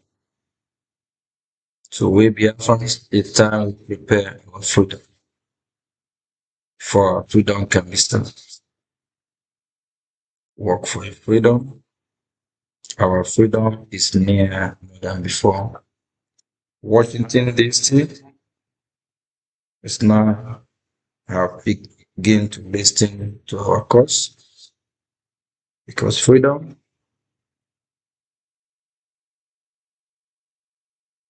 is beautiful. The world deserves freedom. People deserve to be free. And people deserve to worship their God. Everyone have the ability to worship whatever they want to worship. And for we, Biafran Christian, we, our household, will worship our God in the name of our Lord. So, thank you from here. God bless you.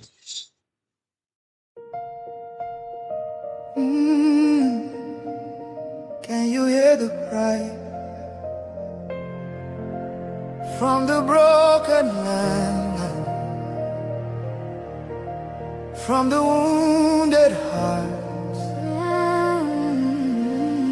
Nigeria, they bleed, people they cry, tears for the ground. Nobody asks why. Over 7,000 souls don't fall.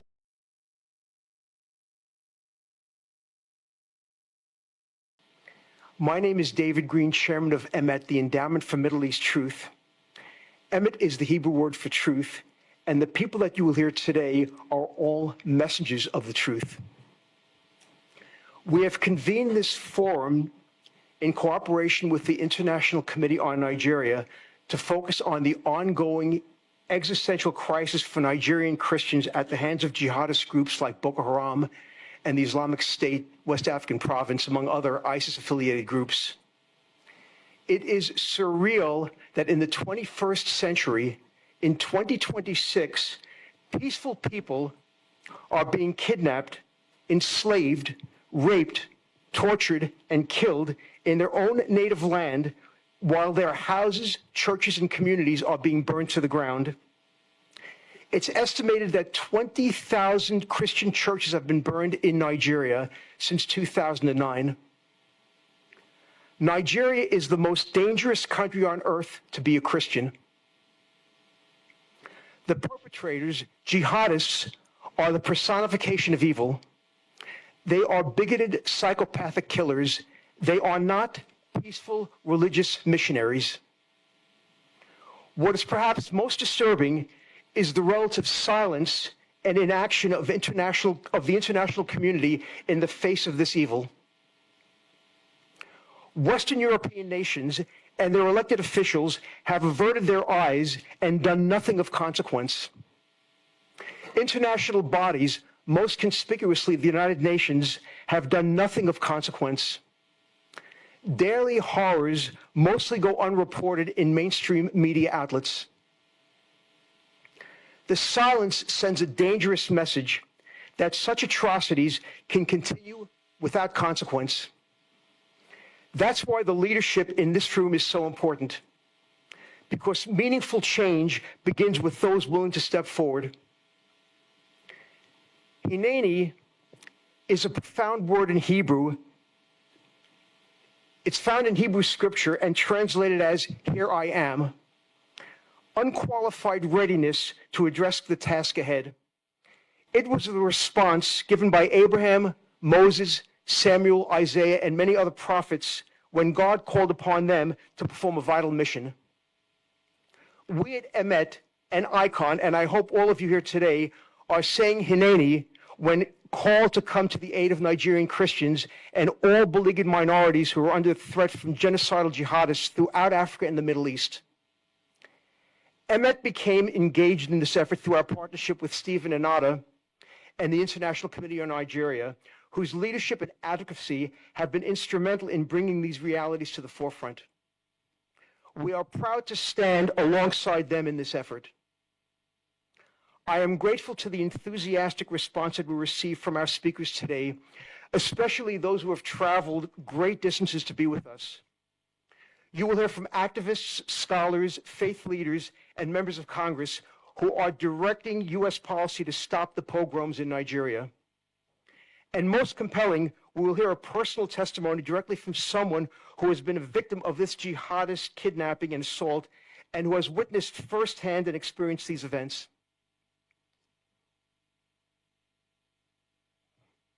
At this time, it's my pleasure to introduce Charles Jacobs, who will serve as our MC for the remainder of the program. Charles is well familiar with jihad in Africa going back more than 25 years. At that time, Charles, working with Christian Solidarity International, led a movement to free the jihad slaves in Sudan. Did you hear what I said? Africans are being enslaved in Sudan, throughout Africa. Shocking. Charles flew into a war zone several times to witness and document the liberation of the slaves. For this, he was presented with the Boston Freedom Award by Coretta Scott King. At that time, his partners in Congress were Representatives Chris Smith and Frank Wolf, who will be with us here today and have spent their lives helping Africans against jihadists. Charles heads the African-Israel Alliance. He's been widely published in the New York Times, Wall Street Journal, Boston Globe, and more. Ladies and gentlemen, Charles Jacobs. Thank you, David. You're here for an incredible program. What we have here today, we have the 3 top lawmakers who are doing anything and everything they can about stopping the jihad in Nigeria. Believe it or not, today you're going to hear from Frank Wolf, Chris Smith, and Ted Cruz. It's a hat trick. That's like Tinkers to Evers to Chance, if you know baseball. So my daughter called me from Tel Aviv on October 7th, 2023, and she told me what had happened, and I knew immediately what that was because I'd seen it in Sudan. I interviewed survivors of jihad raids there. These were girls who were raped. Same MO. They storm the village, Allah Akbar, slit the throats of the innocent. They burn people alive. They steal the women and children and make them sex slaves. Jihad is jihad. And then I already had met Stephen Anata, and we formed the African Jewish Alliance. It's my honor to introduce Stephen, who's the president of ICON, International Conference on Nigeria, which is the co-sponsor of this event. Stephen has devoted his life to the people of Nigeria. Under his leadership, ICON has become one of the most authoritative voices in the world documenting the persecution of Nigeria's Christians. No one has done more to make the cries of Nigeria's persecuted Christians than he has. Stephen Anata.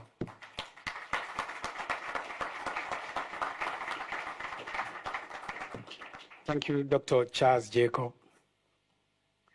My name is Stephen Anata, Executive President, International Committee on Nigeria. We mobilize the international community for religious freedom, human rights, and atrocity prevention in Nigeria and the Sahel.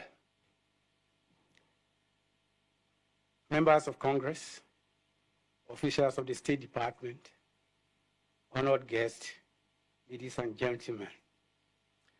This is an important moment for us to be present and gathered in this room. Nigeria is 5 minutes to midnight.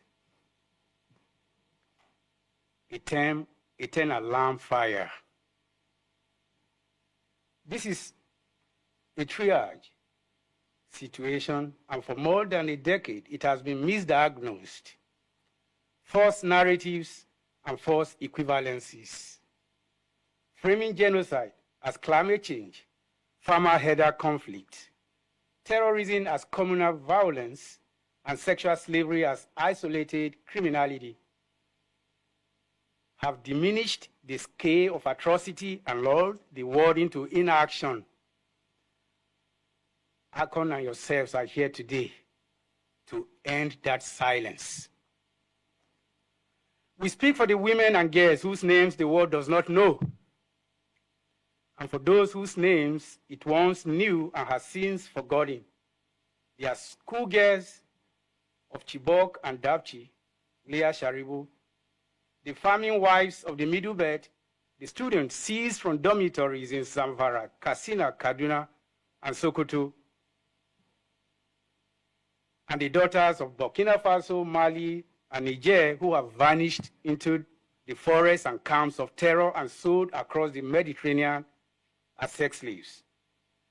They were taken by Boko Haram and East ISWAP offshoot in the Lake Chad Basin by Fulani militants who raid Christian villages across Plateau, Benue, Kaduna, Taraba, Adamawa, and Kogi, Kwara, etc., by the so-called bandits of Nigerian Northwest who have industrialized mass abduction, and by JNIM, ISIS, and allied jihadist groups sweeping the Sahel.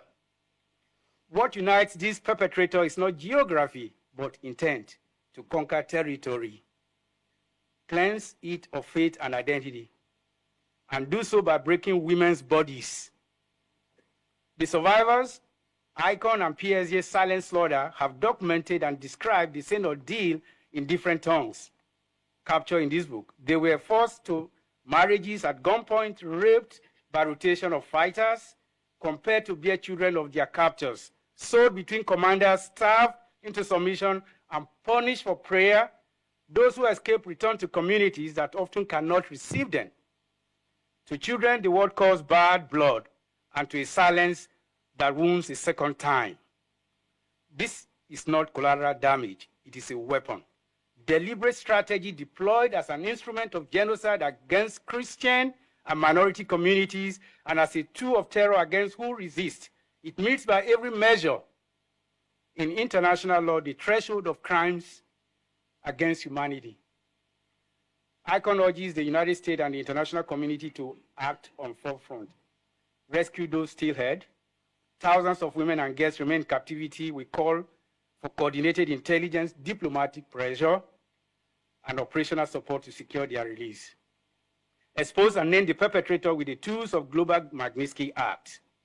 Fund survivor rehabilitation. Establish dedicated U.S. and international funding for trauma care, medical treatment, legal aid, economic reintegration, and the children born of rape who must never again be abandoned. Prosecute as crimes against humanity. Support ICC referral, hybrid tribunals, and universal jurisdiction case so the commanders who order these atrocities face justice. The women of Nigeria conclude, and the Sahel are not statistics. They are the conscience of this generation. History will record how the free world answered their cry or how it did not. On their behalf, we ask you to answer. On this note, it's my privilege and honor to bring to this podium the person of Dr. Richard Ikebe, who is a professor of journalism in Atlantic African University, Lagos, Nigeria. He is into peace journalism. Please, ladies and gentlemen, welcome Dr. Richard Ikebe.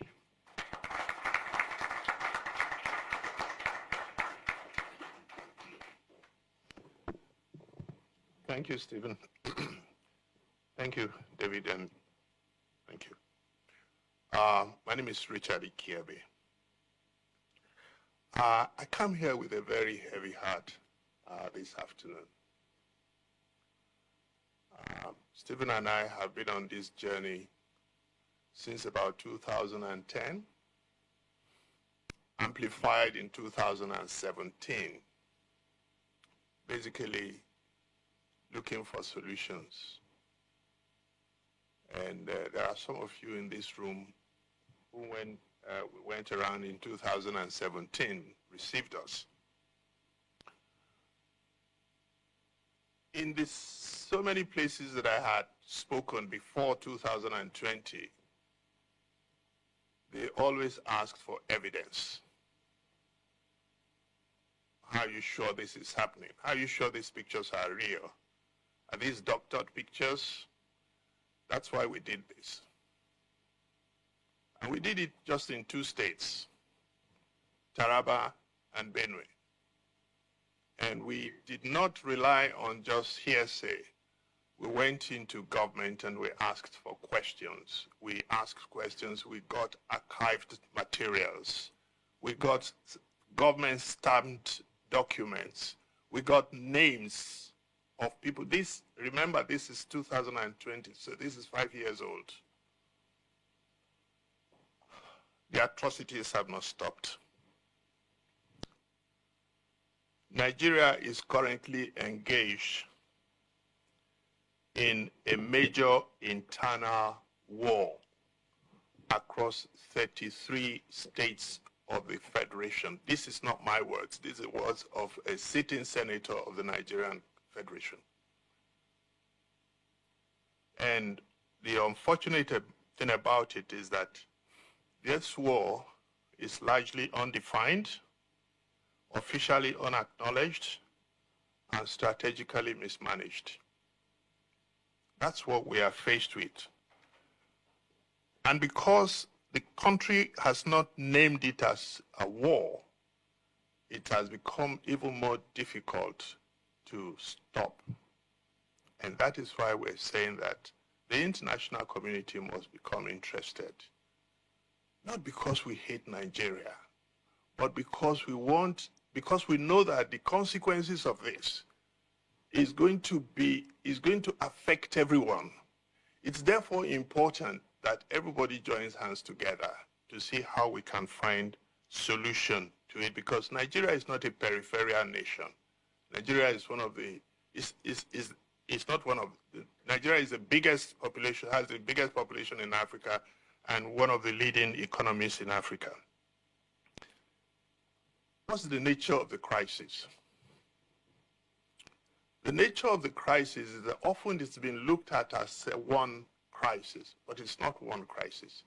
The different parts of the country that you go to, you will meet the different form of the same crisis. So it's one crisis that is manifesting itself in various ways. If you go to the Northeast, it's different. It's ideological, it's Islamic.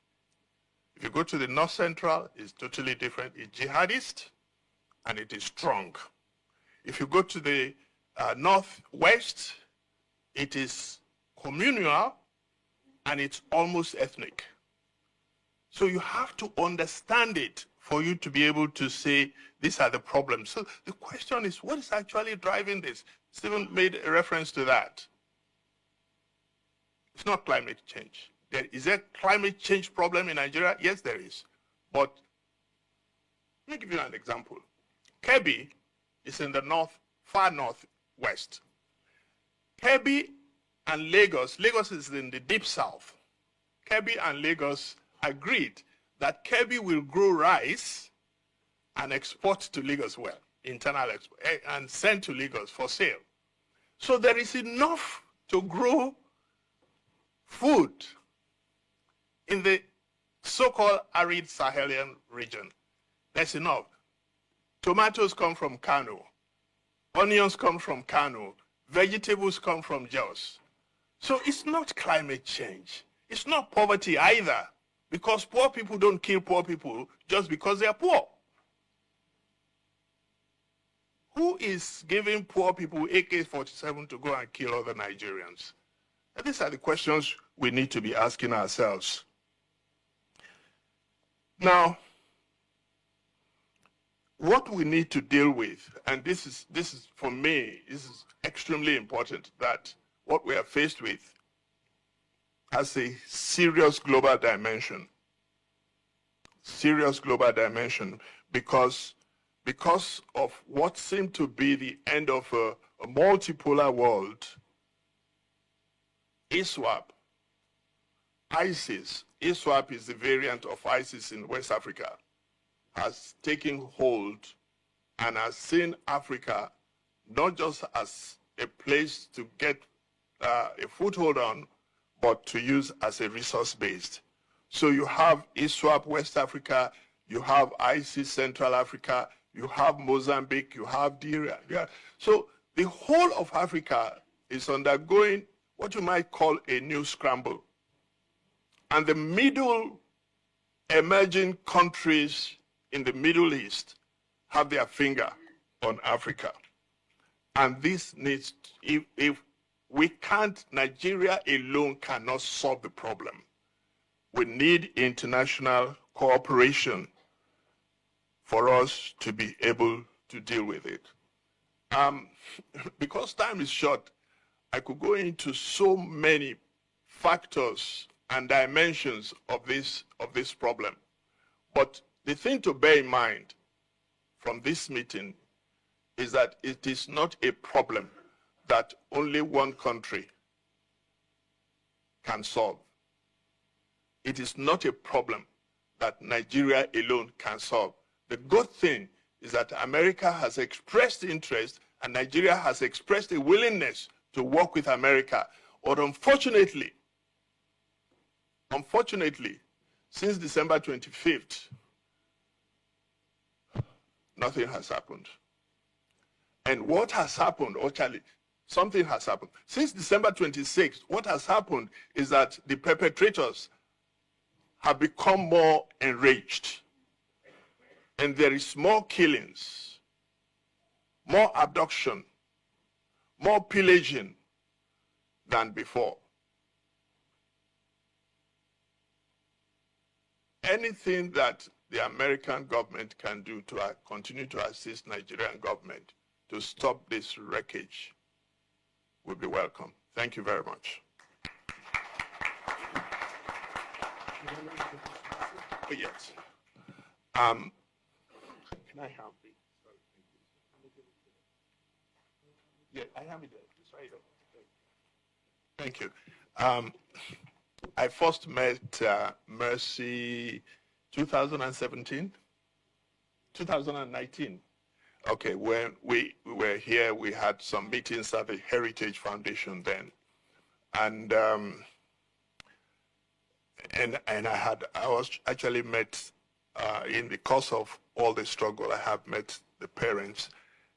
She's a Nigerian who was abducted in 2018 by Fulani jihadists, and she's a courageous advocate and survivor who, even after her release from a ransom payment to her abductor, continued to live under the ongoing threats. Despite this, she has transformed pain into purpose and uses her voice to bring awareness of the suffering of these vulnerable communities and the urgent need for protection and justice. God bless you. Mercy. May I introduce you, please? Come.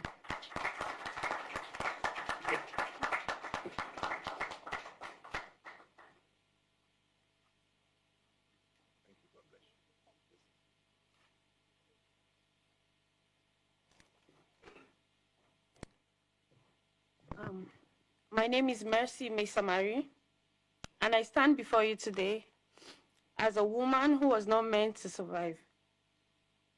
I was a daughter, a teacher, and had dreams written in notebooks, and a future I could almost touch. Then they came. Fulani and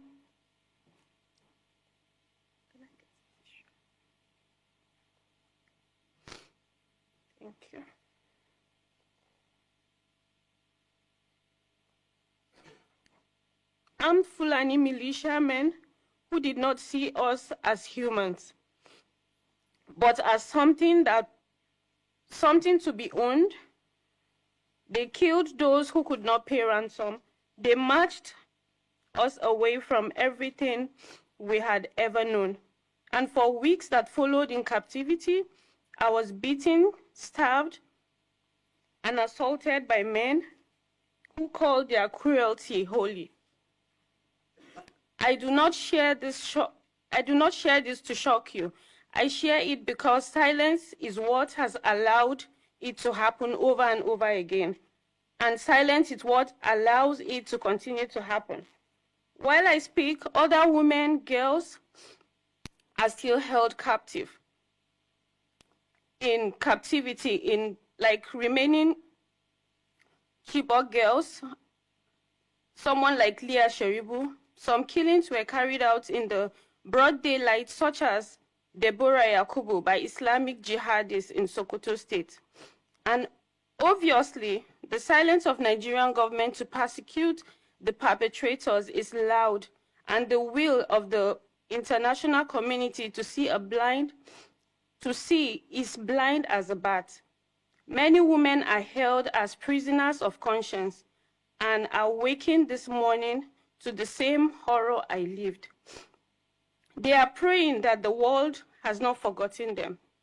The world must not forget them. To the government, institutes, and citizens of the world, I ask three things. Pursue justice. What was done to us is not private tragedy. It is a crime against humanity.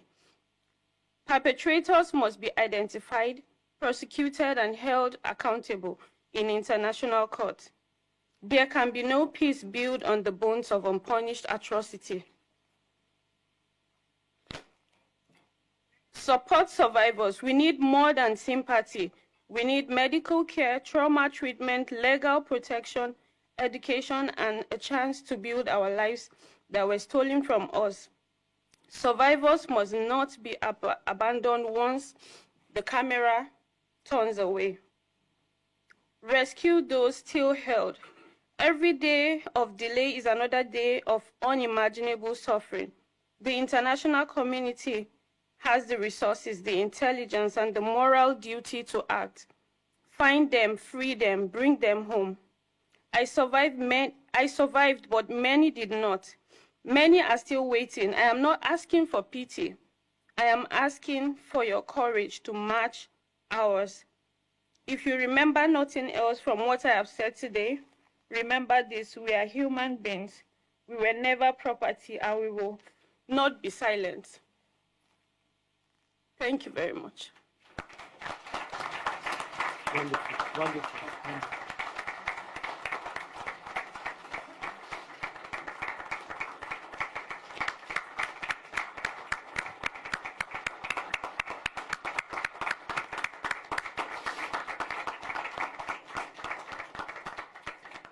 You know, I want to say something that in Sudan 25 years ago, we had the same problem, that the massacres were amazing, like awful, horrible, horrible. The slavery was there as well. And the Sudanese at that time said, well, we have to talk about the killings because murder is worse than slavery. And I remember saying to them, America is a place that tore itself apart over the issue of one man owning another.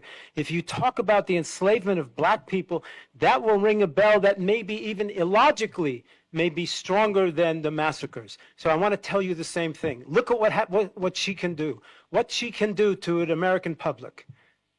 We're living in this year, and on our watch, they're enslaving black people. Stop. And it's my deep honor to introduce my friend now, Frank Wolf. Congressman Frank Wolf served in the U.S. House for over 3 decades, and supposedly he's retired. But he's not retired from this cause. He has been and remains the Dean of U.S. International Religious Freedom Advocacy, and Nigeria has been the cause to which he's devoted most of his post-retirement energy. We don't have the time for history for this, but Frank Wolf is the institutional godfather of the entire U.S. religious freedom apparatus that makes any of the legislation we need on these matters possible. And there's one other thing. He never flinches. He chides the right people. So I want to quote you. Frank Wolf does not hesitate to tell Christians here that Nigerian Christians, quote, feel abandoned by Western churches. That's the right message. Frank Wolf.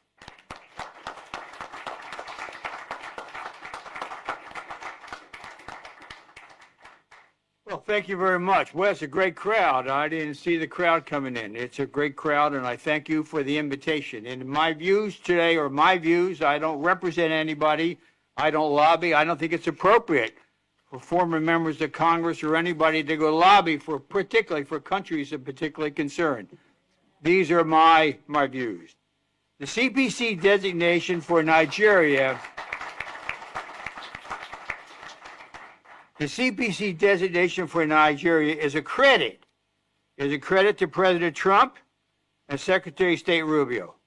I want to thank them, and I want to commend Congressman Chris Smith for all the work that he has done on Nigeria for many years. In fact, as he brought this to my attention in my last year of Congress, the Nigerian issue would not even have come to the attention of the entire Congress had it not been for Congressman Smith. Quite frankly, I think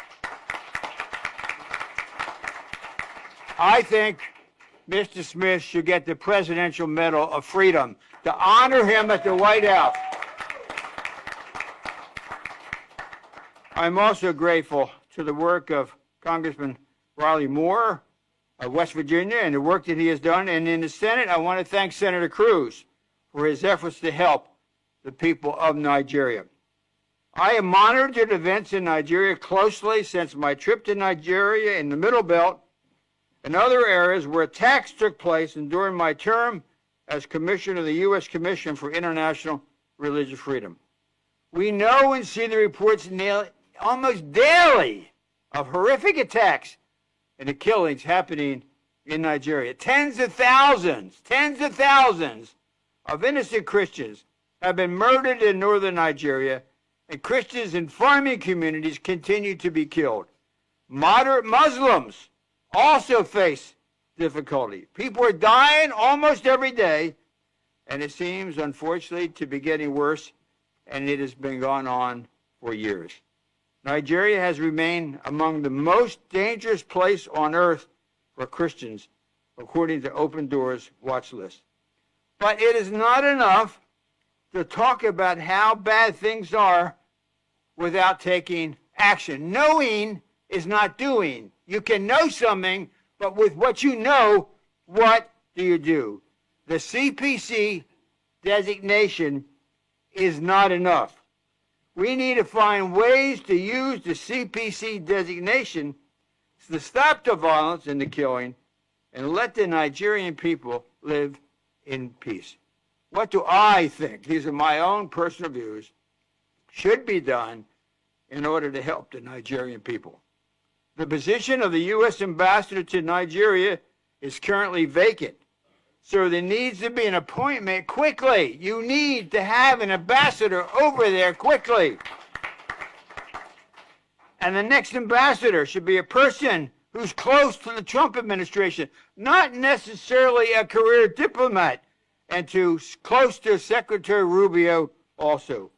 And this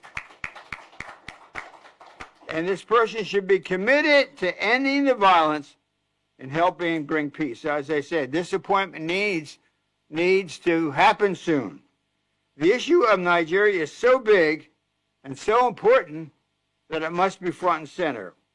There should be a high-level person on Secretary Rubio's staff or an assistant secretary like Bob Destro when he was there, who was given the responsibility to monitor daily what is happening in Nigeria on a daily basis, every day, and should give an update on Nigeria to Secretary Rubio every week. This should be on the Secretary's schedule and a report of what is going on in Nigeria every week. The Public Affairs Office at the State Department should be circulating reports and articles to the media highlighting the events in Nigeria. Also, the issue in Nigeria must be bipartisan. My best friend in Congress was a Democratic member from Ohio, Congressman Tony Hall. We would work together on issues of Africa. We would travel there. We would be friends with each other. We would come together on how we were going to solve the problem, whether it be in Sierra Leone, wherever we would go and see Sudan. I urge Democratic members to work with Republicans to end what is going on there, the killing of Christians and moderate Muslims, and to give the Nigerian people an opportunity for peace. You all, everyone in this room, should urge members of Congress to create a bipartisan Nigeria caucus. There should be a Nigeria caucus up here on Capitol Hill, which meets at least once a month to keep the issue before Congress. House and Senate members should be encouraged to visit Nigeria so they can see firsthand what is going on and to meet with religious leaders and government officials.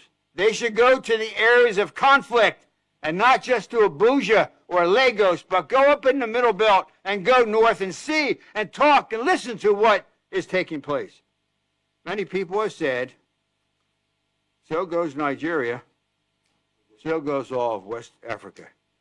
The goal should be to have this issue well, and this is the important point, should be to have this issue well on the way to resolution before the end of the Trump administration. Because we don't know what the next administration will do or what the attitude will be with regard to Nigeria. So this issue should be well on the way of being resolved by the end of the Trump administration. Again, knowing is important, but knowing is not doing, and we have to do it. Thank you. God bless.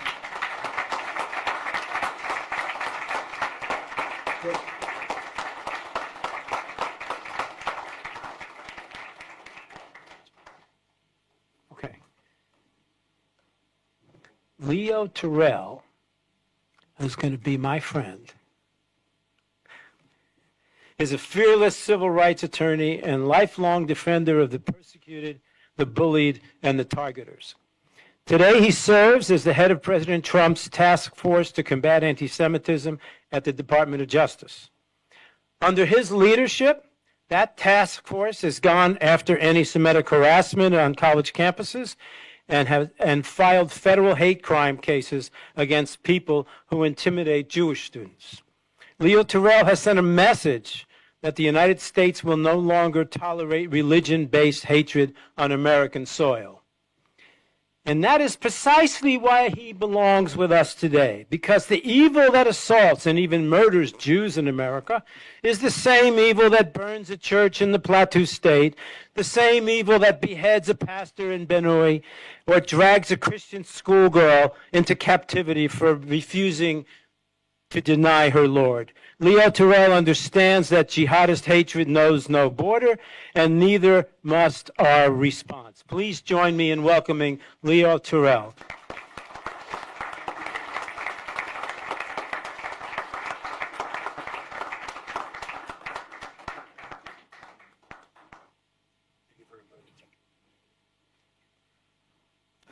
I want to thank you for the opportunity to speak today. I come here in several different positions. I'm a proud American. I'm a Baptist. I am a civil rights attorney for 35 years. I work in the Department of Justice. I head the task force to combat anti-Semitism. And I work for, in my opinion, the greatest president in my lifetime. What we have talked about is not a Republican or a Democrat issue. This is the issue of right and wrong. You see, besides being a civil rights lawyer, I'm a school teacher. And I know the fundamental basis of this great country. We have received our inalienable rights from our Creator of rights, liberty, and justice, as codified in the First Amendment. So I lay that background out because when I hear the need to get Democrats and Republicans together, no. An issue of right and wrong is clear. I am committed to fighting religious hatred, fighting for religious freedom. So this is a no-brainer. And I ask you, set aside your differences regarding politics. Set aside Democrat, Republican. It's doing the right thing. It is easy for me to stand before you and fight for combating anti-Semitism. I'm not Jewish, but it's the right thing to do. It's easy for me to sit here and tell you that the murdering of Christians in Nigeria is wrong. I don't need to think about it. It's fundamentally wrong. And I will sit here and tell you, if we're going to be honest with each other, we have a president in this country right now, a unicorn, who's taking action on religious freedom and liberties. That's why I had this task force. Forget about your differences on everything else about that man. But when it comes to religious freedom, he has made a commitment. I have listened to these great speakers. I have listened to the problems that's been going on for years. And I applaud you, sir. Talk is cheap. There's been a lot of talking. It's clear what the problem is. This president will take action. This president can take action, and he has demonstrated. What has happened is, year after year after year, you hear speeches about doing something. I'm not a politician. I'm just a person committed as a civil rights attorney for religious freedom and religious liberty. And we need to stop this killing, this genocide. The same way I have the attitude and commitment in my current role as head of the task force combating anti-Semitism. I have that same commitment to fight Christian murders in Nigeria, any type of religious discrimination, and pursuing religious freedom. So what are we going to do about it? Do we have to hear someone to tell us what is right and wrong? When we know, we see it, it's understood, it's fundamental to this country that religious freedom shall flourish. We have taken that mindset beyond our borders. So I think it amazes me that the discussion is, what are we going to do about it? We have to stop it. And as I sit in this country here today, I look at the absence of this discussion of the issue in Nigeria. The crickets are deafening. And those countries and these individuals in this country who talk about doing the right thing, I don't hear them. I don't want to mention any names. CNN, MSNBC, New York Times. We have an obligation to do something right now. And so I applaud my speaker that was ahead of me. We have the right president. We have the Secretary of State, the right individuals. You have the right guy in the Department of Justice committed to fighting, eliminating genocide. But it takes more than us in this room. We have to expand our base. You know, people always have a hard time understanding why a black Baptist is head of the task force to combat anti-Semitism, because it's the right thing to do. So it's easy to be up here saying we have to stop the genocide in Nigeria because it's the right thing to do. So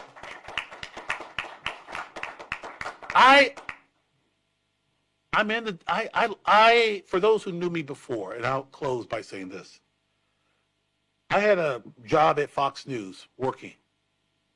But when the president called me and asked me to head the task force, and I had the opportunity to serve God and country, it was easy for me to leave. Let me add to you and tell you, let's do something. Let's not talk about it anymore. I left Fox News. I'm in Department of Justice. Let's expand our obligation to eliminate that. And when we talk about getting international support, let me be very clear. We're talking about the United States of America. Okay, that's who we're talking about. Because that's too vague for me. That's very ambiguous. As a lawyer, that's vague. It's the United States of America. And if we're going to be honest, it's President Trump and Marco Rubio. And it's those individuals who care about doing the right thing. God bless America.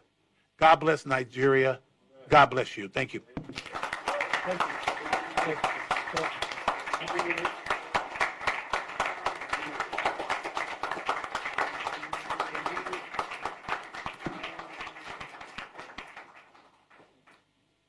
Tony Perkins.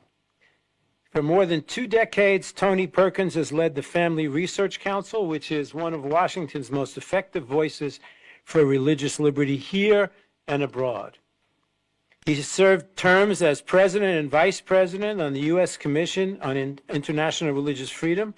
He's testified at Chris Smith's March hearing in 2025 and said that Nigeria is the deadliest place on earth to be a Christian, and he urged the United States to redesignate Nigeria as a country of particular concern. Tony Perkins.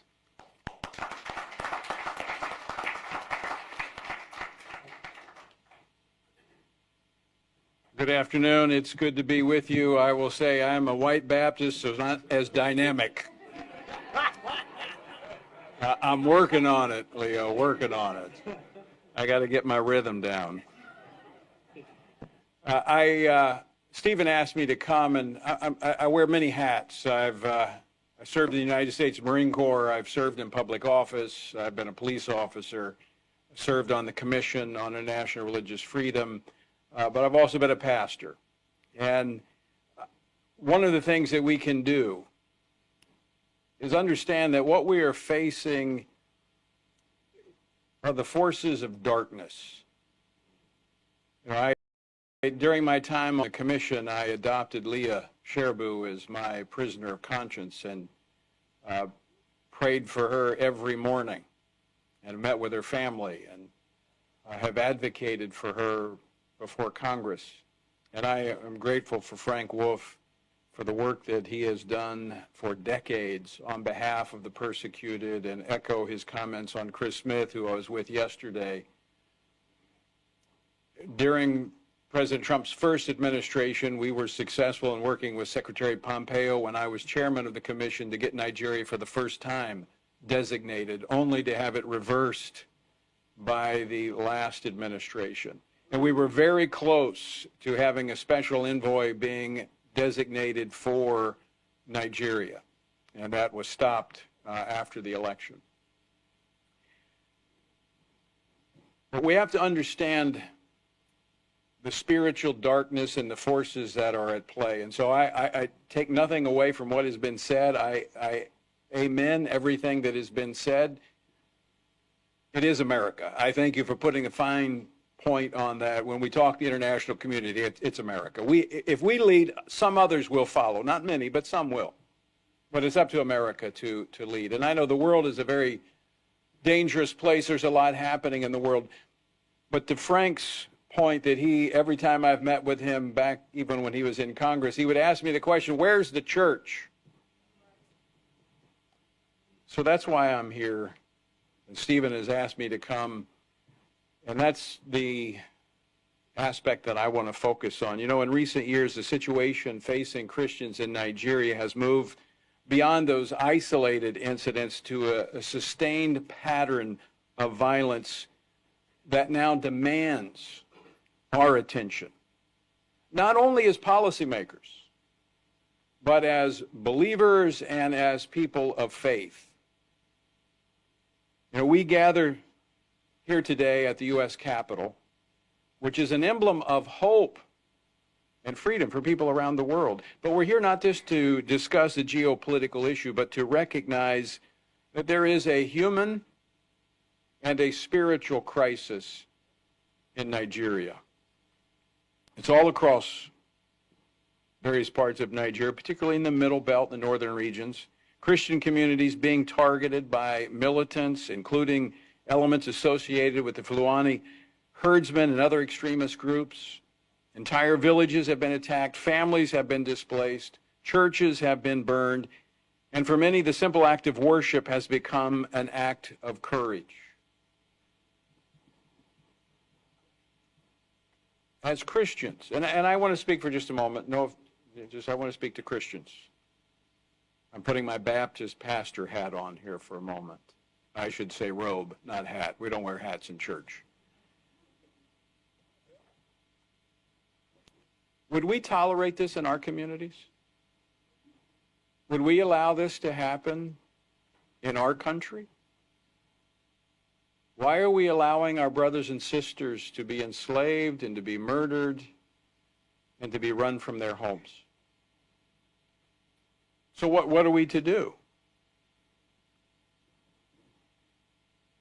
Yes, we can look to our policymakers, and we appreciate them. Senator Cruz, thank you for being here. Appreciate all that you've done. Ted and I go back a long ways on this issue of Nigeria.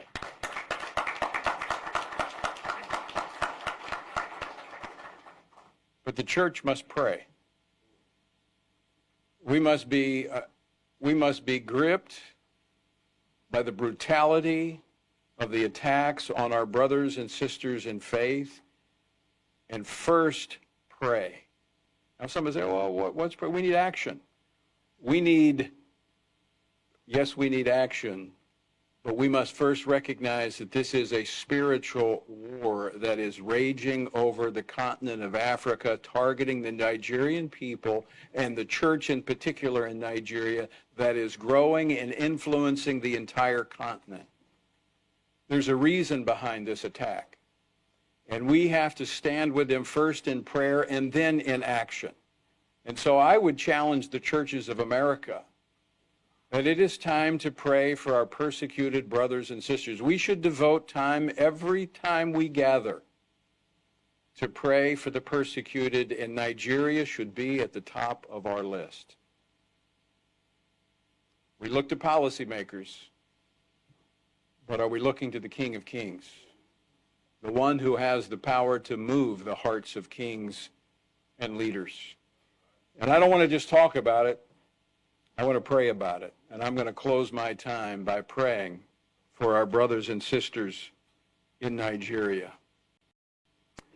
Lord, we pray that you would protect the Nigerian Christians and the others. Lord, we pray for all human beings who are created in your image. And they bear your image, and therefore they have value and they have significance. And Lord, this is not an issue, as been pointed out, about scarcity of resources. This is about good and evil. This is about life and death. And so we pray for those that are being targeted and attacked. We pray for, Lord, walls of protection around them and the exposure of the militants and the terrorists seeking to harm them. And Lord, we pray that there would be others that will stand with the Christians and the persecuted in Nigeria. And I want to pray for those, Lord, that have every family that's been touched by this violence, every individual that bears the scars of evil, that your supernatural healing power and comfort would be upon them. Lord, we pray also for those, even the perpetrators of this violence, that they would be struck by the evil that they've been a part of. And Lord, they might come to know the truth, that salvation would come to them. And Lord, we don't stop there. Father in heaven, we pray for peace for Nigeria, that there would be a swift end to the violence affecting that country. Stir in the hearts of the Church Universal, beginning in this country, to see the end of the violence of Nigeria. We stand with our brothers and sisters, and we pray that, Lord, if the leadership that's in that country won't stand for human rights and the protection of their people, remove them and put those in place who will. In Jesus' name, amen. Thank you.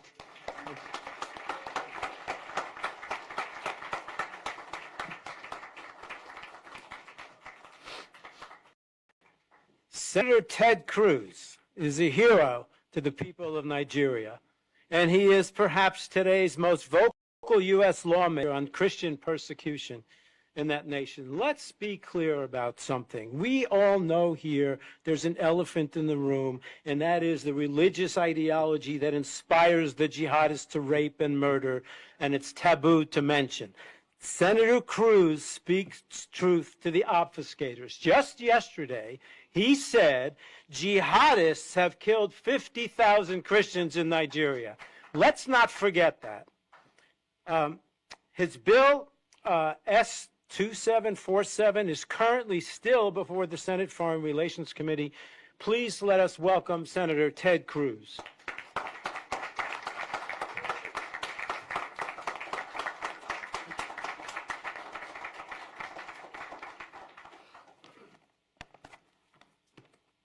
Well, thank you very much. Good afternoon. Tony, thank you for that word of prayer. I needed that. I can't speak for anyone else, but I needed that today. Thank you for inviting me to speak with you today. I want to thank the International Committee on Nigeria and the Endowment for Middle East Truth for hosting this critical forum today. The more we work together, the more we gather like this, the more we shine a light on the atrocities happening in Nigeria, the closer we get to resolution. In the Gospel of John, Jesus tells us, if they persecute me, they will persecute you also. As Christians, we know that persecution is part of our walk with the Lord. Since the church's founding, Christians around the world have been captured, beaten, and even killed for their faith. I want to begin by taking us back a few weeks to March 29th. Palm Sunday services were held around the world, ushering in the most holy and somber week Christians observe. Believers were united, waving palm leaves and branches, reflecting on when Christ rode into Jerusalem before his betrayal and crucifixion. But in north-central Nigeria, a very different Palm Sunday unfolded.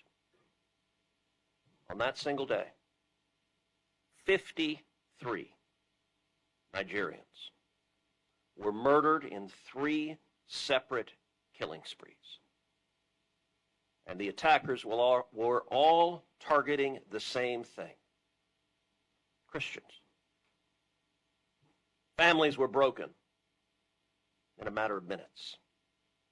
Lives were stolen and cut short. And Christians in Nigeria yet again mourned another tragedy. This attack, both tragic and vile, is not unlike the persecution Christians in Nigeria have faced day after day, week after week, year after year. Even last year, more than 240 Christians were slaughtered in Nigeria during the season of Lent and Easter. Hundreds of stories like this have been documented, and more than 52,000 Christian Nigerians, 52,000, have been murdered since 2009. There is no place on the planet where more Christians are being killed than Nigeria. And these are not isolated incidents, they are part of a pattern. A pattern of targeted violence, systematic intimidation, and a failure, both within Nigeria and across the international community, to condemn and to take meaningful action against these crimes.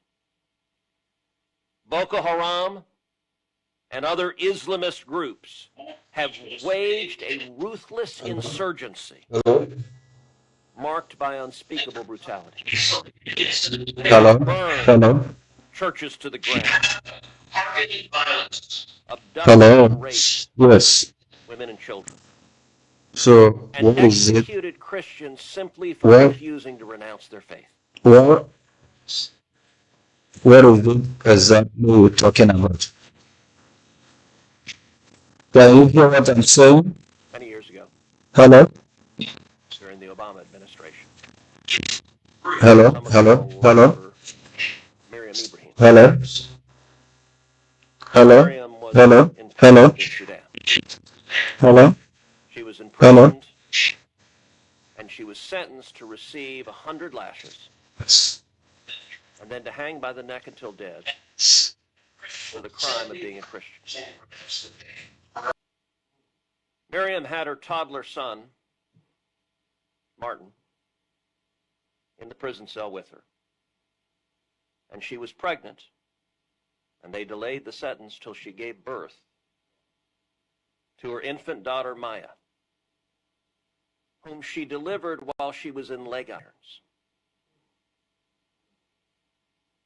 Now, I spoke about Miriam Ibrahim multiple times on the Senate floor, calling for her release, trying to shine a light. I will tell you, I begged President Obama to say her name.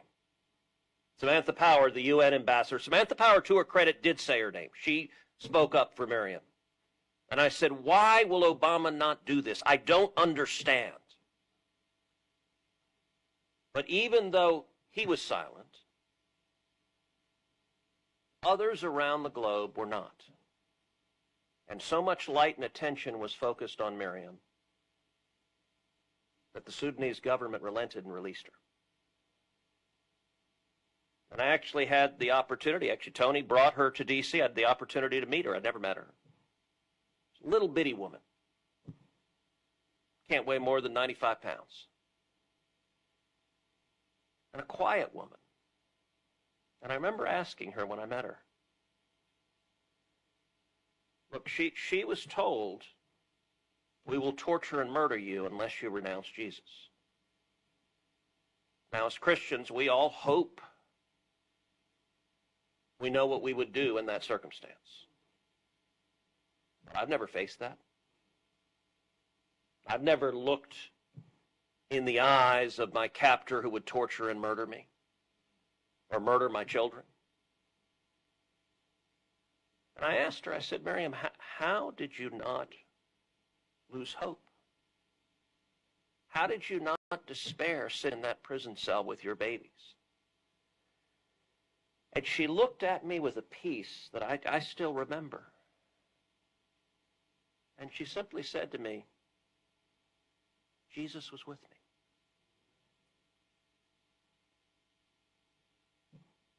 That's powerful.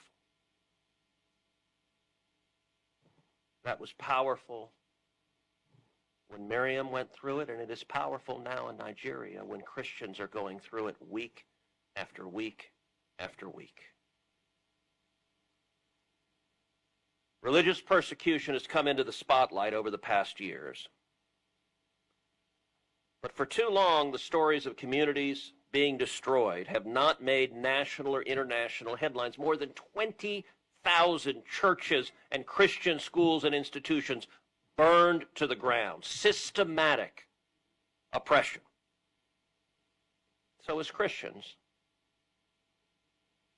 and as human beings, we have an obligation to act. By the way, yesterday at the hearing that you referenced,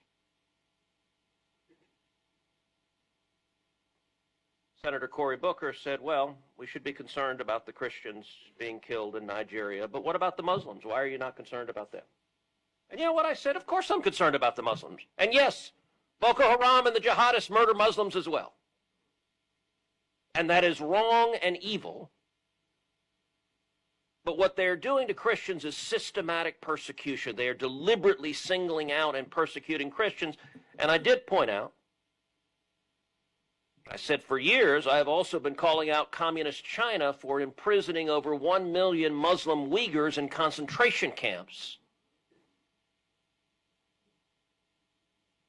While the Biden administration continued to funnel millions of dollars to communist China that kept those concentration camps going. So let's be clear, as Christians and human beings, we have an obligation to speak out against murder and torture and slavery and atrocity wherever it might be found.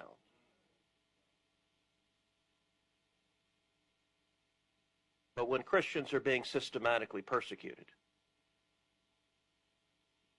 anyone who remains silent is complicit. Last year, I introduced the Nigeria Religious Freedom Accountability Act to protect Christians along with other religious minorities facing persecution in Nigeria by holding accountable Nigerian officials who facilitate Islamist jihadist violence and the imposition of blasphemy and Sharia law. And understand, the government is actively complicit in enforcing blasphemy and Sharia law as tools to target and persecute the Christians. Government leaders like to say these are rogue terrorists doing this, not us.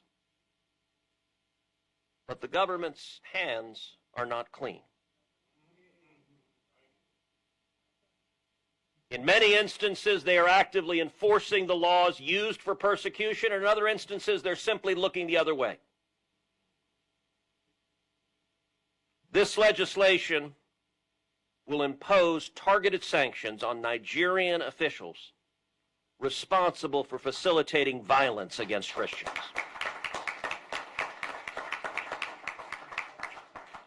Now, I'm very pleased, following my urging, that President Trump followed through and designated Nigeria as a country of particular concern. That was a very important decision the president made.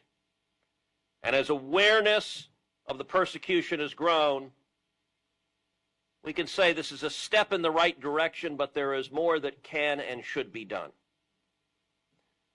As people of faith, as advocates for human dignity, we are called to something higher. We're called to speak.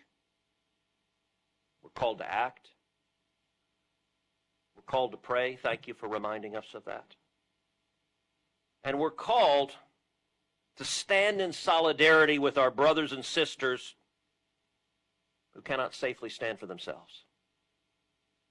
We need to continue shining a light on these atrocities for justice and for an end to persecution, for peace. Forums like this are critical to our shared mission of ending Christian persecution in Nigeria. So I want to thank all of you again. This attention, this light is powerful. Thank you for your work. Thank you for your advocacy. Thank you for standing up for those united to us in faith.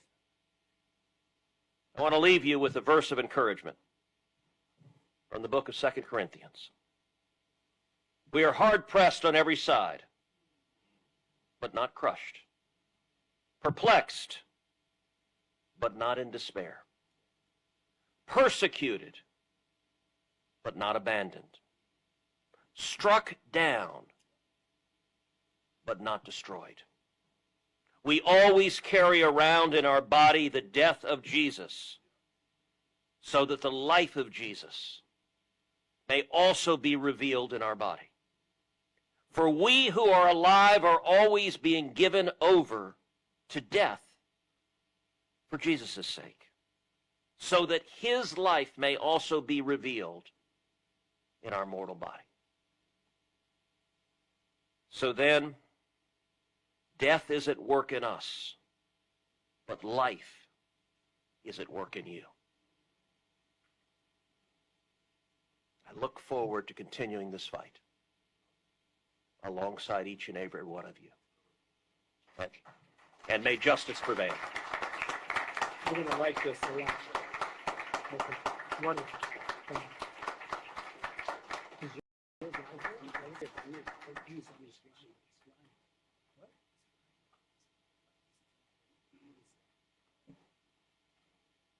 Sorry, he's not here. You're good. I know from a study, but you're good. Is he here? Okay. Okay, so I'm going to put him. I'm going to put him after him.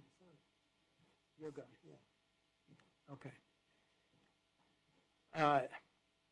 Wow. So I am honored and lucky to be able to introduce my friend Pastor Dumasani Washington, who is the founder and CEO of the Institute for Black Solidarity with Israel, IBSI. Before that, he was the outreach director of the over 10 million member Christians United for Israel. Dumasani is a pastor and an author. I love his books. You would be very, very lucky if you ever got a chance to hear this man preach. Pastor Washington has consistently called out the Western media's silence on the Islamist slaughter of Nigerian believers, and he has used his pulpit, his platform, and his partnerships on the ground to tell their stories when others will not. Please join me in welcoming Pastor Dumasani Washington.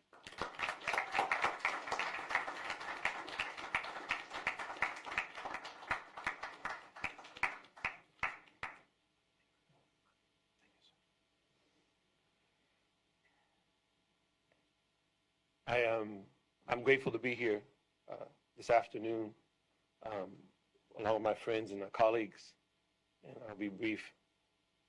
Pastors and rabbis are long-winded. I'll attempt not to do that. Long before I started the Institute for Black Solidarity with Israel, which has been 13 years now, As a young pastor in Stockton, California, our church would hold persecuted church conferences. So I was first exposed to the issue of the universality of the persecution of the church, Christians, while I was in college in the 1980s.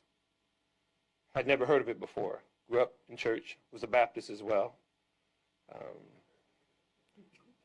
Became a preacher at a young age, but had never heard of anything doing with the church or Christians outside of the borders of the United States of America until I was in college. And oddly enough, it wasn't Africa. It was a friend of mine who had done a missions trip in Europe who came back to tell me what he had experienced. It was later on in the 90s, before the internet was a thing, that I somehow got exposed to what was happening in Sudan, and later on heard about the work of my dear friend Charles. Began to write letters to my representatives in California, and we would do persecuted church conferences, as I said, as a young pastor. And of the many things that I found in doing the work were the parallels between what our brothers and sisters, particularly in Africa, were going through, and much of what would happen here earlier in history where the African American community was concerned. You see, the fight for civil rights, it wasn't what it was called in an organic way. It was just a fight for dignity, a fight for access. Whether you're talking about the beginning of the 1900s or the beginning of the NAACP or the 50s and 60s, which are often the glory days. What often would happen is that those black leaders, who were often pastors, teachers, workers, were fighting for access. They were fighting for the right to be able to live, to educate, to do. And the fight, in the Hollywood sense, would often be depicted as a fight against this white person or that white person, this white sheriff, this white mayor. But the reality of it is that the strength of what was the Jim Crow system came from the federal government and from the state governments. The lynch laws that had to be enacted, which should have been manifestly evident within the Constitution, had to be inserted because they did not apply to black people, and on and on. Hence the fusion of the black and the Jewish alliance, because if anyone knew what the black folks were going through, Jewish people did. I say that for this reason. It was 2014, Bring Back Our Girls, when our organization that had only started the year before began to speak out, because long before the Institute for Black Solidarity with Israel was formed, I was already an advocate for what was going on with my Christian brothers and sisters in Africa, years before. The two things got fused. You don't have time, I don't have time to do that today, but suffice to say that as we followed the story, we recognized that the horror that was Boko Haram, the Fulani herdsmen, and other, had another backstory when it came to the United States of America. See, this was the Obama administration, and I came up not so much in the civil rights leader's home, but definitely in my parents, particularly my mom had a big mouth, so I have it as well. I tend to say what I'm thinking. That's not always the best thing to do, but I found that it lets me sleep at night. What we found was that Boko Haram was being covered for by the then State Department led by Hillary Clinton and then by John Kerry. See, our government was well aware of what was going on with Boko Haram.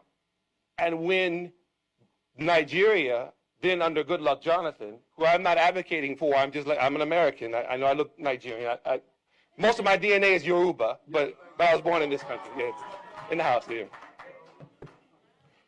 So our organization began to speak out. We began to speak out about the duality and the duplicitousness of the American government in aiding and abetting terrorists that were destroying Nigerian Christians. Well, people thought we were being partisan. I am a registered independent. I speak the power to either party. I don't care who's in office. I try to do it respectfully, but I'm also a pastor. And we underscored the need for there to be accountability.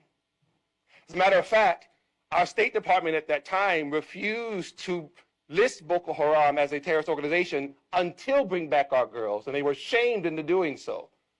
President Obama's wife held up a hashtag, Bring Up Our Girls, although he knew exactly what was going on. And the girls were never brought back, by the way. As a matter of fact, a couple of them have been sent back as suicide bombers just a couple of years ago.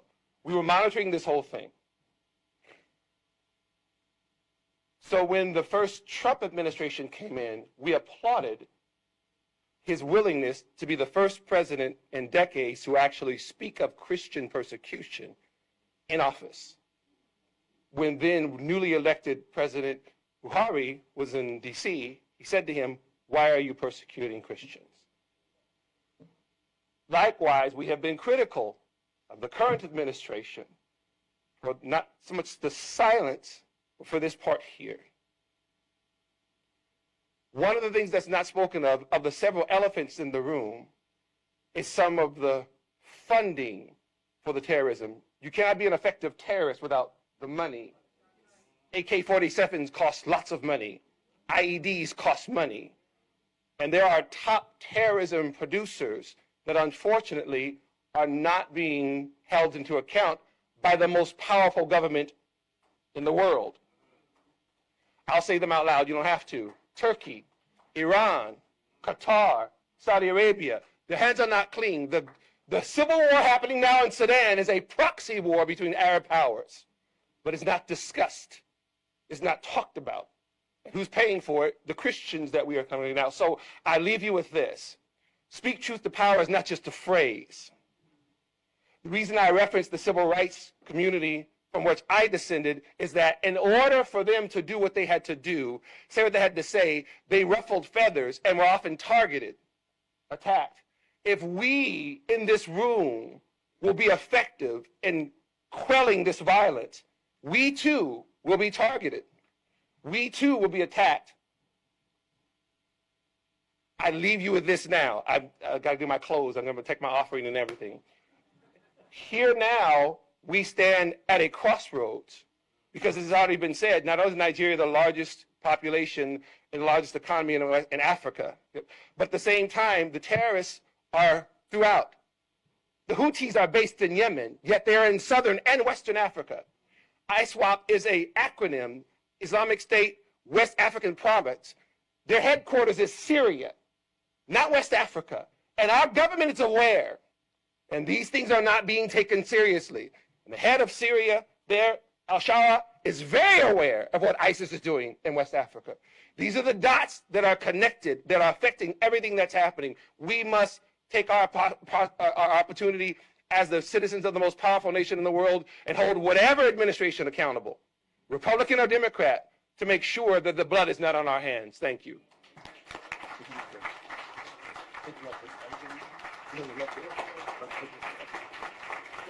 Wonderful, wonderful.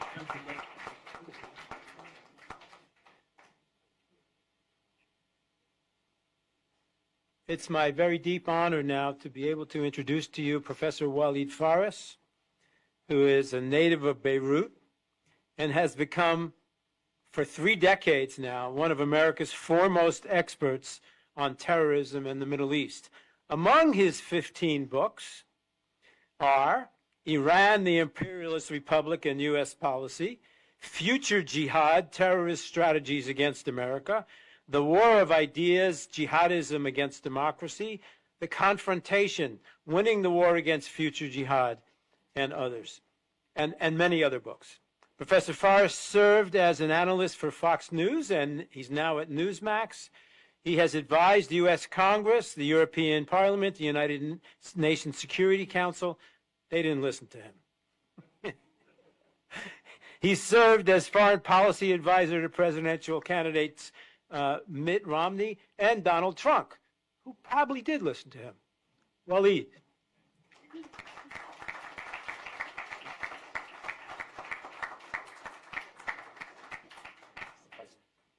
Thank you very much, Dr. Charles. It's a pleasure and honor to be again in a forum on Africa, but specifically today on Nigeria. I would like to thank David and the work, amazing work of education of Emmett. I would like to thank you, obviously, as the engineer of this movement and the International Coalition. My dear friend of 28 years, and my colleague and ally, Dr. Charles Jacobs, with whom I've started to work in America on persecutions in Africa and on jihadism. And Professor, also thank you for being here. I'm going to wisely use the few minutes I have to do two things. Number one, to tell you about my own little quick journey. Why am I here now? Where I was coming from. To understand how Nigeria's events that are happening right now, especially the massacre and the ethnic cleansing of defenseless communities, including the Christian community, but not just the Christian community. Speakers have already spoken about the fact that though there is a persecution and an ethnic cleansing of specific Christian communities, Muslim communities as well who are anti-jihadists, who are neutral to jihadists, have been also dealt with violence by the jihadists in general terms. My journey started, and you may find it a little bit surprising, as a young kid in Lebanon, Beirut, Lebanon, but I was interested in politics early on in my life, and my older brother helped me as well. One day in the late 60s, he showed me newspapers and pictures of massacres taking place in Nigeria. We were always overwhelmed by the Arab-Israeli conflict. That's the only conflict that exists in the world. Then wait a minute, why were there up to, and you could correct me, 1 million Christians in Nigeria killed in the 60s? And I was a kid and wanted to know more about it. So I tried to focus on the matter. 10 years later, out of my college, I published my first book in Arabic, so it was not well read in America. And I published a photo, a picture of Nigerian persecution in Nigeria. And that was my first writing about the matter. It was later translated into French. Copies are in Congress, so on and so forth. Then I left Beirut. Why did I leave Beirut in 1990? Precisely because of the same reason. The invasion of the free enclave of the Christians in Lebanon at the hands of a multitude of jihadist regimes and organizations and etc. That was the shock that forced me to leave, not just to go seek for a job. I didn't need a job. I had a great job. I was a lawyer and a successful one. But for the purpose of educating others, for the purpose of teaching. I actually had a career of 20 years teaching in colleges here. And in every course on the region, Nigeria had a place.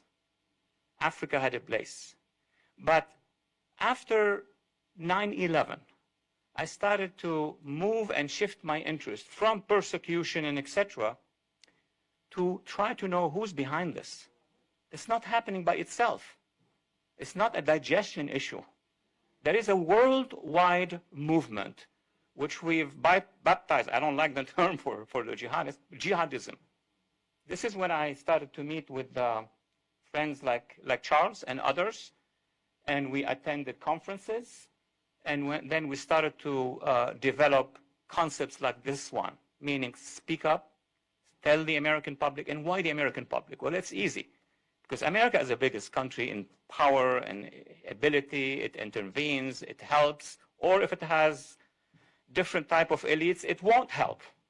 Like a speech that was given in Cairo in 2009, where then our president, and I'm not partisan as well, I am registered as an independent, to satisfy what the Muslim Brotherhood wanted from the United States. And there were 8 years of this, of support to the movement of the Brotherhood, to the Islamic regime in Iran. We went here, before we look at Nigeria or Lebanon or Syria or Yemen, we went through 8 years of actually diverting our attention from these persecutions. That's why many among you and NGOs said, why is it that the American public doesn't know? Because there was a policy. There was a policy of partnership with the Brotherhood, with the Khomeinists, and etc. That is something. It's not just on the left, it's also on the far right, as we see right now. People who consider jihadism as a colleague, as people who are doing yoga or something like that. So I was very honored in the 90s when I met Charles to have also had the experience of giving briefings in Congress and testifying to Congress. And who was the first congressman I testified to about the matter? He's sitting here, Congressman Wolf. Who was the second one I testified to Congressman Smith. So I had been able to do as much as I could and interact with these members who are the key players in making sure that the American public is educated and making sure that the administrations are doing the right thing. After 9/11, we worked with Emmett and other sister organizations, and we reached a point where focusing on the jihadist movement gave us a lot of explanation, not just about what is happening, what we should do about it. The most important briefing I gave to AFRICOM, I used to brief significantly our agencies or many national security agencies, and I pushed on the issue of Nigeria and also the other parts of Africa. And I brought a map with me to that meeting. I think it was about 2010, 2011. And there were all the generals and the analysts. And I showed them on the screen, this is the map of Africa, and every green dot is a location of a jihadist Asia and Central Asia as well. Years later, I did another conference with the agencies, and I told them, in 2010 or 9, I showed you a map. Can you show it? They showed it. And then show the next map. That's 8 years after. The green has gone all the way down, including in Nigeria. We used to hear, I mean, you know, you're the expert. We used to hear that Nigeria has a Boko Haram problem in the northeast, between Kano and, you know, those places. That's containable. And then we got the other side as well, northwest, where the Al-Qaeda for the Sahel, so on and so forth. And then slowly but surely, we saw these jihadists committing all these problems in the plateau. And then suddenly now we hear about who said Yoruba and Biafra. So that is not a matter of simple police activity. That is not a matter of we need to reform the entire Nigeria so we can moderate them. This is a game. This is a strategy by the jihadists. They have headquarters. Behind them you have the Muslim Brotherhood, and then you have the arms, Al-Qaeda, and all the jihadist groups. I teach that course. So now we have 2 candidates. I briefed the first candidate in 2012, Mitt Romney. There was a file, it was good, he lost. Well, we can't do much about it. But then the one that started to change things, I was the first appointed foreign policy advisor to our president now, but I was in 2015 and 16, and there was a file called Nigeria, and it has been pushed, and thanks also to members of Congress. So coming to now, what is to be done? Because that's what politicians and leaders need to know. Number one, it's talking about it. And the higher level, the better. Because the American public is influenced, is impacted by what the leaders are saying. I met with many Americans and many Africans and many African Americans, and they told me that everything started to change when President Trump spoke about it. You know, he's quick. It's not long speeches, a tweet. And he spoke about it, so people now have a greater interest. Number two, inside Nigeria, people start to have some hope. I know they tweet at my tweet when I say, well, we need to do this, we need to intervene here, and that, you know, how long are we going to wait? All minorities or all communities under jihadist threat, they have a problem, which is time. That's the problem, and we understand that. But at this point in time, the recommendations that I would think about is, number one, speaking about it. Number two, as some among you have spoken, including our good former members of Congress, legislate about it. Because once you legislate, the issue goes higher and higher. And then last point, we need to make sure that every map in front of us has a strategy to respond to it. Let me explain it in less than a minute. So in the Northeast, we have those extreme jihadists who have a strategy, who have connections to ISIS. There need to be military action there. And if the government doesn't intervene, the government of Nigeria, which is accused by some among you and many among us, of being complicit or not helping or etc., there need to be actions. And if actions doesn't come, then we need to have an action. We need to have an international coalition to go in at the end of the day. And when we move to the southern parts of Nigeria, Each community has a vision. Each community may have a future in mind. But what needs to be done is all communities at the same time have one goal, which is to defeat the jihadists, and the American people should be behind them. Thank you so much. Appreciate it.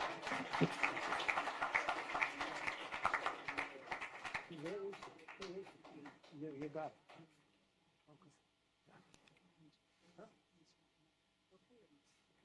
it. I'm going to introduce now Dr. Mohammed El Sanusi, who's the Executive Director of the Network for Religious and Traditional Peacemakers, building bridges between grassroots peacemakers and global players to work towards sustainable peace. Dr. El Sanusi served on the task force for the United States Department of State's Working Group on Religion and Foreign Policy.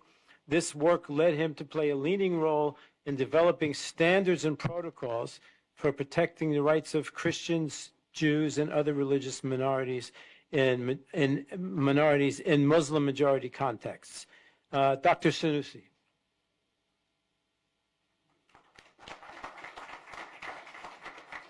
Well, thank you so much, Charles. Thank you for the introduction. And I guess I'm here this afternoon in my capacity as a commissioner on the United States Commission on International Religious Freedom. So, really very happy to be with all of you here this evening. So, as just mentioned, I currently serve as a commissioner on the United States Commission on International Religious Freedom, or you serve as an independent, bipartisan U.S. legislative branch agency. And we're blessed this afternoon actually to have the champion of this 1998 law, which call it the International Religious Freedom Act, which is actually created the agency that I am now serving on, as well as the Office of the Ambassador at Large for International Religious Freedom. So we're blessed to have former Congressman Frank Wolf. Thank you so much, sir. The commission actually uses international standards to monitor religious freedom abroad and make policy recommendations to the President of the United States, as well as to the Secretary of State and to the Congress of the United States. So we are like to also thank the Committee on Nigeria, or ICON, and the Endowment for Middle East Truth for convening this event focusing on the evolving terrorism landscape in Nigeria.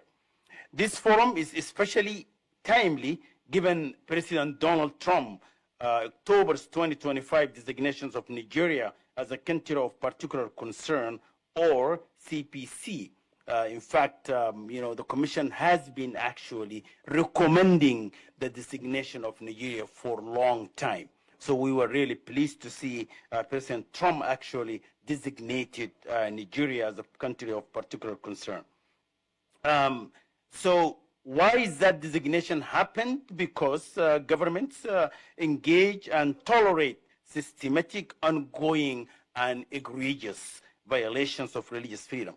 And Nigeria's government subsequent efforts to respond to the recent, upsurge in attacks, particularly in the Middle Belt region. In 2026, Fulani militants, as you know, and criminal gangs, which the Nigerian media often vaguely calls terrorists or bandits, continue to target religious communities across the country. In February, assailant killed 3 Christians and abducted a priest in Kaduna State, while Fulani militants reportedly killed 12 people, including 1 Christian farmer and 2 Muslim herders. In separate attacks in Plateau states, on Palm Sunday, as was just mentioned, gunmen killed dozens in a Christian community in Plateau, while other assailant attacks, attacked a wedding ceremony in Kaduna as well, killing and kidnapping, several people. On Easter Sunday, suspected militants also killed seven at two churches in Kaduna while kidnapping over 30 individuals. These are just a few examples of this kind of violence, but they are sadly simply too many to mention here just now. Insurgent groups that adhere to strict and intolerant interpretation of Islam, which actually majority of Muslims, they are not necessarily actually support, also continue to carry out horrific attack against Nigerian civilians from all regions and communities, or religious communities. This tragic reality is evident in recent strikes by JAS, which is Jamaat Ansar al-Islam, and as well as the Islamic State of West Africa province, suicide bombers who killed dozens at Mark and teaching hospitals in Maiduguri last month. Just today, as we all heard, the JAS actually killed 20 people in Borno and in the Adamawa states. This is just this afternoon we heard the news. So the things are continuing actually. Although this violence persists, United States Commission on International Religious Freedom is cautiously encouraged to see Nigerian government's recent and commendable efforts in addressing such groups' violence against civilians by making arrests of some suspects before they launch attacks. Similarly, we hope that government efforts toward accountability continue, such as the prosecution of 9 men on charges of organizing the June 2025 Yalawata massacre in Borno State that killed more than 260 Christians. Too often in the past, perpetrators of such activities have simply disappeared from the public's eyes, never to face true justice. However, USERV has also been careful to maintain a spotlight on a frequently overlooked but crucial part of religious freedom challenges in Nigeria, namely systematic religious freedom abuses, though the country's written laws, particularly the presence and the enforcement of blasphemy laws in 12 states. These laws and their corrosive societal influence impact Christians and Muslims alike. So, at present, 4 Nigerians, Muslims remain locked up in blasphemy accusations. We mentioned Sheikh Abdul Jabbar Kabbar, who has been in prison since 2021. He's one of the 2 Sufi clerics whom state governments actually persecuted and convicted for allegedly defamatory sermons that officials deemed mortifying the Holy Prophet Muhammad. Where do we go from here? It's a big question that we're trying to deal with it, given that the Nigerian government at least appears more willing to engage with the United States to reverse this ongoing and alarming trajectory. USERV offered several key recommendations in 2026 annual report we just released actually in March, which may offer some practical options. First, let me make the recommendations, and I have 1 minute to finish. First, recommendations we made as a USERV: the expanded use of targeted sanctions and visa denials pursuant to Section 2012 ACG of the Immigration and Nationality Act, and other penalties against Nigerian governments and military officials who tolerate religiously motivated violence or violence against religious communities or those who are complicit in attacks. The U.S. administration did indeed issue new visa restrictions late last year, and we hope to see it continue to apply these accountability measures. USERV also recommends that the State Department enter into a binding agreement with the Nigerian government to encourage substantial steps to address violations of religious freedom or belief, including reporting on religious violence, returning displaced persons to their homes, and improving security and military training. We also recommend that the administration ties foreign assistance that we give as a country, as well as bilateral policies on trade, arms purchases, and visa reciprocation to benchmarks on religious freedom improvement.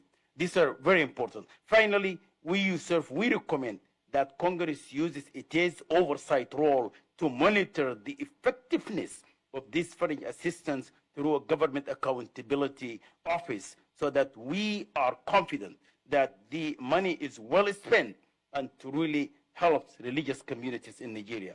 Yusuf realized that the comprehensive and meaningful success in stopping violence against religious communities across a country the size of Nigeria will take time, significant resources, and unfortunately will likely involve the sacrifice of some lives. Stopping this violence must also include government reform, political will, and continuous open and honest dialogue between not only the religious communities, but also between the people of Nigeria and their democratically elected representatives. So we need a whole of global approach, in fact, to address the problem in Nigeria. So thank you so much again for the opportunity to share these recommendations.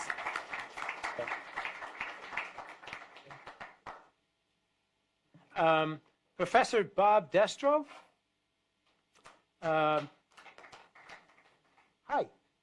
He's a professor of law. You know, we have 4 or 5 more speakers. They're great. I'm going to try to keep them to 3.5 minutes. 4. It's almost impossible to do that. People came from, but okay, I can kick. Professor of Law is director and founder of an interdisciplinary program of law and religion at the Catholic University of America, Columbus School of Law. He's a former assistant Secretary of State for Democracy, Human Rights, and Labor, leading the State Department's worldwide policy and foreign assistance programs on human rights and democracy issues.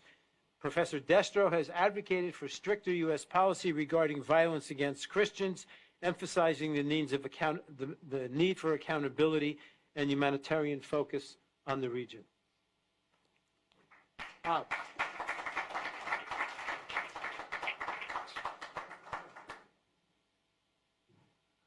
Well, thanks for having me. Thanks for putting on the program, and I promise I'm going to keep it short. And I'm going to do that by picking up on some of the other comments that other people have made. Let me start with the one that I think resonates, and that is talk is cheap. All right? Not here in Washington. The Nigerian government has just paid $9 million to counter everything that has been said in this room. I mean, that's just the fact. And so, you know, what I see is that most of us, and for those of you who know me, I apologize for sounding like a broken record, but you have to follow the money. You know, the expenditure of $9 million is a domestic issue in Nigeria. There's a lot of journalists who would love to know what that money is getting spent on. There is, here in the United States, you have to understand that in foreign policy, money talks. And because the United States operationalizes its foreign policy by spending money. And so it's either done by sending troops, which is a very expensive way. It's done through regime change operations, like much of what USAID was doing, you know, and it's done through trying to encourage good things on the ground. So if we really want to take care of the people in Nigeria, spend some money on lights and fences. I mean, that's actually quite simple. I mean, when Toyota built a big factory in northern Mississippi, what the first thing they do after they got the deed signed? They put up a fence and put up some lights. You know, so when we think about this, how do we follow that money? Well, my office, you know, the Assistant Secretary for Democracy, Human Rights, and Labor is charged by statute to follow the money. By statute, the DRL is the person who, and I quote the statute, shall maintain continuous oversight, unquote, of all humanitarian and human rights funding. Now, you can have a big fight over what that includes, you know, but the fact of the matter is it's not getting done. The biggest black eyes I got during my time was trying to follow that money.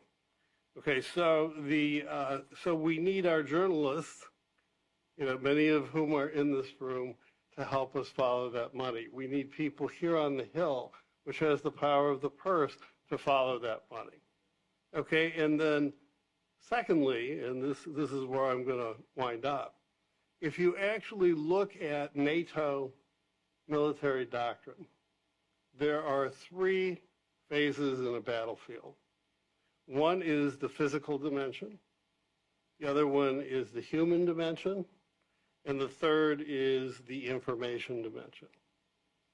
So we're not talking about we talk about the physical dimension all the time, right? We talk about the part of the human dimension when we talk about, you know, the impact on the communities.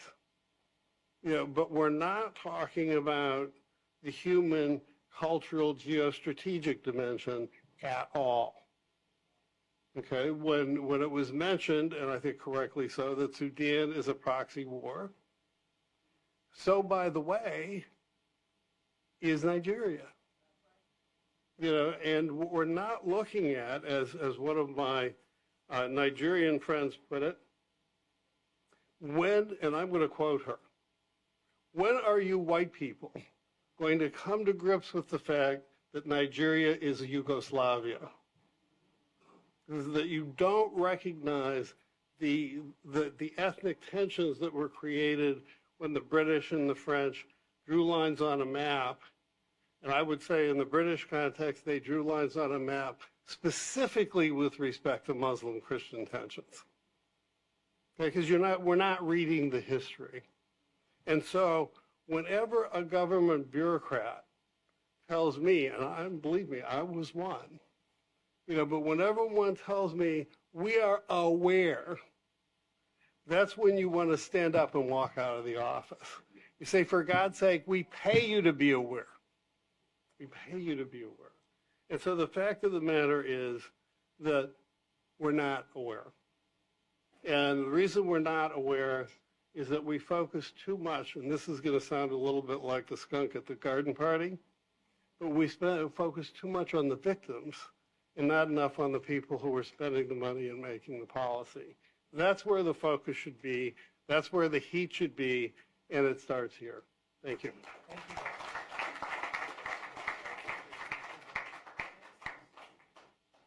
Thank you.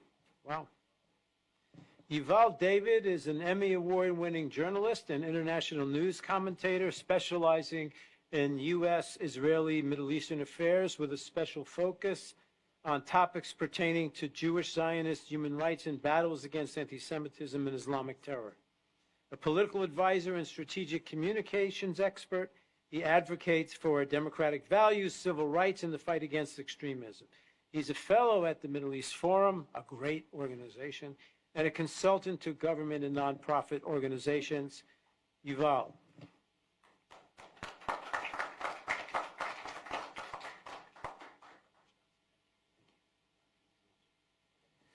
Good afternoon. It's an absolute honor to be here amongst great leaders, people who've inspired me to push harder, to be louder, and to take greater action, whether people like it or not. Also the policymakers, the advocates who are here, who understand that human rights are not abstract ideals, they are lived realities, and for far too many, those lived realities are under siege. I'm most honored to stand here in front of Mercy, who proves what leadership is, who proves what happens when you don't live as a victim, but you live as a resilient, determined survivor, who takes what happened to you and drives forward into leadership, to inspire other victims to live beautifully, to live openly when you can, and to force other people who are not taking action to take greater action. You are one of the greatest heroes in this room, and I'm honored to speak in front of you.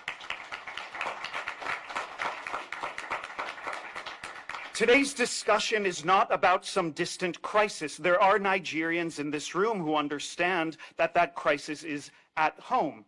But this isn't a distant crisis to one land. It is about a present and escalating crisis that is spreading across the world, across Nigeria. Islamist and jihadist terror groups are waging a campaign of brutality, of systematic, targeted relentlessness. This is not random violence. This is ideological warfare. That same ideological warfare is happening here in the United States. We have had terrorist incidents that happened in the United States, and somehow all of these Americans are not paying attention to them. One of which that shocked me was before the Super Bowl a couple years ago, there was an ISIS terrorist who drove a truck across Bourbon Street in New Orleans. But because the NFL was having a Super Bowl that week, people quieted it down to not talk about it. There is this willful ignorance that is happening, and we cannot be afraid to address who is perpetrating it. But now we speak about Nigeria, finally. To speak about Nigeria on Capitol Hill, because the victims overwhelmingly are Christians and other vulnerable communities. For years, I partnered with governmental and non-governmental agencies in the United States and Israel and internationally to help women and LGBTQ people. That's how I was introduced to Nigeria, when we tried to help women and LGBT people flee severe oppression, flee from sex slavery, or let's use the harsher word, rape, to flee for their lives. And yet there are so many other people who are in need of help. And I thought, wow, now that it's happening to the Christian community and people are speaking out about what is happening to Christians in Nigeria, maybe the Christians around the world will rise up. I'm shocked. As a Jew, as a Jewish activist, when I rise up whenever a Jew is being persecuted anywhere in the world, why am I not seeing more Christians rising up? There are 2.4 billion Christians in the world. If every one of those 2.4 billion Christians would rise up in support of your own Christian sisters and brothers, this would not be a continuing problem. The facts are stark. Churches are being burned during worship services in Nigeria. Entire Christian villages are erased overnight. Women and girls are abducted, raped, and forced into sex slavery. Children are kidnapped and indoctrinated into Islamist extremist militias. Clergy are executed in front of their congregations for refusing to renounce their faith. The violence is not only brutal, it is strategic, and it is designed to do exactly what Islamism and jihadism aim to do: to terrorize, to displace, and to erase. In region after region, this pattern is consistent. Christian communities are driven from ancestral lands. Farmlands are seized, livelihoods destroyed, entire populations are displaced. Survivors are forced to flee or face death. Families are torn apart. Men are killed. Women are enslaved. Children are indoctrinated. Forced conversions are carried out under threat of violence or death. This is not a random chaos. This is targeted eradication. And when communities are wiped out, when churches are reduced to ash, when generations are erased, that is not just violence. That is dismantling a civilization. So wake up, because Judeo-Christian civilization of democracy, is being dismantled in front of our eyes. Those of us who came to this room, those of us who take action and are considered brave or courageous, which is something I hate when somebody says, "Thank you, Yuval, for what you do, you're so brave." I don't want to be thanked. I say, don't thank me, join me. Join us in action. But there's a deeper failure here, and it's not one of policy, but it's one of moral clarity. In the West, there is no shortage of voices who are so eager to protest, to post on social media, or to perform outrage. Because when it comes to genocides, to real genocides, not the made-up ones, real human rights atrocities, we're facing silence. Selective outrage has become some sort of social currency. Social media hashtag activism has replaced actual advocacy. And too many self-appointed activists and advocates follow trends on social media instead of truth. Why are they following somebody who only posts on social media, who has 2 million followers, instead of following Mercy in every step that she takes? So there's a difference between standing for justice and performing for attention, because the cost of that confusion is measured in human lives. And even more troubling is this: there are those in the West who benefit from the freedoms of democracy, ability to protest against government, ability to wear whatever clothes we want or love whomever we want. And then those same people are supporting the regimes and the movements that would strip those very rights away. It's why I am no longer a Democrat. It is why I'm no longer progressive, and it's why I'm no longer woke. But my values never changed. Silence is not neutrality. Silence is complicity, because there is a cancer that has been spreading and we've been aware of it. And those of you who know about cancer understand that a cancer untreated spreads. We cannot be afraid to use specific words. The vast majority of terrorism that we see around the world in all of our lifetimes are committed by Islamists and by jihadists. We need to address it. And you know what? It's not only the Christian world, the 2.4 Christian people in the world who need to rise up as the leaders this world needs. It's the 2.2 billion Muslims around the world. If Muslims are not jihadist and if they're not Islamist, then speak out against members of the Muslim faith who are committing horrific crimes. The Christian world also needs to rise, because recognizing that while Christians are being persecuted, targeted, and places eradicated, like we're seeing in Nigeria, this is not only a Christian issue. Hindus, Buddhists, Jews, Druze, Baha'i, Zoroastrians, Jains, across continents, across cultures, across communities, they're facing the same threats. Different identities, different cultures, same enemy. An extremist ideology that does not tolerate difference, religious, cultural, or ideological. It seeks to dominate through fear, through violence, and through control. So my work as a political advisor, as a news commentator on air, as a human rights advocate, as a Jewish advocate, has made me understand, just as the Jewish principle says, "V'havta l'reacha kamocha," love your neighbor as you love yourself. If I want to help my people, I must help other people. And as I also try to awaken Jews around the world, we cannot only help others, we must also help ourselves. We need to be bold to say what we are fighting for. It's not just our lives, it's our values. As my grandfather said, the best thing you can do, and he would say this after surviving the atrocities of the Holocaust and helping others constantly throughout his life, the best thing you can do is to plant a tree under which's shade you will never sit. That is what we are doing here today. That is what these leaders are doing here today. That is what you are doing every day you wake up and speak your truth. You're planting a tree that will grow and flourish and help somebody in the future. Faith, it means you're fighting for faith. It means you're fighting for future. You're doing something can be greater than what we have. Not in fear, not in retreat, but in strength, in solidarity, and in shared purpose to protect communities. Jews, Hindus, Buddhists, and others who are facing the same violence, the same persecution, and the same threat. Because this is not a series of random, isolated attacks. It is a sustained assault on religious freedom itself. It's a sustained assault on freedom itself. And no community can withstand it if it stands alone.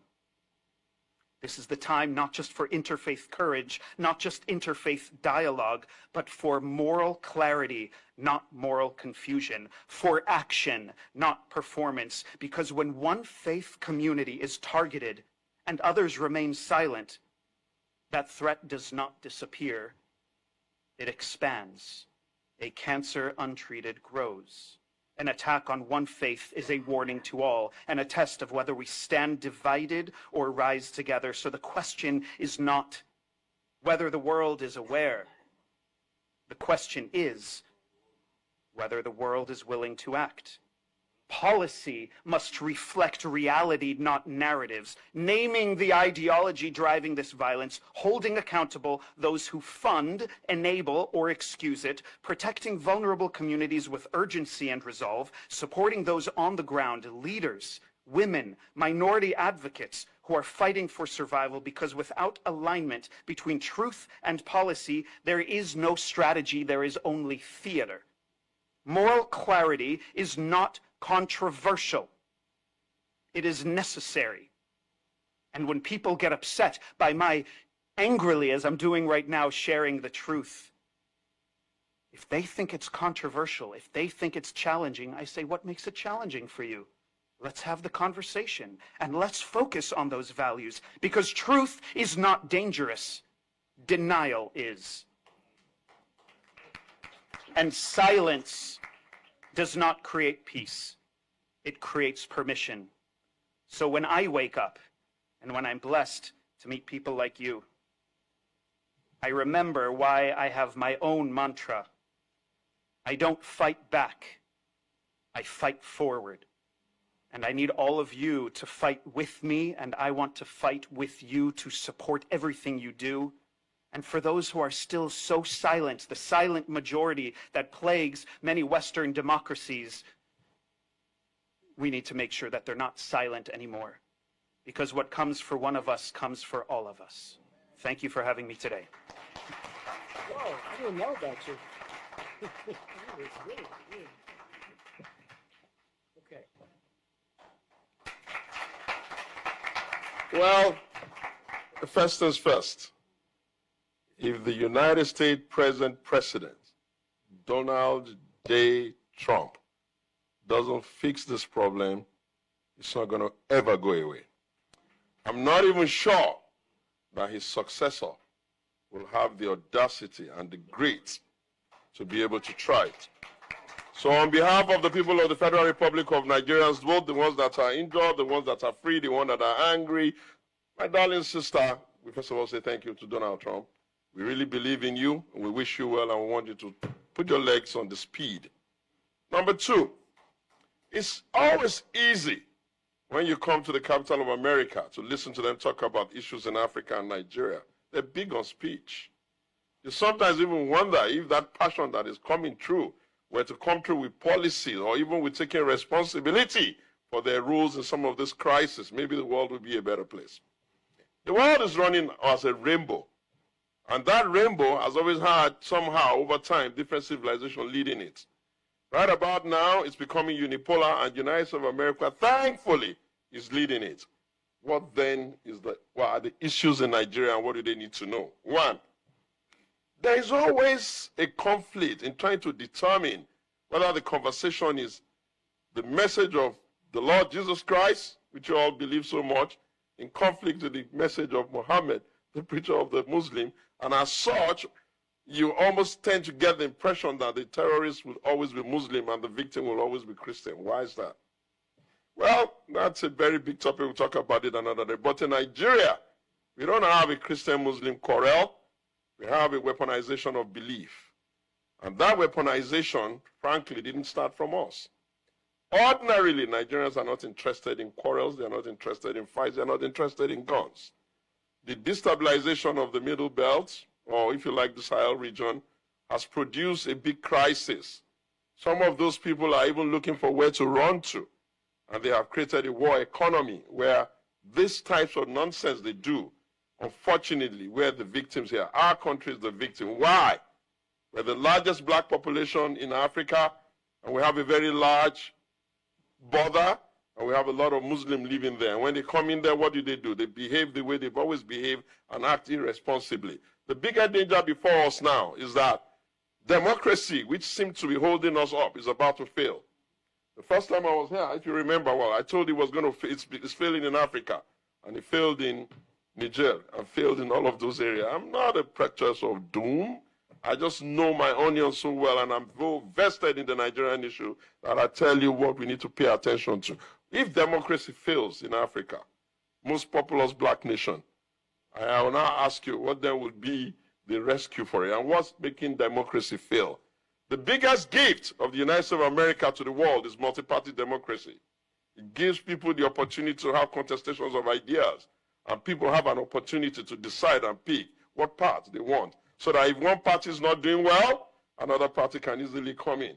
But if you sit and watch and see that Nigeria is now having a situation where we're not even sure whether we even have democracy anymore, or we have the rule of one man and his party determining that every other political party in the country will legally be unviable. That's difficult. You need to pay attention to that. The second thing I want to put on the table is this. What exactly should be the action that the United States of America under Donald Trump, what should they really do? When you designate a whole country CPC, what does that even really mean to us in Africa? Nothing. Because the consequences of that is shared by everybody, and since everybody is not guilty at the same time, everybody ignores it. What you need to do is you need to be designating people. They feel it more. You have enough intelligence, and if you don't have them, maybe you should yield leadership of the world to another country that is willing to do something much more practical. You need to find those people who are putting the money there. You need to know those people who are running the logistics. You need to know those ones who are using angry rhetoric to incite their people and tolerate these kinds of insurgency. You need to designate them. You know why? Because when you designate human beings, you cut off the oxygen. And then the next person who is planning to do such nonsense also know that he's going to take responsibility in his name.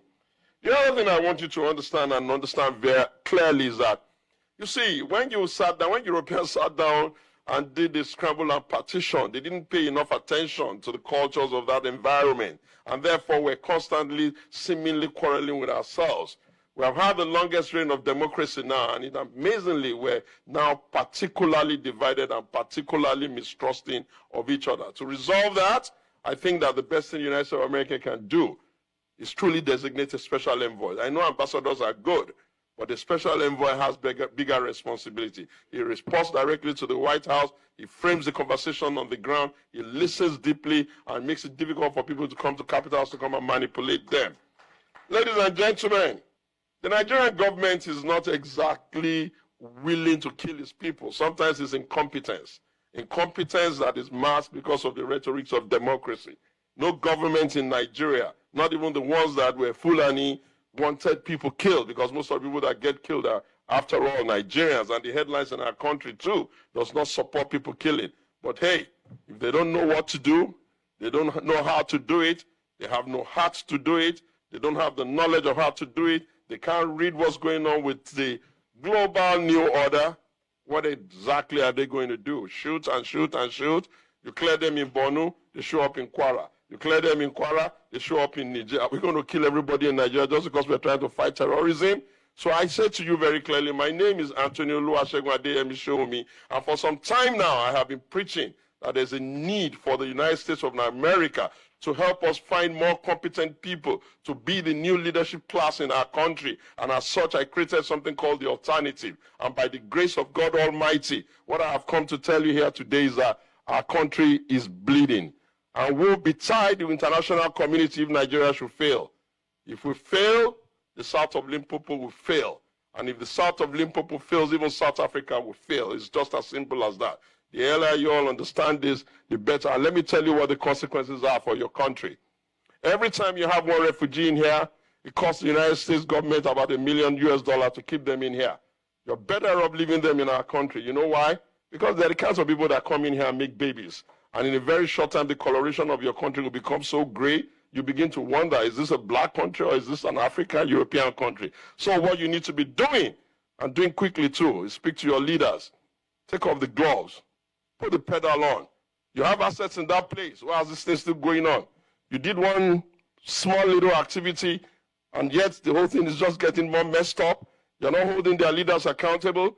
You're not holding even the ones that are in charge of the security infrastructure of the country, what they're doing with the intel you're giving them, and you expect us to come here every time, fly from all over Nigeria, so that we can come and listen to you talk to yourself, what you should be saying to yourself behind our back, so that people like Mary will not have to deal with this kinds of nonsense ever again. We are very sure that the Christian faith does not encourage anybody to kill anybody. I cannot say the same of the other faith. It is the responsibility of the world to ensure that Nigeria is a secular country. It remains a secular country, so help us God. Thank you very much. It was nice talking to you. Excellent. Excellent. Thank you. Okay. Wow. Okay. I'm about to introduce a hero. His name is Mike Arnold. He's made 16 trips to Nigeria, some under level 4 do not travel warnings. He founded the Africa Arise International, which today runs schools for more than 600 displaced children in the camps that the Nigerian government says doesn't exist. He's a former mayor of Blanco, Texas. And he is the author of Epicenter, Nigeria, Radical Islam and the War for Global Order, a #1 bestseller on Amazon. Mike.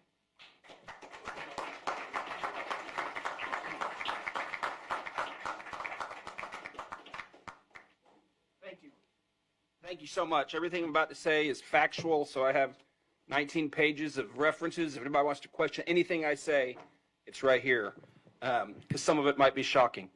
Nigeria, the 6th largest nation on earth, on track to be the 3rd largest by 2050. Top 5 OPEC, $1 trillion in minerals, a cultural powerhouse. Nigerians are among the most educated and wealthy in the United States, and they do it with integrity, sharing the values that made America great. Last year, General Michael Langley, AFRICOM, declared the region anchored by northern Nigeria as the epicenter of global terror. ISIS, Al-Qaeda, others call it home. Their stated ambition, full Sharia across Nigeria, and then a global jihad launch pad. The recent Old Dominion shooter was radicalized in Nigeria. Two scenarios. America's greatest African ally, innovative, peaceful, and prosperous, or the greatest security threat of the next generation, a Sharia exporting giant. A little bit of history. In 1804, Usman Dan Fodio waged a jihad and founded the Sokoto Caliphate, Africa's largest pre-colonial empire.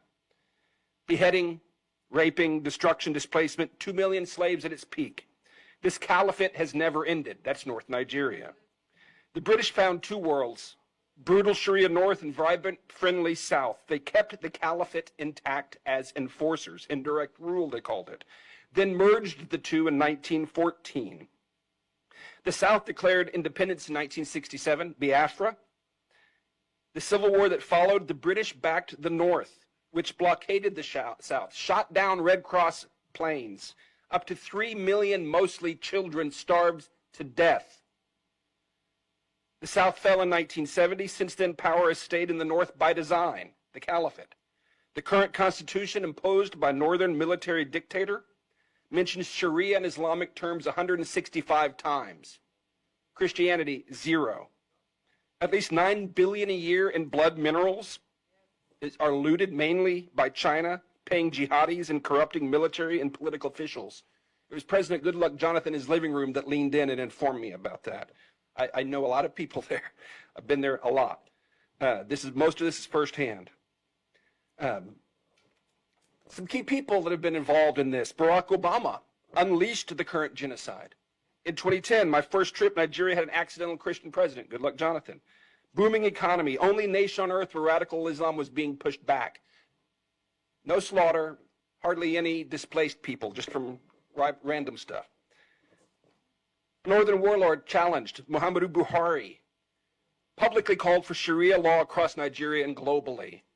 Boko Haram chose him to mediate with the government. Tinubu helped get him in office, the current president. David Axelrod was his campaign advisor. Obama blocked U.S. counterterrorism support to Jonathan, blocked other nations from helping. Jihadists flooded in from North Africa, villages massacred, millions displaced, raped, enslaved, kidnapped. churches burned. Buhari ran on ending the insecurity. It only got worse. Another person, the Sultan of Sokoto. He's like Pope and King to 108 million Muslims. Dan Fodio's 20th generation successor. He was a Nigerian general deployed to Pakistan and Afghanistan during the War on Terror when we captured Nigerian fighters alongside Al-Qaeda and the Taliban. He returned and assumed the throne in 2006, and international terror tactics and organizations appeared soon after. He has never decreed an end to the killing or mineral looting in his domain, but he's called social media a terror organization. In 2025, he publicly supported the push for Sharia in traditionally Christian southern states. President Bola Tinubu, if that's his real name. In 1993, he forfeited $460,000 to a federal court in Chicago and fled the United States. That was proceeds from a heroin trafficking ring, which, by the way, heroin funds 37% of jihad around the world. He has appointed a man to rewrite the national curriculum whose defining credential is the book, The Islamization of Knowledge, which explicitly calls for intellectual jihad to oust Western education from nursery schools up to universities. This is academic Boko Haram by definition. And this is the guy that Tinubu put in charge of the curriculum of 50 million African Nigerian children. His new defense chief called the terrorists prodigal sons who deserve rehabilitation. That's the defense chief. NSA Nuhu Ribadu personally called me on October 5th to be Nigeria's Jane Fonda. It is documented he armed Miyeti Allah, the Fulani militia chaired by the Sultan and named in HR 7457 for potential FDO organization. He has publicly called the terrorists brothers. Mossad Bulus, Trump's senior advisor for Africa and the Middle East, holds multiple citizenships, including Nigerian, lived in Lagos for decades. He parrots verbatim talking points of terror-linked northern imams. He is CEO of his family company, which currently profits from multi-billion-dollar no-bid contracts issued by the Tinubu administration, issued to his business partner. He sells the heavy equipment to build the no-bid $13 billion in projects. This is Trump's senior advisor. He's also Tiffany Trump's father-in-law. Examples of ongoing failures and impunity. Ngoshe, Borno State, wiped out in the Goza massacre of 2014. The government recently assured refugees in Cameroon it was safe for them to return, paid them to return. Within weeks, on March 3rd, Boko Haram slaughtered dozens, more than 300 abducted into slavery, including the wife and daughter of a friend of mine. The military was largely AWOL. The attacks continue there. Deborah Samuel Yakubu, 2022, college student. After finals, she posted on WhatsApp, "Jesus is the greatest. He helped me pass my exams." The next day on campus, as professors and police watched, she was beaten, stoned, tires heaped on her, and burned alive, while students filmed selfies in front of the flames celebrating. The deputy imam of the National Mosque, who performed President Buhari's daughter's wedding, publicly justified the killing within 24 hours on his own Twitter account. No one was punished. Nnamdi Kanu, British Nigerian broadcaster from London, illegally abducted from Kenya, tried under a defunct law, now serving life in Sokoto prison for words spoken in Great Britain. Meanwhile, the northern imam just recently offered a 1 million naira bounty for the head of a pastor, then doubled it to taunt his critics. No charges, no condemnation from officials. I've been corresponding with the guy. He helped him get to a safe house, but he and his family are in danger and they need help. The Nigerian government goes to great expense to rehabilitate the killers, while millions of innocent displaced victims are denied, neglected, and dying. The narrative war. The farmer herder and climate change framing started in the Obama State Department. The original reference document was written by a career Sharia propagandist hired by George Soros. At least $10 million confirmed U.S. lobbying contracts are now running. Former Trump administration officials, Nigerian government lobbyists, northern imams, foreign agents, conflicted advisors, and now even Russian state television are among those working to shield this regime from accountability. The real narrative is this: Nigeria is in the throes of an Islamic conquest. Since 2009, they have slaughtered as many as 125,000 Christians and 60,000 Muslims. This is not simply a religious freedom issue. This is national and global security. The emergency, as many as 10 to 12 million, mostly youth, are now displaced. 50 to 60% chance of radicalization by 2030 without intervention. Most are denied by the government, who call them beggars and criminals. Without intervention, this could yield 5 to 6 million more jihadists over the next 5 to 6 years. Intervention is not hard. The international community has the money and the mandate to help if the displaced are simply recognized. In 2015, the UNHCR documented multiple displacement camps in Abuja. Today, they deny those camps exist. I have run schools in those same camps since 2020. They do exist. I affirm the cycle of violence is not inborn or inevitable. A lot of Americans write it off. Oh, that's just what they do. Yes, the children who saw their parents hacked to death often come to our schools wanting to go back and get revenge, but I can tell you with an education, they gain character, hope, and vision, and they want to go back to rebuild. What must happen? Nigeria has long been strangled by radical Islamists, predatory extraction, globalist meddling, and institutional corruption. Working with the Nigerian government to end the genocide is like working with the Third Reich to end the Holocaust. They smile and spin as they wait for Trump to leave office. Since CPC designation, killing and impunity have only gotten worse. Sanctions will not work. Visa bans will not work. They're ideologues, and they'll just pivot east. Intentional denial of recognition and aid to displaced people, intentional denial of recognition and aid in this circumstance meets the legal standard of genocide. This is provable. Indict the Tinubu administration. Arrest them. They're guilty of genocide. And it's provable. Conduct a valid census and evidentiary briefing of the displaced. They are our witnesses to genocide and they need help. Investigate the Sultan of Sokoto as a terror sponsor. Circumstantial evidence demands it. We know where the militant camps are. Wipe them out. Bring the enablers to justice. Demand the release of Mazi Nnamdi Kanu and other prisoners of conscience. Offer asylum protection to them and others threatened by this regime. Ensure a free election in 2027. It can be done for the cost of a Tomahawk missile volley. Tinubu was declared the winner with less than 9 million votes in a nation of 230 million. A free election changes everything. Let the people vote on a new constitution and self-determination. Like so many other British colonial contraptions designed to fail, separation is likely inevitable, and it is just. The time is now. Nigeria is at a crossroads. It will become either a peaceful, prosperous ally or a massive launchpad for global jihad. There is no going back to the status quo. If the world turns away after this unprecedented scrutiny, the backlash will be bloody and absolute. The window is closing. We must call this what it is and intervene now, or the current genocide will grow and draw more innocent blood, not just there, but here in the United States. Thank you. Wow. I gotta know you.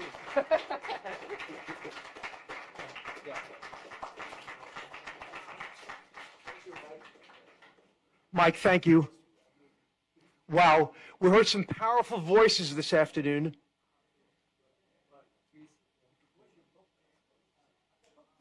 Thank you, Stephen from ICON, Charles Jacobs, for your work over the past 25 years. You've been an incredible force for against jihad in Africa. You all embody moral clarity and political courage as you selflessly seek to thwart real-time genocide happening in Nigeria.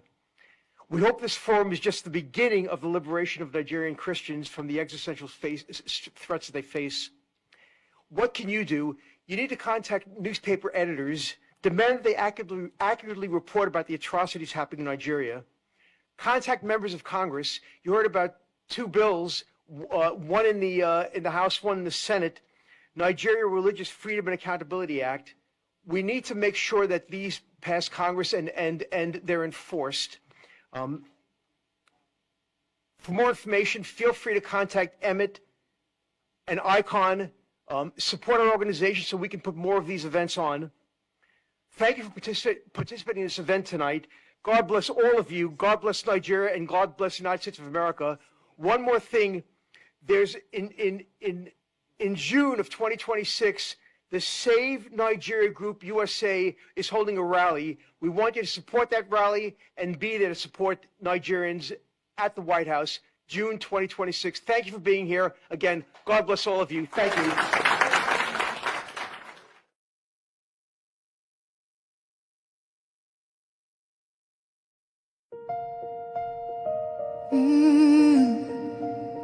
Can you hear the cry from the broken land, from the wounded hearts? Nigeria, they bleed, people they cry, tears for the ground, nobody asks why. Over 7,000 souls don't fall every single day, we still there call. Churches burning, hope fading fast. Since 2009, the pain don't last. 50,000, maybe more. Heaven they count every single soul.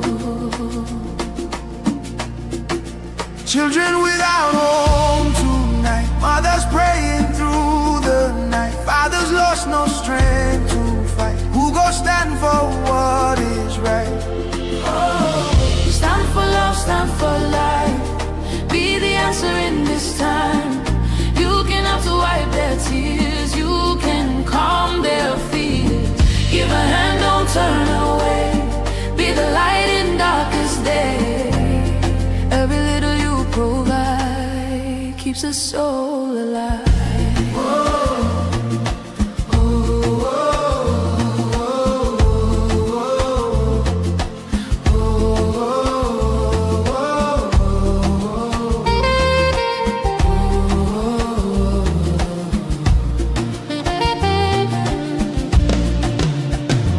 Millions roaming, nowhere to stay.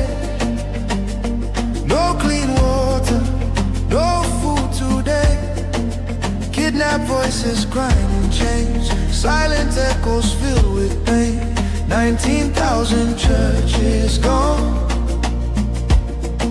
but faith still rising, holding on. In the ashes, hope remains. Love can heal the deepest pains. Shelter broken, dreams erased. Hungry hearts we can embrace. Let compassion take its place. Now's the time to show His grace. Stand for love, stand for life. Be the answer in this time. You can help to wipe their tears. You can calm their fears. Give a hand, don't turn away. Be the light in darkest day. Every little you provide keeps a soul alive. Food, water, shelter, hope. You can be the miracle they pray for. You can change a life today. No matter how small it seems, your love can rebuild their dreams. Together we can make a way. Keeps us all alive.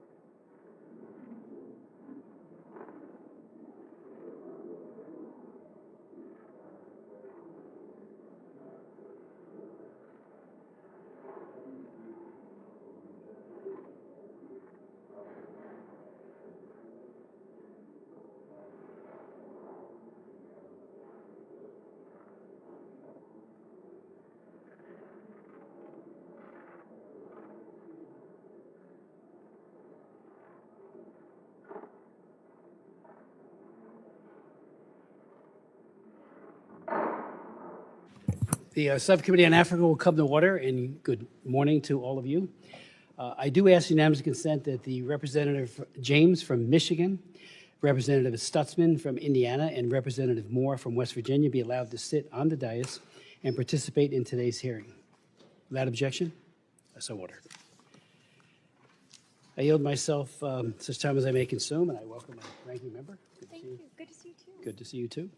I want to welcome all of you to this very critical hearing on the systematic and accelerating violence against predominantly Christian communities in Nigeria. For the record, this is my 12th hearing focused exclusively on Nigeria, with scores of other hearings on human trafficking, religious freedom, food insecurity, human rights focused in part on Africa. I've led 3 trips, human rights trips to Nigeria. I want to thank our distinguished witnesses for being here today to bring light and scrutiny to this unfolding religious freedom catastrophe and to proffer ways to mitigate and to end the violence and the hate. Nigeria is ground zero, the focal point of the most brutal and murderous anti-Christian persecution in the world today. Moderate Muslims who speak out against the radical Islamists or refuse to conform with the serial killers are murdered as well. I applaud President Trump's recent decisive action to redesignate Nigeria as a country of particular concern for engaging in and tolerating severe violations of religious freedom. One of our witnesses today, Bishop Wilfred Anagbe from the Diocese of Makurdi, testified before our subcommittee last March. He said, in part, militant Fulani herdsmen are terrorists. They steal and vandalize, they kill and boast about it, they kidnap and rape, and they enjoy total impunity from elected officials. None of them have been arrested and brought to justice, close quote. Today, by Zoom, Bishop Anagbe will say, in part, on the 13th of March, 2025, when I last appeared before this committee, I warned that the situation was dire and demanded urgent attention. Tragically, the past half year has proven those warnings understated. The continued attacks on vulnerable Christians, villages by the Fulani ethnic militia, and their counterparts, both in the middle belt of Nigeria and elsewhere in the country. In my own diocese of Makurdi, you are all familiar with the massacres of Saturday, the 13th of June in Yalawada, where 278 persons, men, women, and children were killed in a manner too gory to describe here by people shouting Allah Akbar, while slaughtering their victims. It took the prayer of the Holy Father, Pope Leo, on Sunday, the 14th of June, for the government of Nigeria to even acknowledge this evil. Even so, the federal government still seeks to downplay the numbers and has yet to properly care for the survivors, even as I speak, as he will be speaking momentarily by way of Zoom. Abductions of the clergy and laity remain rampant. Priests and pastors are prime targets for elimination. In 2015, one of our colleagues, a member of this subcommittee and also this full committee, I should say, and of Foreign Affairs, and a former House colleague and Green Beret officer, and now U.S. Ambassador to the United Nations, Mike Waltz. He was deployed in 2015 to Nigeria as part of a Nigerian, he was part of the Special Forces to provide training and security assistance to the Nigerian Navy SEALs in their fight against Boko Haram. During this time there, he said yesterday, a couple days ago, more than 300 girls were reported missing because of Boko Haram's extremist violence. Working alongside his team, Ambassador Waltz supported Nigerian SEAL operations that ultimately helped rescue many of these girls from the oppressive conditions imposed by Sharia law. This past Tuesday, Ambassador Walsh also said at a special seminar on Nigeria that the situation in Nigeria now has only grown more dire. He went on to say, churches burn, mothers bury their children for the crime of singing Amazing Grace, pastors are beheaded for preaching the Sermon on the Mount, and entire villages awaken to gunfire simply by calling Jesus their Lord. This is not random violence. It is deliberate persecution as northern militant groups enforce Sharia law and unleash targeted attacks on Christian communities. He also pointed out, and it was this week, that 25 girls went missing, many of whom who will now vanish and have vanished into the dark underbelly of extremism and sex slavery. Make no mistake, these ongoing attacks are based on religion, and diverting attention from it denies what we have seen with our own eyes. Yeah, there may be other factors, but religion is driving this. Kill the infidel. We see it in other places, and we're seeing it now, sadly, in Nigeria, and it's been going on for many, many years.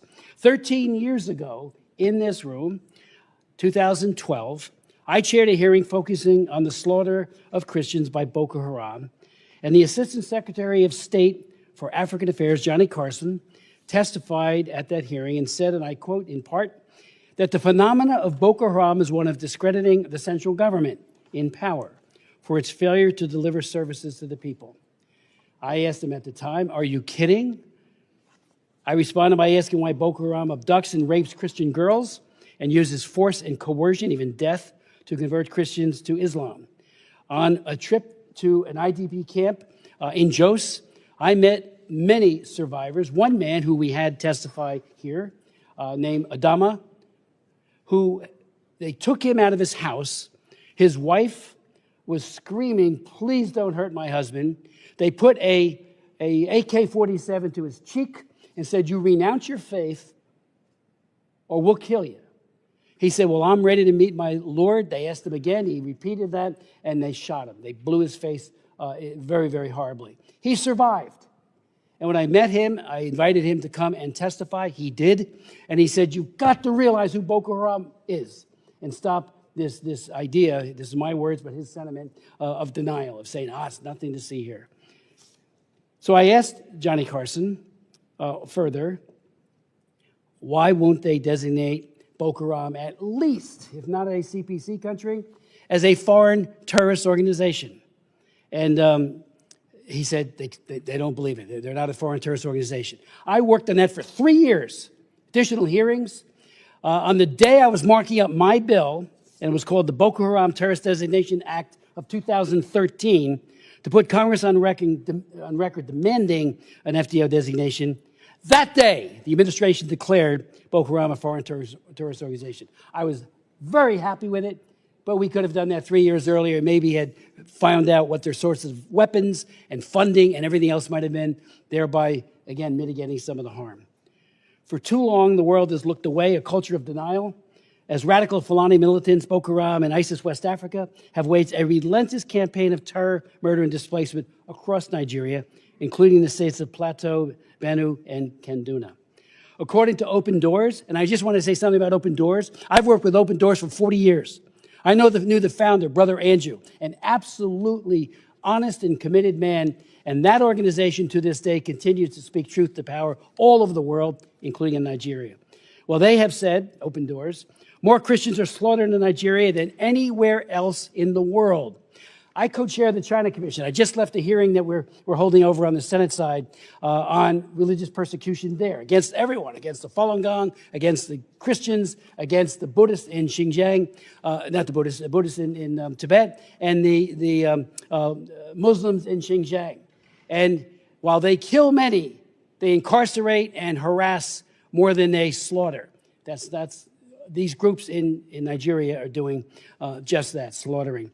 Another group has said over 52,000 Christians in Nigeria have reportedly been targeted and killed by Islamist extremists, while approximately 34,000 moderate Muslims have been murdered as well since 2009.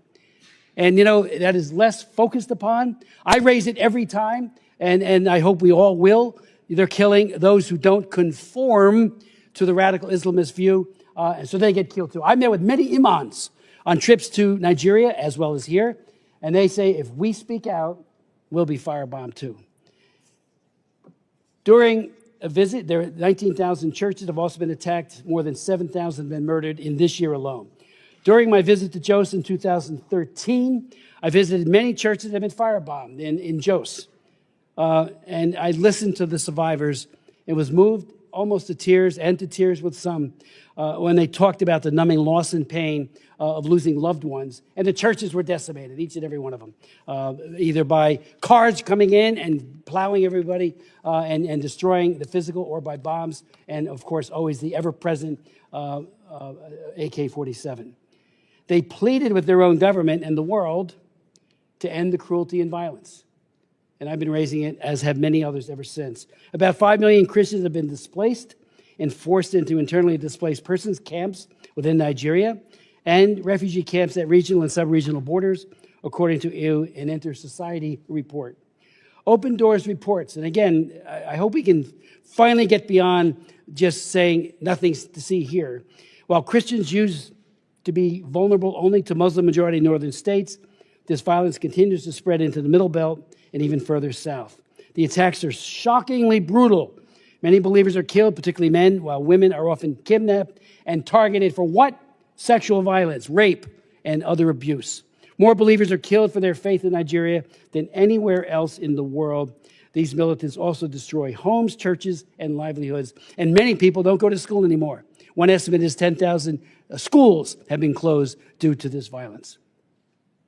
The Nigerian government has a fundamental constitutional obligation to protect its own citizens. Yet the brutal reality is that the perpetrators of these crimes operate with impunity. The lack of accountability sends a chilling message that the lives of Christian farmers and their families are expendable. This failure has rightfully been called out by the President of the United States, President Trump, and Secretary of State Rubio. The United States must not stand by idly. I've introduced resolutions, and others have been introduced as well. H-Res 82, I had done that previously on 82, asking that the Biden administration, we had an interesting conversation and debate on that resolution. It did pass 26 to 21. And part of the argument that was made by Mr. Meeks and my very distinguished colleague to my left is that it's the President and the Secretary of State that needs to make that call, not us. I think we can encourage something. That's what it did. But nevertheless, now they've made the call. And I think we need to, double down and try to stop this. H-Res 860, which I've introduced, also calls on conditioning U.S. foreign assistance, and it must be tied to progress from the Nigerian government in preventing persecution, prosecuting perpetrators, and protecting all communities.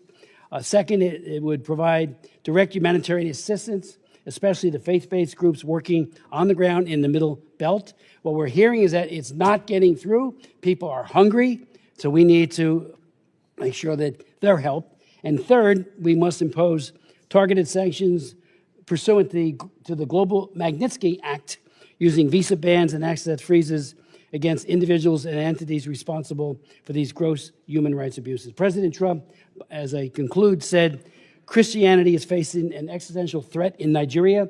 The United States cannot stand by while atrocities are happening in Nigeria. I yield to my good friend and colleague, Ms. Jacobs. Thank you, Mr. Chairman, and thank you to all of the witnesses who are going to be testifying today on conflict and religious persecution in Nigeria. I'm very much looking forward to the conversation we'll have with Ambassador Pratt and Deputy Assistant Secretary McGee, as this committee is long overdue to hold a hearing with Trump administration officials. The African continent continues to be both increasingly important and increasingly overlooked. The continent is the youngest in the world, and in Nigeria alone, 70% of the population is under 35, and 40% is under 15. So it represents the future generations who will continue to lead and solve the world's problems. Nigeria has a unique position as a bellwether, as Africa's largest economy, most populous nation, and a significant actor in the region and on the world stage. And meanwhile, Nigeria is facing its own challenges, like rising insecurity, shrinking freedom of expression, and a struggling economy. So let's talk about the very real conflict and violence happening in Nigeria.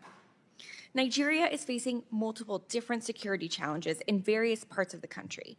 including violent extremist groups in the Northeast, criminal banditry in the Northwest, and across the country, farmer-herder conflict in the Middle Belt, and other intercommunal violence in central and northern regions. Several factors are driving these conflicts. Yes, ethnicity and religion play a role in some cases, but other dynamics like poor governance, resource competition, climate change, and population pressures are important drivers that need to be addressed. I appreciate the chairman's passion on this and his long work on Nigeria. I think it's a distortion to say that what we're trying to say is that there's nothing to see here. In fact, there is something to see here. There is very real conflict and violence that we need to address. I've been working on addressing conflict in Nigeria since 2013, 2014, when I was part of the counter Boko Haram strategy at the State Department. The violence impacting both Christian and Muslim communities is real, and the Nigerian government can and should do more to address it. I was horrified to learn of the killing of 2 people and the kidnapping of the pastor and a worshiper at a church in Kwara State. And this came only a few days after, as the chairman mentioned, criminal bandits kidnapped 25 girls in Kebbi State. But it is counterproductive to adopt oversimplistic narratives about the multiple complex overlapping security challenges and violence across the country. The victims in the Kebbi State kidnapping were all Muslim girls. So violence affects everyone, and false narratives perpetuate harmful stereotypes and motivate tensions and violence based on religious identity. Distorting what's happening into a solely religious narrative erases the real drivers of violence and makes it harder to implement effective solutions. And it can fuel violence against the very groups the Trump administration claims it wants to protect. That's why I'm alarmed by President Trump's rhetoric about this violence and threats to go into Nigeria, guns a-blazing, and to wipe out terrorists. We are already receiving reports of increased tensions between Christian and Muslim populations following this rhetoric. President Trump's threat is reckless, and any unilateral military action in Nigeria would be illegal. Congress has not authorized force in Nigeria to protect Christians, and any action without Nigeria's consent violates international law. We also know that a military-first response won't actually address the violence and will do very little to protect Christian communities. As I said, I worked on Nigeria policy since I was at the State Department in 2014, so I know firsthand these security challenges are multifaceted and they require a holistic approach. A military-led approach risks more civilian casualties and impunity, which will only fuel violent extremism more. So we need to use more tools from our foreign policy toolbox if we're serious about helping Nigeria protect its citizens. That means we need to leverage diplomacy and engage with Nigeria on how we can help support their response while pushing for important reforms within Nigeria's institutions. We also need to utilize foreign assistance to fund programs to help prevent violence and address conflict drivers. But the Trump administration so far has hobbled these tools. On the diplomatic front, while I'm glad to see Ambassador Pratt will be here representing the African Affairs Bureau, we still have yet to see even a nomination for an Assistant Secretary for Africa. And we don't have a Senior Director for Africa at the NSC either. There are several emergent conflicts in Africa, including in Nigeria, but also in Sudan, DRC, and across the Sahel and in Ethiopia that demand high-level, consistent, and substantive engagement. Occasional attention from the president, while most of the time welcome, won't be enough to see lasting results on all of these different crises. And on the development front, President Trump's dismantling of USAID and cuts of hundreds of millions of dollars worth foreign assistance in Nigeria is worsening the violence. For years, the United States has supported Nigerian institutions, civil society, faith-based leaders, and researchers to address the conflict, violence, and religious freedom challenges. These programs proactively prevented and directly addressed the violence this administration is now concerned about. For example, a recent article in DevEx highlighted a program that Secretary Rubio terminated, which has left a void in communities that suffer violence. Mr. Chairman, I ask unanimous consent to submit for the record a DevEx article titled "The Cuts That Bleed: What Happens When Peace Programs Go Dark." Thank you. This article focuses on a former program implemented by Search for Common Ground, a peace-building organization that provided critical early warning in communities in Yelwata, a region in Nigeria's Middle Belt, where conflict and violence have erupted between Muslim herders and Christian farmers. This early warning program was responsible for fewer violent incidences before Secretary Rubio terminated it. In June, This same community was left in a lurch without this extra early warning support when an attack happened in McCurdy. Nearly 200 people were killed, hundreds burned alive in their homes and market stalls torched, and almost 4,000 people fled. And this is just one example where the United States has abandoned communities with no explanation. I have another article, this time from the LA Times by former USAID Foreign Service Officer Daniel Morris, that details another program that was helping prevent violence, but was discontinued.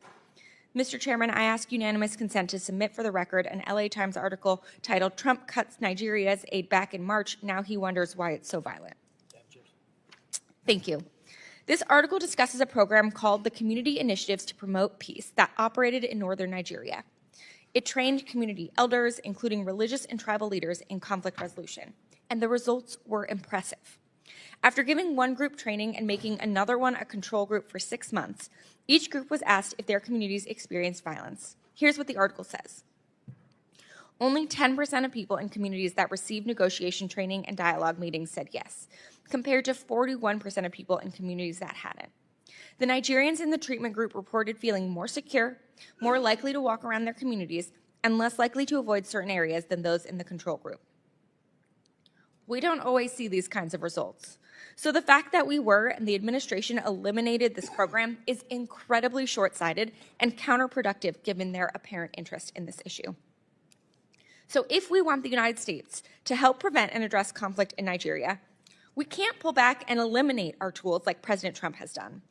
I urge the administration to reverse these decisions, nominate people at senior levels to work on Africa issues, and commit to working on this seriously, not just through a few Truth Social posts.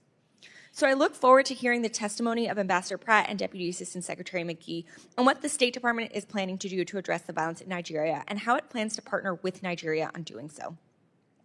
And lastly, while I'm glad we have our witnesses here to discuss Nigeria today, I would be remiss to not also raise Sudan, since this is our first time with the State Department witnesses in front of this subcommittee this Congress, and we still have not had a budget hearing. The situation in Sudan is horrific. And while I'm glad to see this war finally getting high-level attention from President Trump, I look forward to hearing from Ambassador Pratt about what the department's plan is to both make a deal that brings a lasting end to the war in Sudan and invest in a real peace process for the Sudanese people. Thank you. I yield back.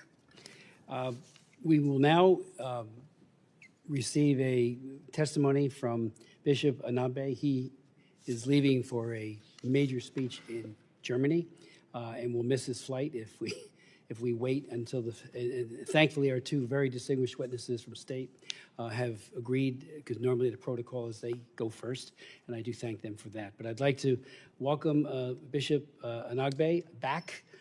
He gave very compelling testimony back in March, and we all appreciated that very much. But he is in Benue State.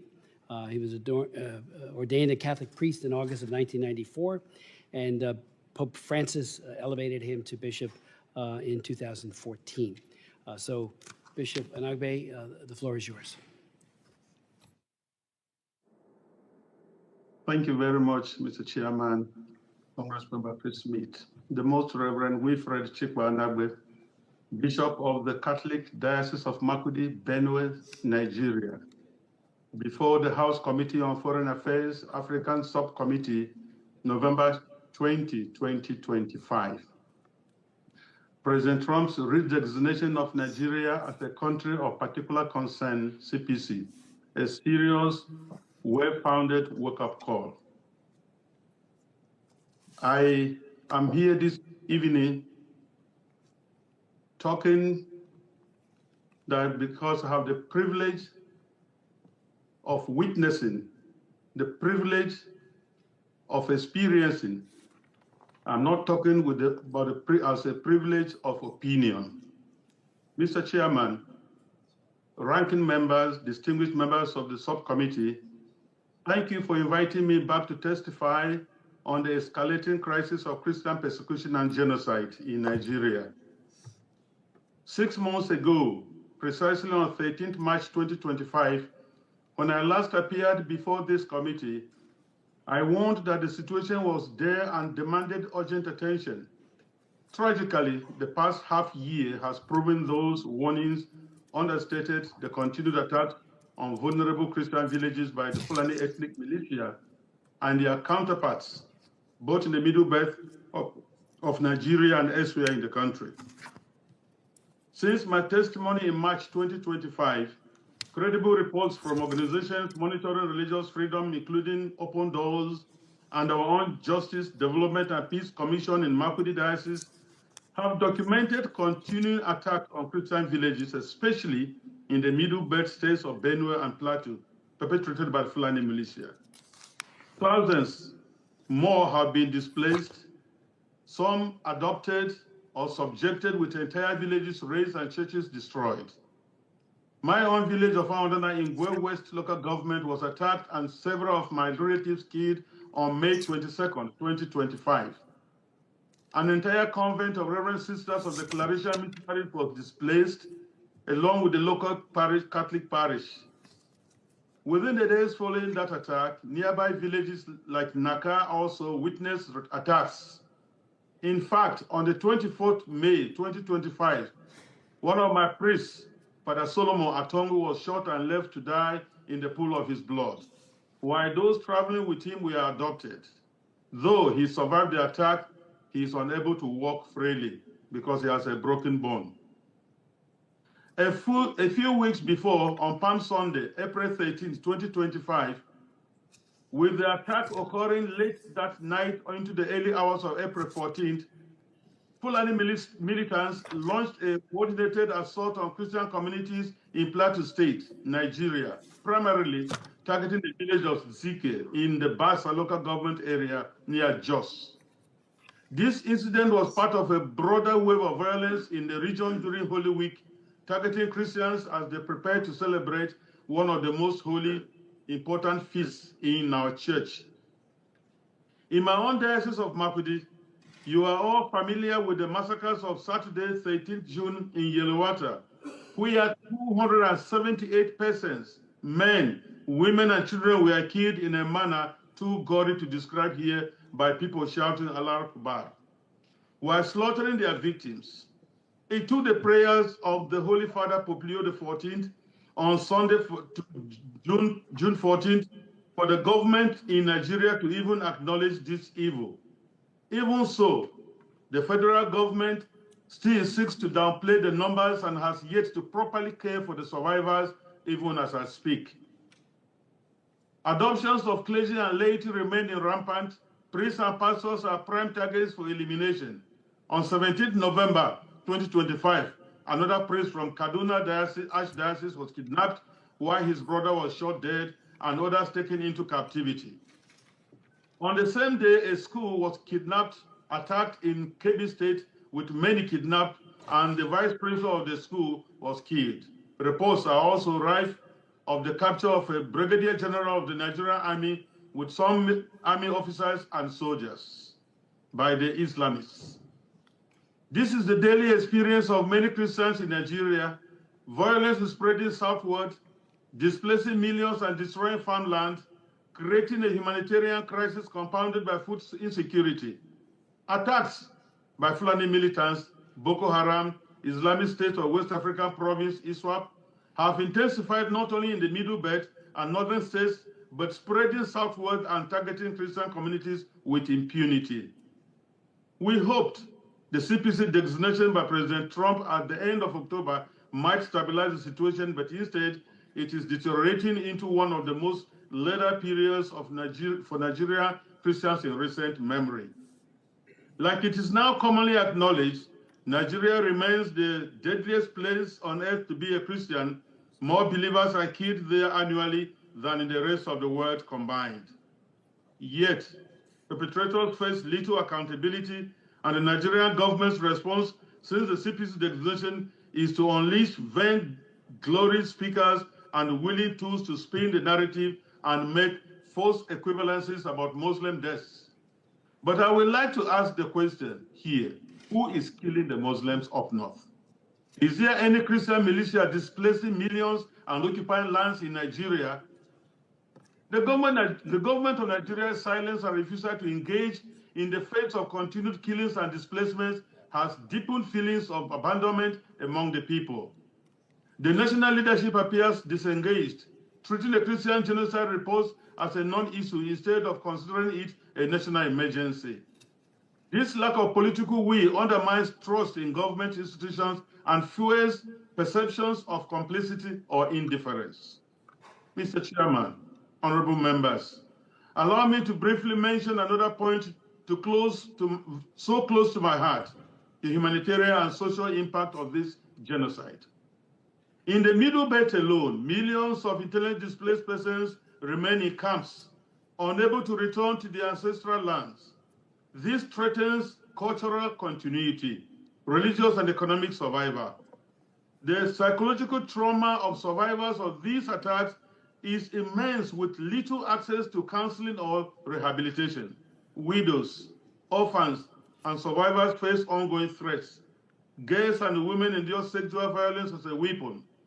So many others resort to unsafe coping mechanisms for daily sustenance, destroying families' guarantees that no more Christian will be born from so many traumatized women. This is one of the elements of genocide, securing the disappearance of a group by longer-term measures other than murder. Without quick intervention, Christianity risks elimination in parts of northern and middle belt Nigeria within a very short time. Let me put it on record here that on behalf of millions of Christians in Nigeria and in the diaspora, we want to thank President Donald J. Trump for his bold leadership in designating Nigeria as a CPC. I commend you, Mr. Chris Smith, and this subcommittee's ongoing leadership and the recent U.S. designation of Nigeria as a country of particular concern. It is a vital step, but must be backed by serious action. 1, using the Magnitsky Act for targeted sanctions on Nigerian government officials and others tolerating or condoning Islamic violence in the country.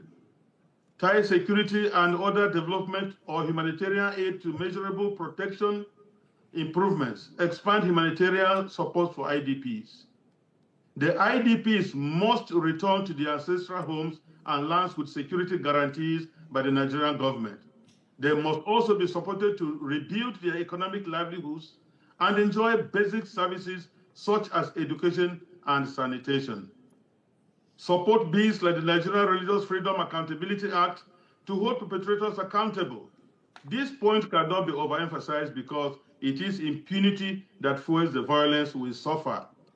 Irrespective of who are being killed, the prime question is, are there killings in Nigeria?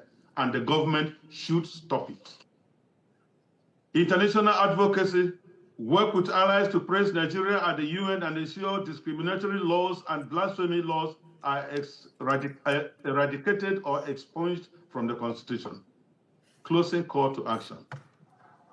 The CPC designation has brought immense joy, hope, and spiritual resilience to communities under siege in Nigeria. The Christian faith-based organizations remain among the few sources of relief and encouragement, filling the vacuum left by government inaction. However, the church alone cannot stop the killings. It requires coordinated political, military, and humanitarian intervention. Mr. Chairman and members, the blood of Nigerian Christians cries out to you people. We cannot afford to wait any longer. Renew hearings, pass binding legislations, and use every tool of U.S. influence to demand change. America remains the only country in the world with an International Religious Freedom Act. America has a unique role in defending religious freedom globally. Please enact concrete actions according to the CPC designation. We all know that inaction emboldens the extremists even more. Thank you for listening. I welcome you for this. Thank you very much, and God bless you. Bishop Anabe, thank you so very, very much for your testimony, for your leadership at great risk to yourself and so many of your priests and diocesan folks. I do thank you, and I wish you well on your trip, and I hope you make your plane. Thank you so very much. It now falls to me as a great honor to introduce our two witnesses from the administration, and they're on their way in right now. Okay. While we're waiting for them to be seated, I would have.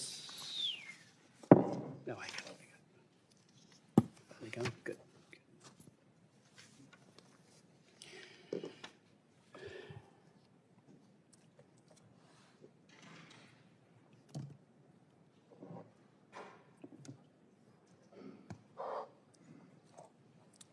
Thank you so much, gentlemen, for being here. And let me introduce Ambassador Jonathan Pratt, who is the Senior Bureau Official for the Bureau of African Affairs. From January 2023 to 2025, he served as the Bureau's Principal Deputy Assistant Secretary. Prior to that, he was U.S. Ambassador to Djibouti from 2021 to 2023. He is a recipient of the Presidential Rank Award, a Distinguished Honor Award, the Director General's Award for Reporting, and the James Clement Dunn Award for Excellence, and he has spent a lifetime working very effectively on African issues. Thank you, Ambassador Pratt, for being here and testifying. Then we'll hear from Jake McGee, who joined the Department of State in April of 2025 as Deputy Assistant Secretary in the Bureau of Democracy, Human Rights, and Labor. Prior to joining the department, Mr. McGee was an attorney at the global law firm in Washington, D.C., and spent several years in the Middle East as an executive recruiter and taught English in a refugee camp in northern Jordan. Without objection, your full bios will be made a part of the record. Ambassador Pratt, the floor is yours.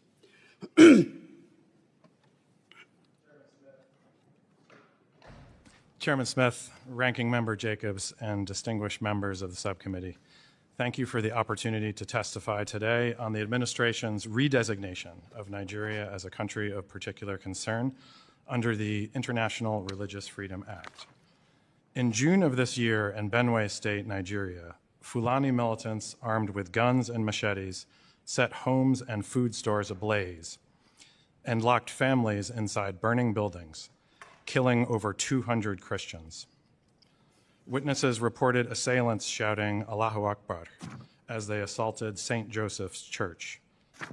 The Fulani militants targeted Christian farmers, many of them internally displaced persons, already seeking refuge from previous violence.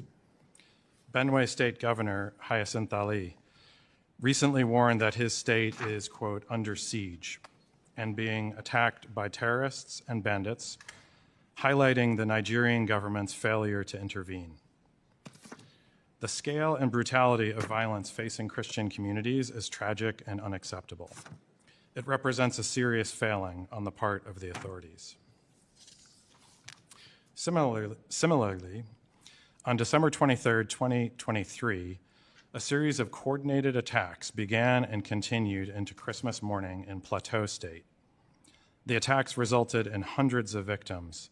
Many were women, children, and elderly unable to flee. At least 8 churches were destroyed.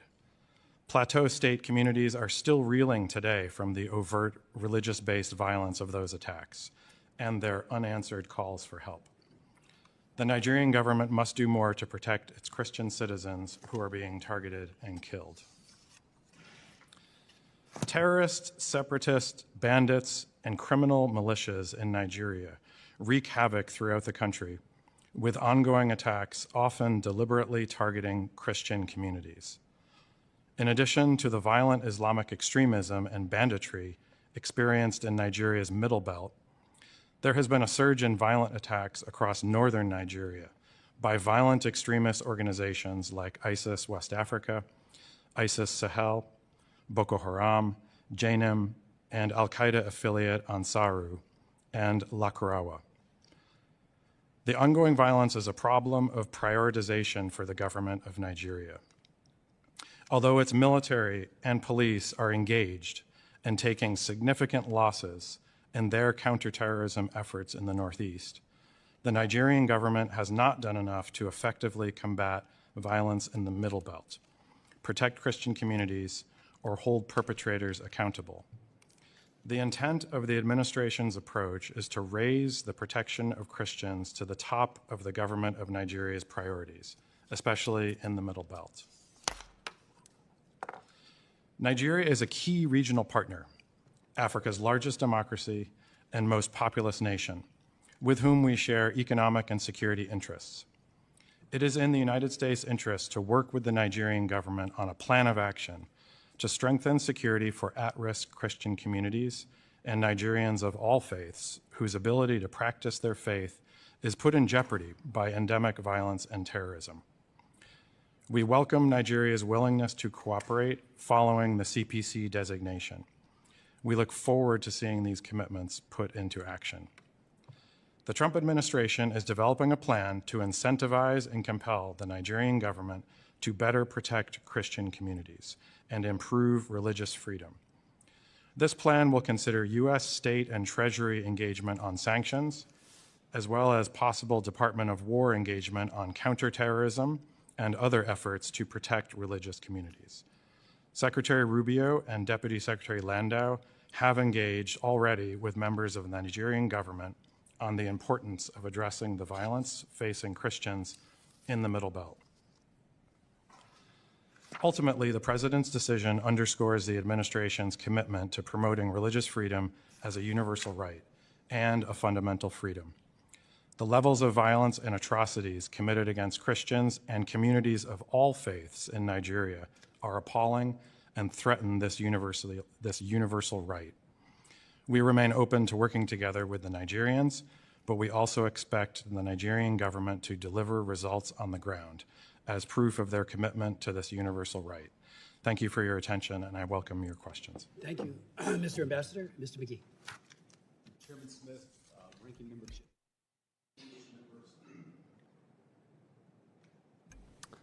I'll start over. Chairman Smith, Ranking Member Jacobs, distinguished members of the subcommittee, thank you for the opportunity to join my colleague, Senior Bureau Official Pratt, to discuss the Trump administration's decision to redesignate Nigeria as a country of particular concern in accordance with the International Religious Freedom Act of 1998.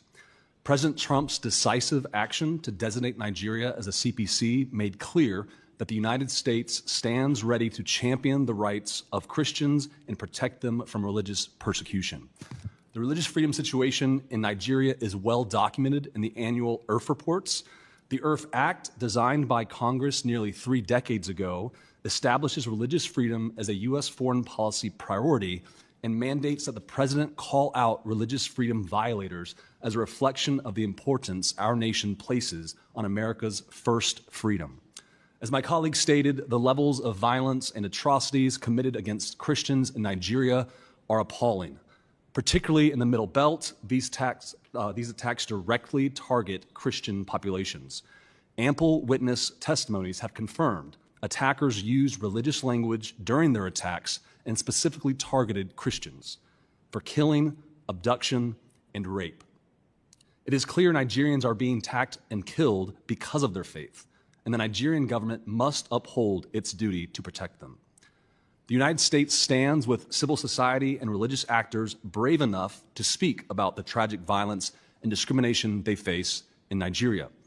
When Bishop Wilfred Anagbe and Father Remigius Eula testified before Chairman Smith's hearing last March about religious freedom, these 2 courageous religious leaders reported they received threats rather than protection from the Nigerian government. But the United States listened, and we will continue to listen and act until the Nigerian government protects religious freedom, strengthens its protections for vulnerable Christians, and holds perpetrators accountable.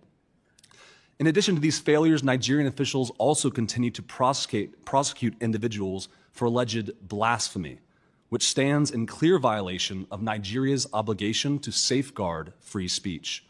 Under the Sharia penal codes enforced in 12 of its states, Nigeria is one of only 8 countries in the world that allows for penalties up to execution for blasphemy, along with Iran and Pakistan, which have long been designated CPCs.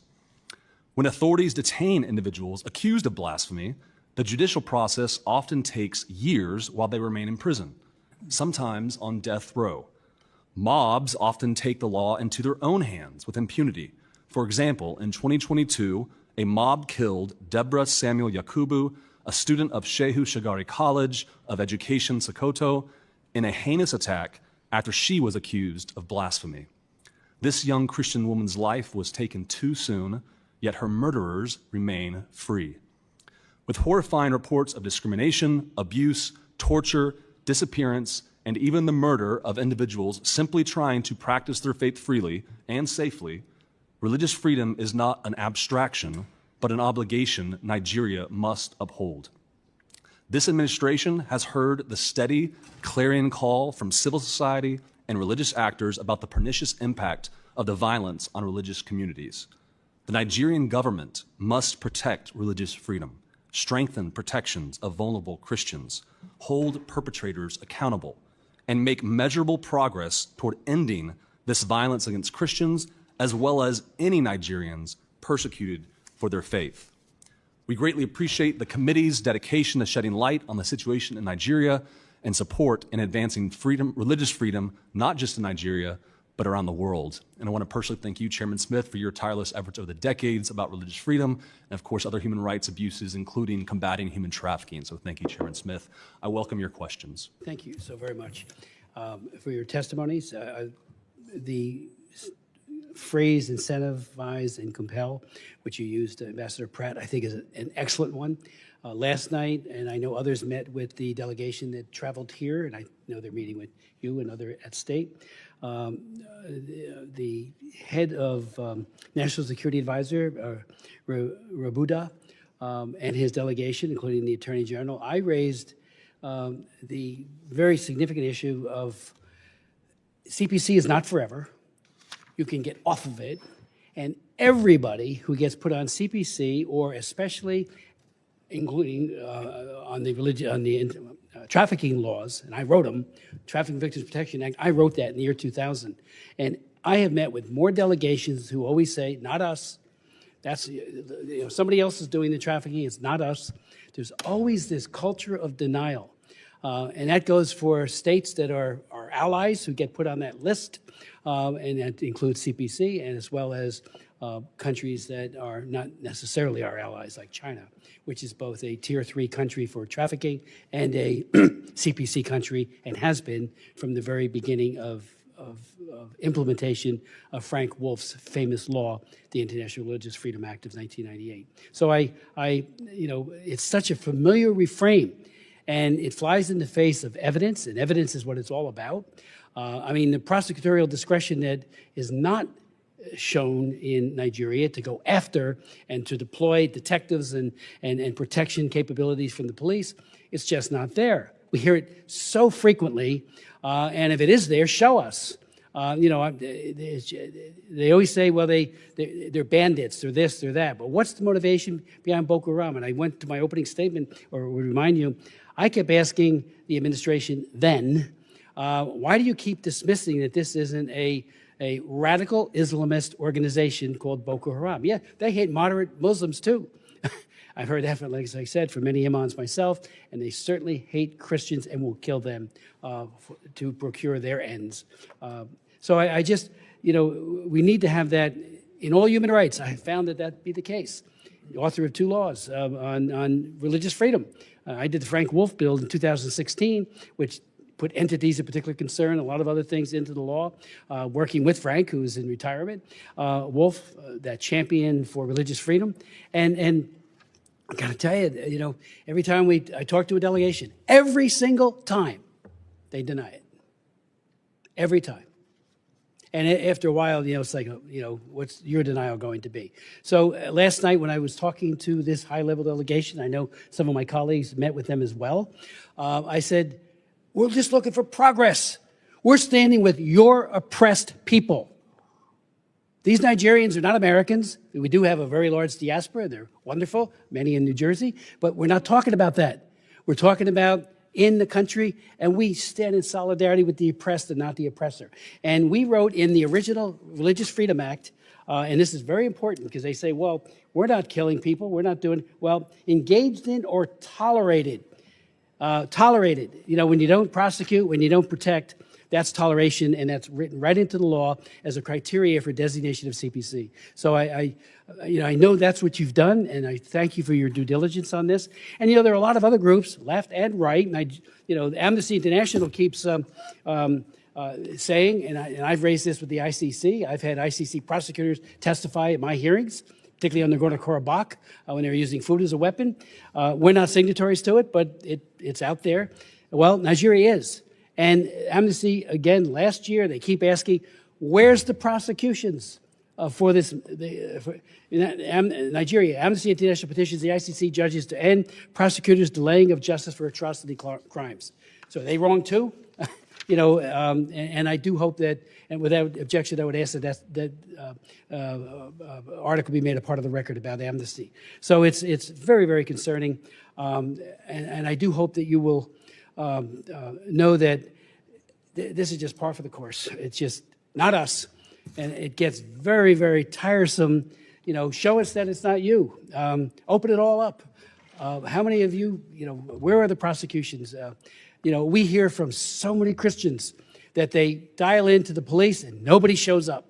And then there's no investigation. One of my sons is a detective. You've got to do detective work. Find out who it is and put them into jail if they're guilty. And that's not happening. They give some numbers. I remember with Nicholas Ceausescu, when I fought against the Securitate, we used to have people coming around this place saying, oh, he has church, he has no religious freedom issues. He allows churches. He was crushing the Jewish as well as the Christian communities through his Securitate, the secret police of Romania. So it's like we just see this reframe over and over again. So if you might want to comment on that, because again, my argument last night to that high-level delegation, we want you to succeed.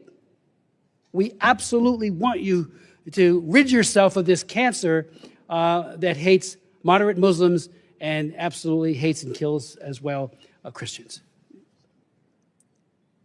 Thank you, Mr. Chairman.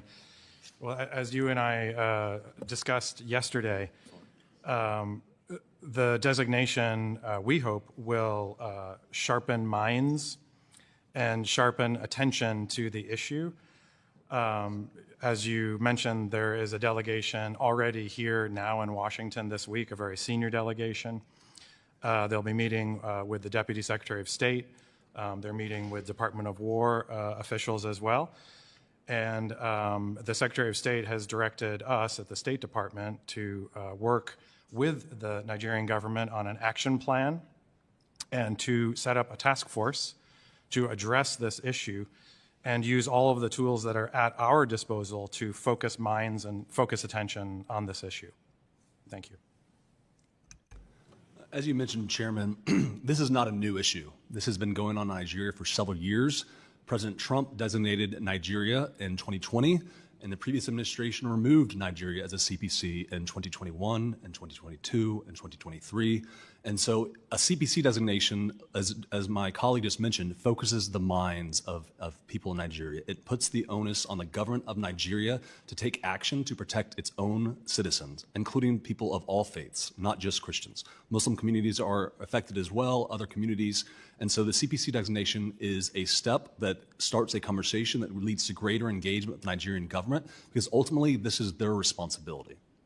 Let me just, there is talk, while the CPC is not a designation of genocide, there is a very cogent argument to be made that this is a genocide. And I remind people that, again, there's all this denial.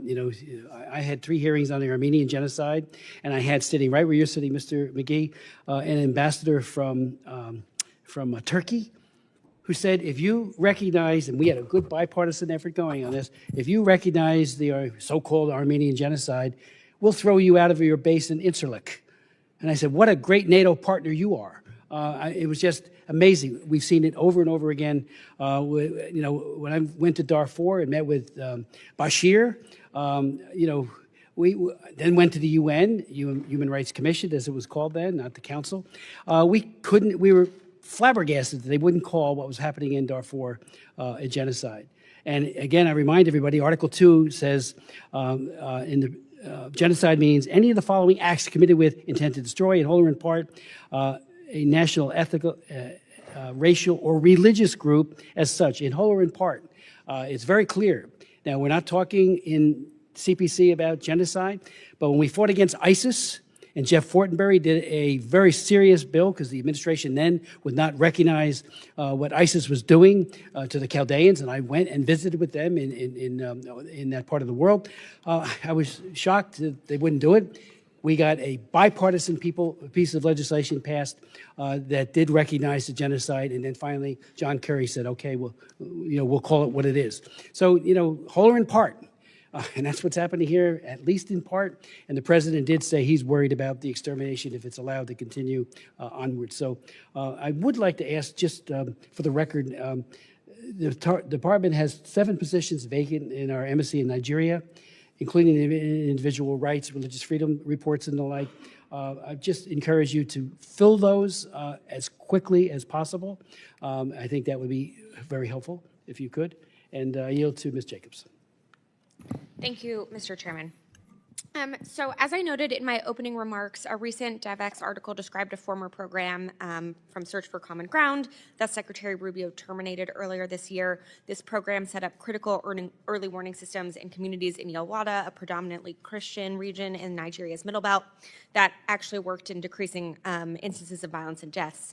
In June, this same community experienced an attack, but without that early warning system. Nearly 200 people died and 4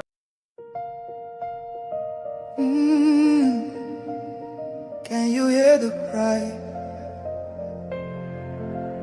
from the broken land, from the wounded hearts?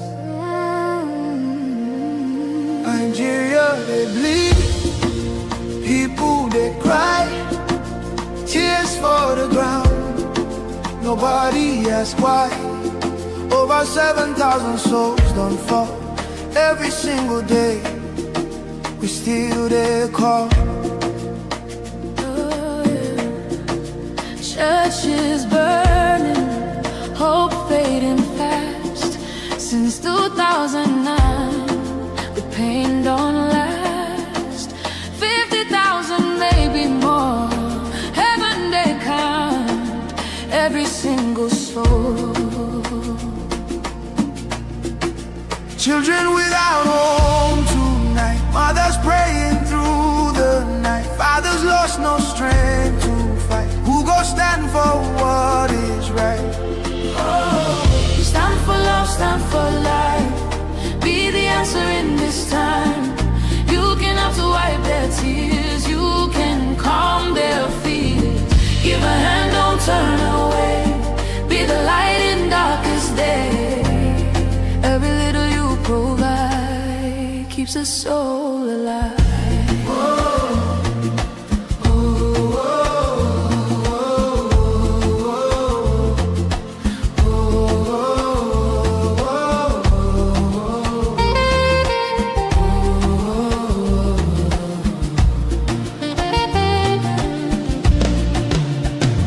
Millions roaming, nowhere to stay. No clean water, no food today. Kidnapped voices crying in chains, silent echoes filled with pain. 19,000 churches gone, but faith still rising, holding on. In the ashes, hope remains. Love can heal the deepest pain. Shelter broken, dreams erased. Hungry hearts we can embrace. Let compassion take its place. Now's the time to show His grace. Stand for love, stand for life. Be the answer in this time. You can help to wipe their tears. You can calm their fears. Give a hand, don't turn away. Be the light in darkest day. Every little you provide keeps a soul alive. Food, water, shelter, hope. You can be the miracle they pray for. You can change a life today. No matter how small it seems, your love can rebuild their dreams. Together we can make a way. Keeps us all alive.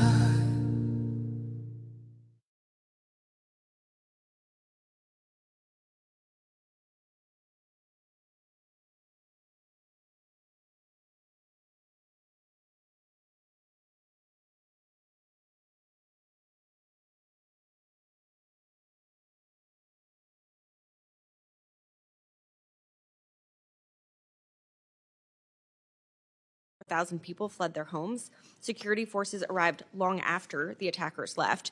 And had this program still been in place, it could have prevented some of these deaths by sending early warning signs ahead of the attack and taking actions to prevent or respond to it.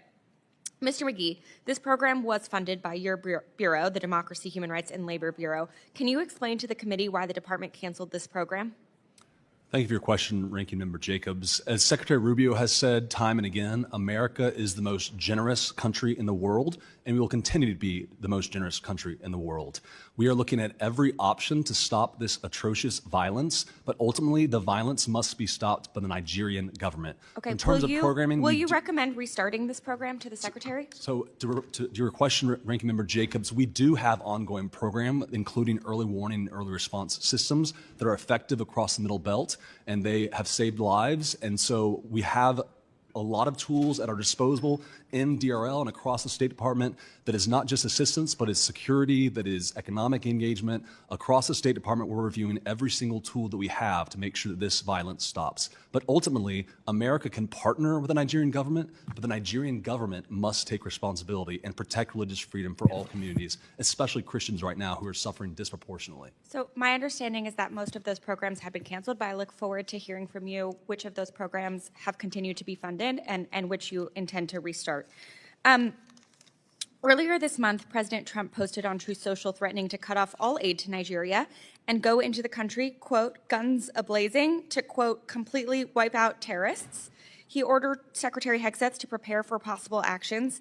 This reckless threat provoked calls within the Nigerian government and public to respect Nigeria's sovereignty and territorial integrity. Ambassador Pratt, what role has Secretary Rubio been given to respond to this challenge using diplomatic and development tools? Thank you for the question. The Secretary of State, as I mentioned, has directed us to come up with a comprehensive plan using all of the tools that are at our disposal, primarily diplomatic, but also security, also assistance, cooperation programs. This would span from security to policing to economic.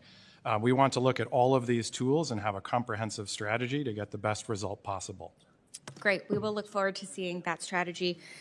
There were public reports that AFRICOM has laid out 3 potential military options.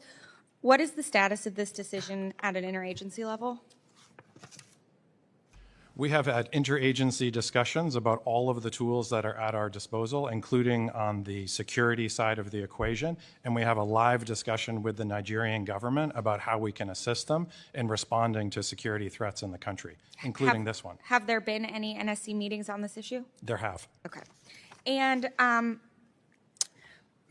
I want to turn to another program that I raised during my remarks, the Community Initiatives to Promote Peace. Again, this one incredibly successful, saw positive results showing that only 10% of people who received this training experienced violence in their communities compared to 41% of people who didn't. This is an extremely low-cost, effective intervention, and yet again, this program was eliminated. Mr. McGee, can you help the committee understand why this program wasn't deemed worthwhile to continue? So again, the programming that I mentioned that we still have continuing in the Middle Belt, early warning, early response, also includes dialogue amongst religious communities. And we have seen effective dialogue between those communities that do promote religious tolerance, addressing some of the root causes that you mentioned earlier. And so we're committed to continue to provide support to the Nigerian government. That obviously programming doesn't go to the Nigerian government. It goes to locally owned and locally managed programming opportunities. And so we're still doing that programming, and we're committed to use every tool at our disposal to help the Nigerian government take care of this issue. Thank you. The State Department still has not submitted the annual International Religious Freedom Report that is statutorily required by May of this year. It's November. This committee has not seen this administration's analysis, therefore, of the situation in Nigeria or actions taken in support of religious freedom. Mr. McGee, when will we see this report? When will the State Department submit it? So as you mentioned, Ranking Member Jacobs, the IRF reports are a valuable tool to give an overview of religious freedom in every country around the world and to tell the Nigerian government steps they can take and the situation on the ground. So we're working on those and will be released soon. There's also, of course, the human rights reports that have been released that are a snapshot or an overview of the human rights condition in every country around the world, 198 countries and territories. And so we're committed to releasing the IRF reports as soon as they're ready. Okay, great. In mid-October, Senior Advisor Boulos stated that Boko Haram and ISIS are killing more Muslims than Christians. What is the State Department's assessment? Have these groups killed more Muslims or Christians? And what evidence is the State Department citing that Christians in Nigeria are at specific grave risk of atrocities? So President Trump has made clear that we are to respect and promote religious freedom for all communities. In Nigeria, there is a particular problem of targeting of Christians, and they have suffered a disproportionate number of killings compared to their population, especially in the Middle Belt.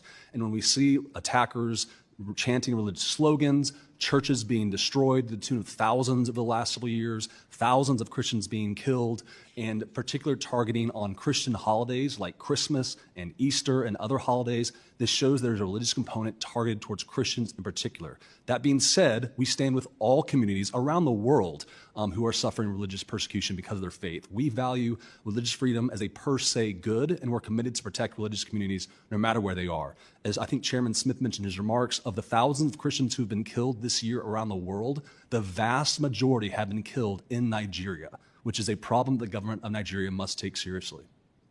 Okay. I disagree with your assessment, but I look forward to seeing the report that has it all laid out. Last question, Ambassador Pratt. Yesterday, President Trump announced this administration would start focusing on trying to end the war in Sudan. This is a welcome development, and I hope you all are successful. I am, however, concerned that the sporadic high-level attention without the appropriate staff at the working level will not be enough to bring a sustained end to the war or transition to a real peace process that includes Sudanese civilians. Could you share more about the State Department's strategy to bring the war in Sudan to an end? How many people on your team are dedicated to this portfolio? Has there been an NAC meeting about this recently? Will there be shortly? How can we be sure that this will be a sustained approach? Thank you very much, Ranking Member Jacobs. I'm very proud to have fought very hard to retain all of the staff in the Africa Bureau during the recent reorganization that the State Department undertook. We were able to present very convincing data about the understaffing historically in the Bureau. And so not only did we retain staff, we also gained additional staff to help on the assistance side. On Sudan, we retain a very large office by State Department standards focused on Sudan, and we are very lucky to have Senior Advisor Boulos, who has brought high-level White House attention to two key issues for us, which is Eastern DRC, as you know, and Sudan. Senior Advisor Boulos has also worked on other issues to bring profile and attention to them. And so we welcome the President's comments and profile in his meetings with the Saudi leader yesterday to draw attention and resources to this issue. Okay. Listen, I know you all are doing what you can. AF is mostly intact. Staff bandwidth is still limited by USAID cuts at embassy and the cut to the Bureau of Conflict and Stabilization Operations that I know was working hard on this issue. And the administration has yet to name a special envoy for Sudan. So I look forward to continuing this conversation to make sure that you all have what you need to be successful in this endeavor. Thank you, Mr. Chairman. I yield back. Mr. Baird. Thank you, Mr. Chairman, and I want to thank our witnesses for being here. My question deals with the responsibility, and we've heard a lot about that already, of the Nigerian government for putting an end to this prosecution or persecution. So has the United States really been able to see any progress in terms of the Nigerian government recognizing a duty on its part to reduce this persecution and targeted violence? And to what extent, if any, has the government's accountability made any improvement in reducing these persecutions? So as I mentioned in my opening statement, thank you for your question, Representative Baird. The Nigerian government has to do more. There have been attacks where 0 perpetrators have been held to account and 0 prosecutions. Heinous attacks that cost lives, that drive people out of their homes. There are hundreds of thousands, if not millions, of internally displaced peoples, and those individuals who caused that displacement have not been held to account. So as SBO Pratt mentioned, we're having high-level engagement with the Nigerian government. We have a great partnership on a lot of issues like security, trade, other things, but we're encouraging them to actually take ownership of this responsibility and prosecute the criminals and terrorists who have perpetrated this persecution. So do you feel like there's any movement on the part of the government, Nigerian government, to do that, to move to protect their people? I mean, I just wanted a hint of whether they're moving that direction or not. So I think President Trump took bold action in redesignating Nigeria as a CPC, and that, I believe, has gotten the attention of the Nigerian government. We're engaged in high-level dialogues with them, including this week at the very highest levels. We're planning engagement on the ground, both through our embassy there and other trips, to make sure that Nigerians hear our very important message that they have to do better. So I think we're making progress in the right direction. President Trump's bold action on the CPC designation was an important step. It's gotten their attention in the Nigerian government, but we need to do a lot more. So, Mr. Pratt, I want to delve a little deeper into that CPC designation that he just mentioned. And you know, the Trump's administration was designated Nigeria as a CPC. So do you anticipate the administration will be less likely to issue a waiver in the current administration as opposed to President Trump's first term? And if the president does not issue a waiver this time, do you think that the lack of a waiver now will apply to the necessary pressure to the government to reduce these persecutions? Thank you very much. We are putting together, as I mentioned, a comprehensive plan to use all the tools available. And so I expect, as we're cooperating with the government of Nigeria on what those tools will be, if there is specific U.S. government programs or assistance that will require a waiver, and through agreement in our cooperative relationship with the government of Nigeria on what will be effective and successful, that we may need to seek waivers for some programs. There may be other programs that we will not seek waivers for. Thank you. Mr. McGee, do you have any comments in that regard? I would just echo what SBO Pratt has said, that we're engaged in high levels, and if waivers are needed for certain programs, we're willing to do that. But the important thing is to get the Nigerian government's attention, including about the Sharia law that still exists in the 12 northern states, up to and including the death penalty as a device of punishment. And so we're having frank conversations with Nigerians at all levels of government and are committed to do whatever it takes to continue to encourage them to take actual action and not just talk. So I thank both of you for being here, and Mr. Chairman, I yield back. I thank you very much. Ms. Jaipal. Thank you, Mr. Chairman. I want to thank our witnesses for being here this morning. And before we turn to Nigeria, since this is the first time we have you in front of us, in front of the committee, I just want to quickly talk about Sudan, because I do think this is so critical. And the humanitarian situation there, the incredible numbers. I mean, 400,000 killed, over 11 million displaced, 30 million in need of humanitarian aid. This is just a stunning crisis, and I did want to appreciate the administration's recent comments on this, particularly Secretary Rubio, when he called for action to cut off the supply of weapons to the Rapid Support Forces. And as the Secretary had previously acknowledged, it has been widely documented that the UAE has been one of the primary drivers in fueling those weapons to the RSF. So I hope that I want to urge the administration to use every piece of leverage that we have to halt that support. And I hope, Mr. Chairman, thank you for your leadership and for the ranking member's leadership on this issue. I hope that we can take up the bill from Representative Meeks and Representative Jacobs. I know it was on our agenda, but I think it's important for us to take up that bill at the earliest opportunity, because this is a moment for us, I think, to all focus on the horrific crisis there. So just want to urge you to do everything you can, and we are spending a lot of time on this issue. I have a lot of constituents who are directly impacted by this in the Sudanese diaspora. So thank you for that. The devastating levels of violence in Nigeria are clear, but I appreciate that people have also recognized it isn't just the persecution of Christians. This is persecution of multiple groups, and I think we have to be careful not to portray it just as persecution of Christians. That feels to me simplistic, and it doesn't account for the intersectional diversity of Nigeria.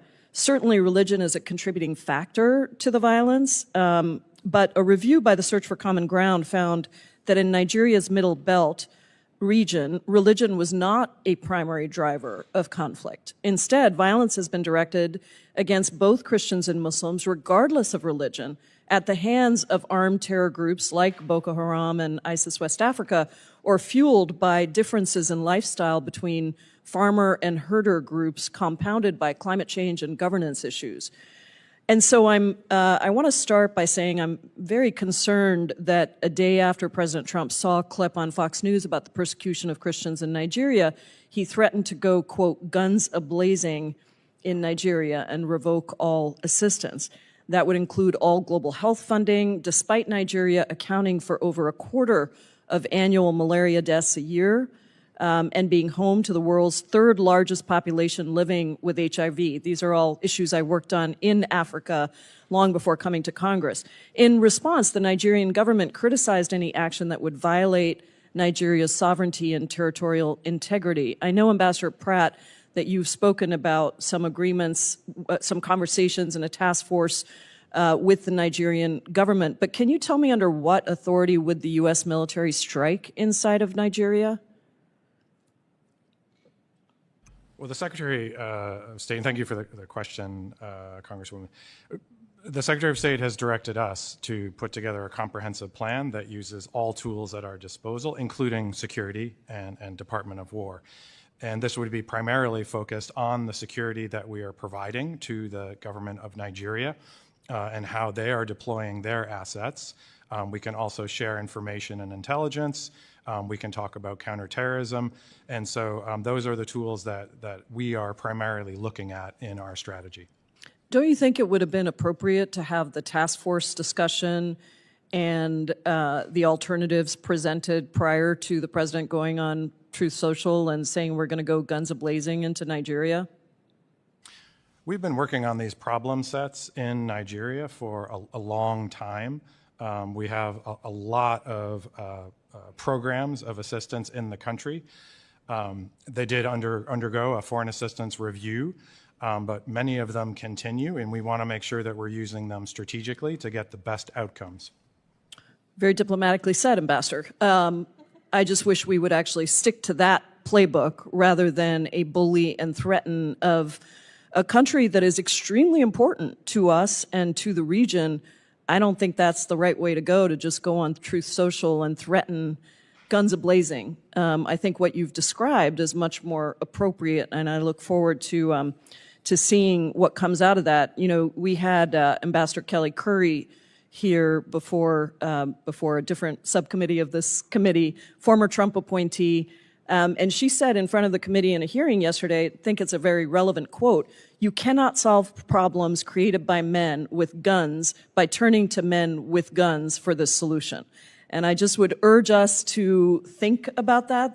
This is coming from a former Trump appointee. I think if we were to do this, it would just serve to further radicalize communities and risk turning the aggression of actors like Boko Haram. Can you hear the cry from the broken land, from the wounded hearts? Nigeria, they bleed, people they cry, tears for the ground, nobody asks why. Over 7,000 souls don't fall every single day, we still they call. Churches burning, hope fading fast. Since 2009, the pain don't last. 50,000, maybe more. Heaven they count every single soul. Children without home to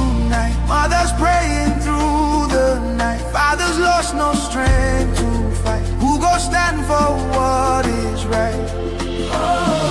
Stand for love, stand for life. Be the answer in this time. You can have to wipe their tears. You can calm their fears. Give a hand, don't turn away. Be the light in darkest day. Every little you provide keeps a soul alive.